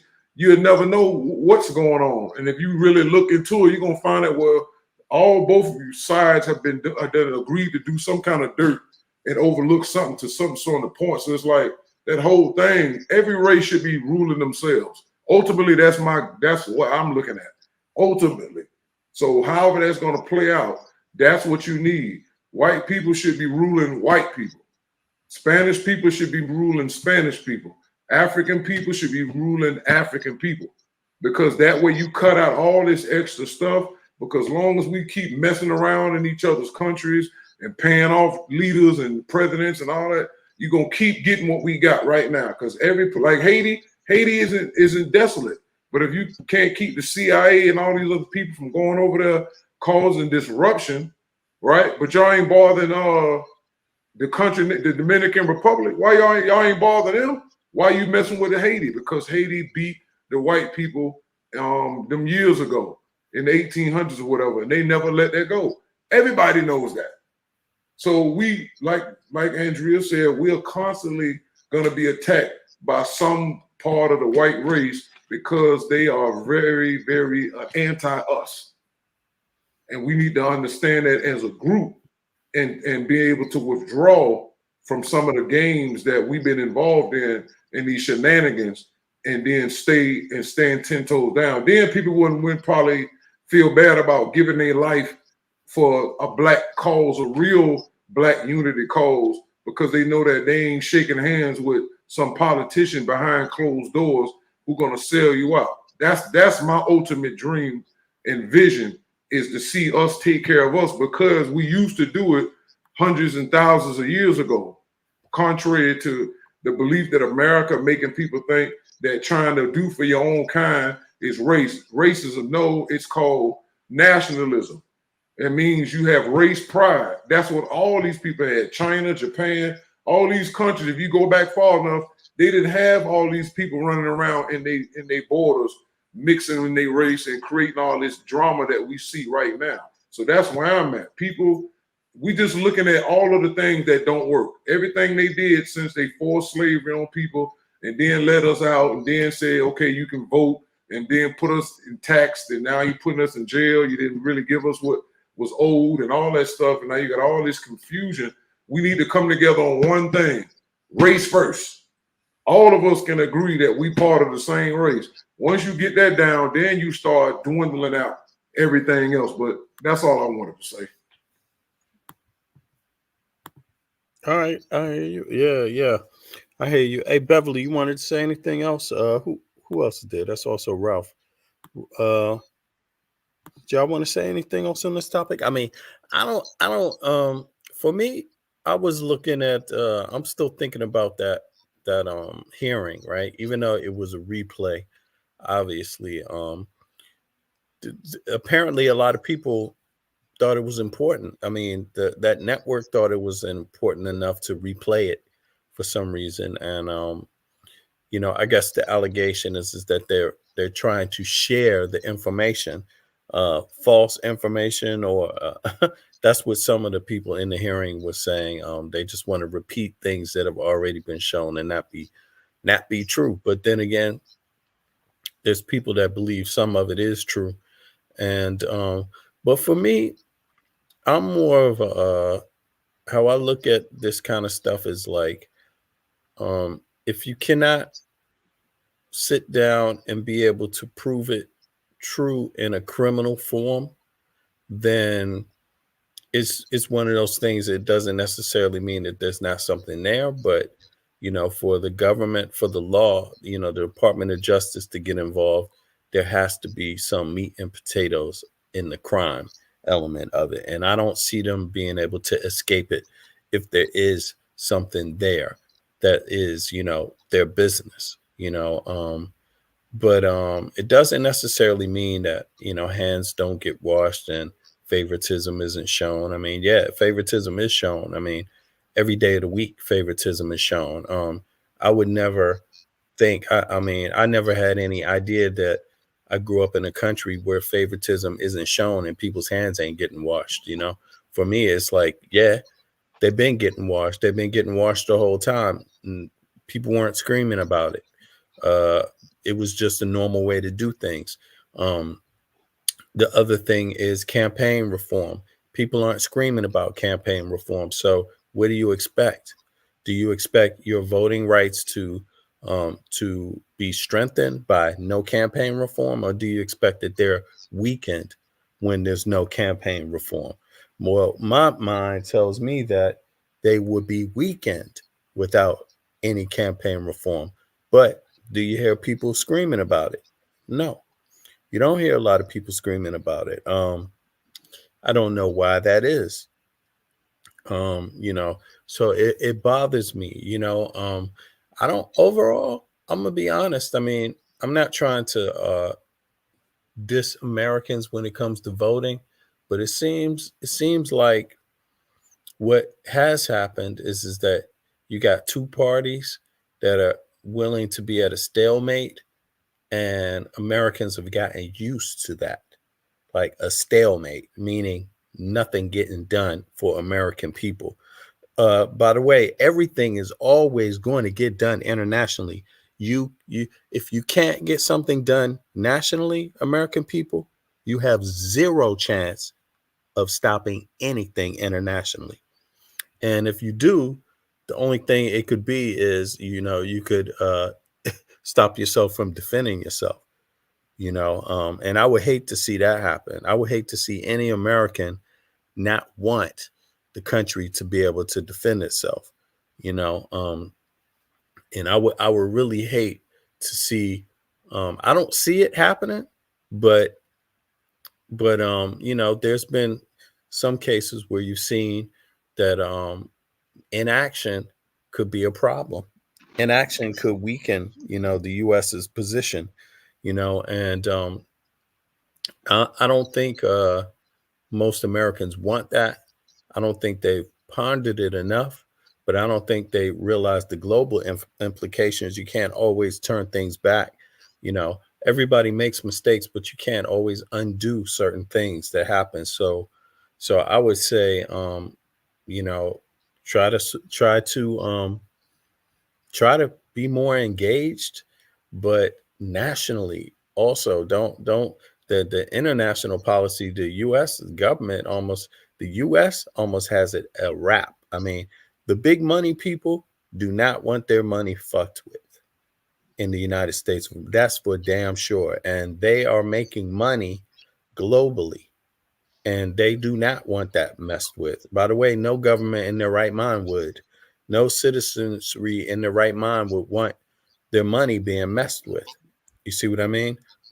Their global money. They would not want that. But I think Americans right now, they're just frustrated with the government. But overall, you still got to find a way to get outside of the frustration and get some activation, get active about the things that matter most to you. Get active about the things that you know there is zero excuse for, like no excuse for. And in my mind, the way you get active about it is in election year. You start letting these politicians know that you know the gig is up. You know you can have this. Stop saying no about it. And I mean, that message needs to go out to all parties, Republican and the Democratic Party. In my mind, there's nobody like, if there's a state where there's dirty water, all parties are responsible and guilty. You see what I mean? It's not good enough for one party to say, well, this party didn't let me do it. You're all guilty then. How about that? You see what I mean? Share in the guilt, because that's ultimately what is going on. You know, in Detroit, I understand there's voting that has to be done, but after a while, you know, it just seems to me like some of these issues, they just have to become American issues and not Republican and Democratic issues. Clean water should never, ever be a Republican and Democrat issue. Education should never be a Republican and Democrat issue. Those should be nationalist issues. You know, real patriots should want those things. The realists of the real patriot should want clean water. The realists of the real patriot should want all Americans having health care. The realists, the ones that will kill other people for their country, should want fair education. You know, and I say that these patriots are some biatches in the United States of America. You know, they don't seem, the ones that's raising that flag around and with the tiki torches, they don't seem to be about anything real. Nothing real, nothing patriot like. You see what I mean? I mean, in my mind, I don't see it that way. But hey, Andrea, I'm gonna shut it down in a second. But you want to say something before I go? No, I was just coming back and saying, I just want Negro Ralph and anybody, him and Tara, anybody who believes in all this stuff. I don't have a problem with how y'all feel and think and all that kind of stuff. Y'all, that's great. I'm just trying to stay more in a realistic mind frame. We got too many other battles to fight as people of color than some of this stuff that's coming, that's being presented to us. If we want to know a thing, I mean, there's so much stuff at our fingertips now that we are without excuse when we say we don't know a particular thing. Whether I'm not talking about all the conspiracy theories and stuff. I'm just talking about just even the basic life stuff, right? There are certain things that we can do that we don't have to have somebody else telling us how to do a thing, right? All this information we got on these phones, you got folks who would seemingly don't seem like they can afford a phone, but got one. You got all this stuff at your fingertips that you can go out there and research and look up when it comes to your health and well-being, when it comes to finances, when it comes to anything. we have the ability to do all these things. And whether we choose to go down that road instead of looking up something on TikTok or the latest fad or the latest gossip or whatever, there are so many things we can be doing that has nothing to do with any of this other stuff that we can do to help better ourselves and where we live. And it just, you know, it all depends on where our heart and minds are at the time. Okay, this stuff when Putin just announcing that Jesus was black, okay, all right, that shouldn't be. That shouldn't even gone and made such a viral impact in the black community. Most of us would have assumed that anyway, that he was that color, right? But some people would say, oh, he was olive skin. Well, you know, I know there's some brown olives, but some of the olives you see are green and black. So are you saying Jesus is green? I mean, what? I'm just saying, you know, so all this stuff we shouldn't have been excited about. It is what it is, right? Common sense. Some of this stuff is just common sense. You don't need somebody to educate you on a lot of this stuff. It's just common sense. So that's just, you know, my opinion. I appreciate you having the platform, BB, to allow us to come out here and have these discussions. This is great. And I'm glad there's a quote unquote, as they would say, in opposition. I'm glad the Negro Rouse and the TARs are out there to help us even get a better picture of other things that are out there. Like I said, I'm just more focused on the stuff that concern our daily well-being, and maybe a little bit extra than that, but mostly the daily well-being that's going to help us survive in these times that are coming ahead. Because the stress that we put on ourselves unnecessarily, like, I don't care what happens with P. Diddy. I don't care. You know? Well, I mean, don't understand there are people why. that do. Well, no, I don't understand why the music industry is not under like congressional reform. Exactly. You know? The whole Honest, genre. the whole damn thing, because they're ripping people off for their money. Artists are coming out getting, I mean, everything bad that is happening in it. And yet, you know, Congress is not involved. I mean, and you know something? If you ask the question, do all nations handle their music industry, that their writers industry that way, their artist industry? The answer is hell to the no. They don't. It's just that the United States have so much money behind theirs.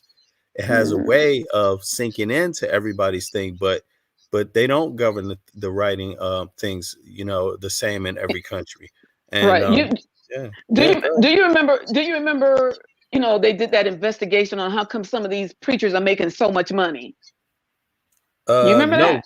Chuck Grassley and them. Oh, you Chuck mean Grassley and Congress them. did You that? remember that? Congress did that? Yes, exactly. they did. They were Well, trying to there you figure go. out why, but nothing came of it. But they they still don't out there want to do making the. Nothing my came point of that? exactly. No, them churches weren't fined and all this. None of this. They didn't do nothing to change that dynamic. They were just investigated, right? How come? I mean, you know, T.D. Jakes, Joyce Meyer, you know, Creflo Dollar, and all the big names out there. But you know, they still out there begging, still saying, "Hey, this, you know." So I'm just saying, look, the only ones who can affect something is on the ground where we're at, and you do what you can. If it means voting and going and getting somebody out and hoping that the person that you put in has a better sense of decency and justice and righteousness and stuff, hopefully that happens, right? But the rest, other than that, all we can do is take care of our families. That's why folks have to go to work every day and do the things that they're doing, because there's more to be done here. And but by the way, if you don't find somebody to vote for in your own town, right? If you're not involved, guess who will find somebody to vote for? Somebody that's not like you, somebody with some different ideas than you have, somebody with a different background than you have, somebody with some different concerns than you might have. So capitulating is not a good move on these things, you know. You got to be progressive on it. And I know it doesn't seem like an easy thing to do, but actually when you finally get a hold of it, when you figure out how it's done, actually it's the main move. Because think about this. I mean, politics is the ultimate steal. You vote for what you want. You vote for what you want. And if you win, right? If you win and your people are mobilized enough, guess what? You get what you want. That's what happens, you know. But I think a lot of times we forget that that's really how it works at the end of the day. And which is why you see one group of people may get elected, and all of a sudden you see a new train line being built, or you see some roads being, done, or you see some water, these pipes getting changed, right? Because now the right kind of people bought these houses and they want these new pipes changed. They don't want them lead pipes no more. Yeah. You see what I mean? Yeah. Yeah, and the thing too, VB, I think they waste a lot of time to try to get us, again, to pit us against other people, right? If you're not for Israel, then you're for Palestine. If you're not for Palestine, then you're for Israel. If you're not for this, you're for that. And it's the same game that's being played over and over again. I don't care what part of the world we find ourselves in. Here in America, it's black folks against everybody, right? Because it's this constant where we gotta, the things that we fought for, now everybody else is taking advantage of, right? So and it's this constant, the poor blacks against the poor whites, and that's what I was trying to tell this lady in this email. This has been the same game, just a different book. You just put a different title on. It's the same game, but you take that same information, you put it in another book with another cover with another name. Same game. There's only so many X's and O's you can learn playing football or basketball or anything. It's same stuff. There's not too many more new plays you can learn. It's just you just have to figure out how to mix it up and make them confuse your opponent. It's the same game. So none of this should be new to us anywhere down the road. This stuff has been repeating it. The cycle's been repeating itself over and over and over again, unfortunately, because we still haven't learned from our past. And that's the big saying. If you don't learn from your past, it's doomed to repeat itself. And that's all we see it over and over and over and over again. It's the same playbook. So that's why I'm not. Yeah, that's why I'm not so. I'm concerned about that in the macro of it, the big picture. But I'm not as concerned about it as it concerns us on a daily basis of how we need to be conducting ourselves to make sure our families and everybody is okay, because there's too much stuff happening on the ground level that we can't even get to the macro level because we're not good on the ground level. And that's where when all this they was saying all the politics, they try to do it at the ground level because that's where the people are. That's where we exist. All that other stuff up there, and I guarantee you, we fix it at the ground, the upstairs will get cleaned up. It'll get cleaned up because people get tired of that crap the shit that keeps falling on our head from the people at the top. Right. I agree. You get that ground level fixed, man, we will bust the hell out of them folks at the top who keep trying to tell us how we're supposed to live our life. But when your focus is the other way around, yeah, it's true. That's your way of getting your things in order to deal with the bigger issues. Is first dealing with the ones on the ground in front of you. And there's a lot on the ground we need to be dealing with. A lot. Yep. And if the federal government doesn't want to play a role, that's the beautiful thing about the United States is that if the federal government doesn't want to play a role in things on the ground when you request it, then you can always play a role without their ass. And that's the thing about it. And I just think, one of the biggest tricks that they've gotten Americans to do is to just not be active not be active in their own politics.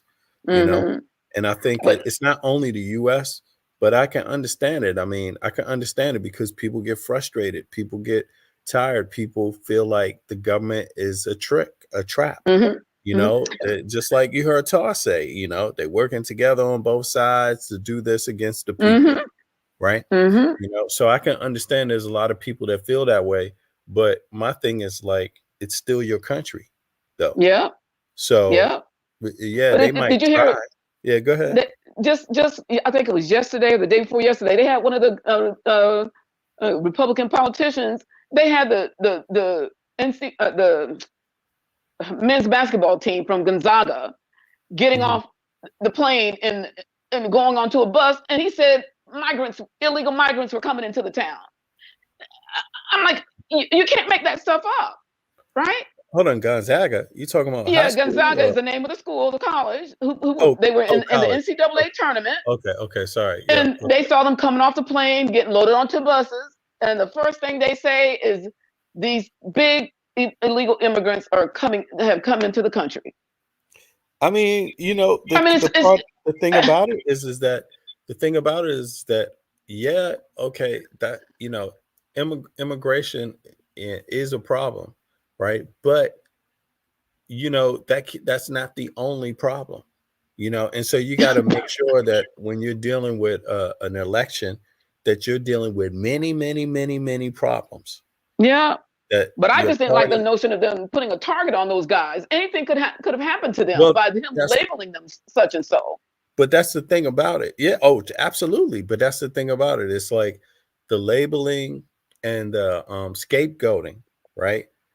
That's exactly what it is. It's like focus on this, but by the way, so let's just make it let's make a practical example. Let's say you build that wall, or let's say you get rid of that immigrant. Does it mean your check goes up? Does it mean you get health care? Does it mean you get you know, better housing? True. Does it mean? No, it doesn't mean that, because you don't want it. Mm-hmm. Because you didn't ask and demand for it. See, that's the thing that's really problematic there, you know. And you can get those things if you want those things. So why not ask for those things? Why not demand those things? But they're being duped into thinking that someone's taking your job. Well, if this job ain't worth shit, come and take it. You know, who the hell? And the thing is too, you know, I'm sure just as many illegal immigrants were coming in back today. I'm gonna keep saying this over and over and over again. We have too much technology at our fingertips now, so we can see everything, and it can appear to be that way, but it was happening back then. They benefited off all that all that labor that people coming in working for all these, you know, Congress people and all that stuff. All of them participated in all that. They wasn't hollering in. Trump wasn't hollering in. He used them. He wasn't hollering in. All of them have used them, and now all of a sudden it's a major problem when the majority of us here are immigrants anyway. I'm you know, them and everybody, but what I don't hear them hollering about, the people who are coming, the immigrants are coming from Canada. I don't hear about that. No, they're not even aware of it. They're not even counting.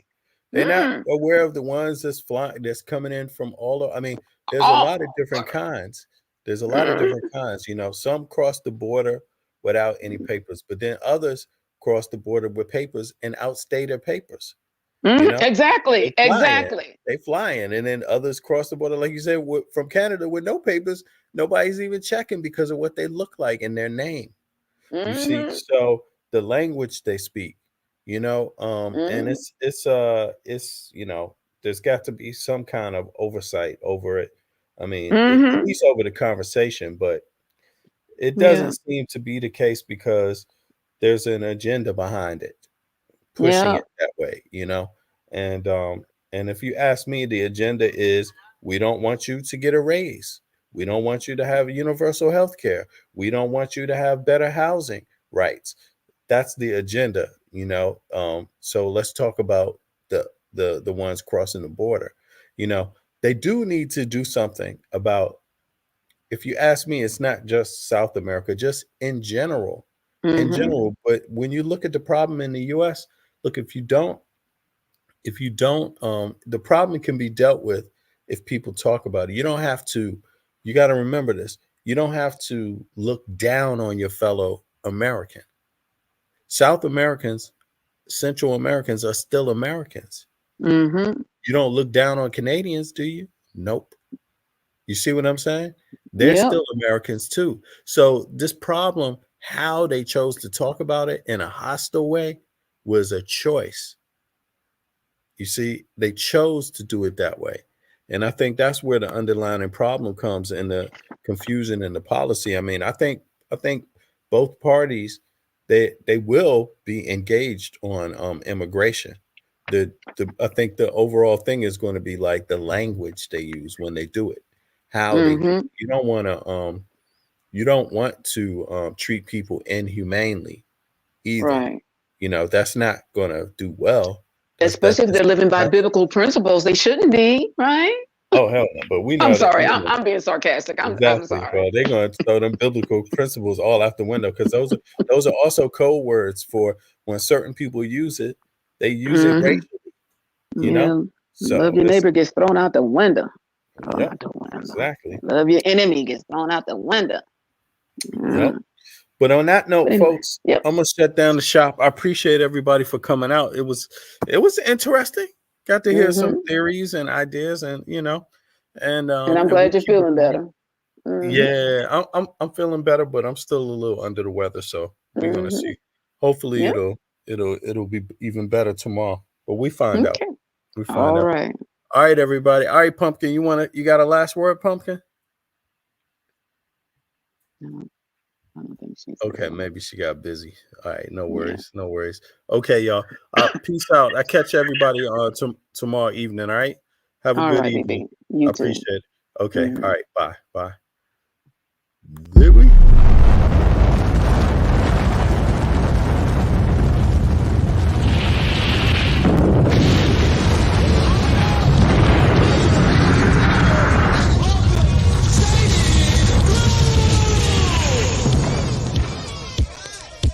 If you ain't talking and you don't know how, say Shady Groove's gonna show you how. Just move your feet or get out your seat. You got to listen to the sounds of the funky beat. The first thing that we like to say when you grooving with us, we like to say, hey, to the big brother Smitty and Wood. We like to say, hey, to everybody from out of Wakefield. We like to say, hey, to the sweet lady Linda and Lily. We like to say, hit me one time, fellas. Where we like to say, hey, to the big brother Shine and Tony. We like to say, hey, to the big brother Clifford and Bird. We like to say, hey, to everybody from FTC. We like to say, hey, one time, fellas.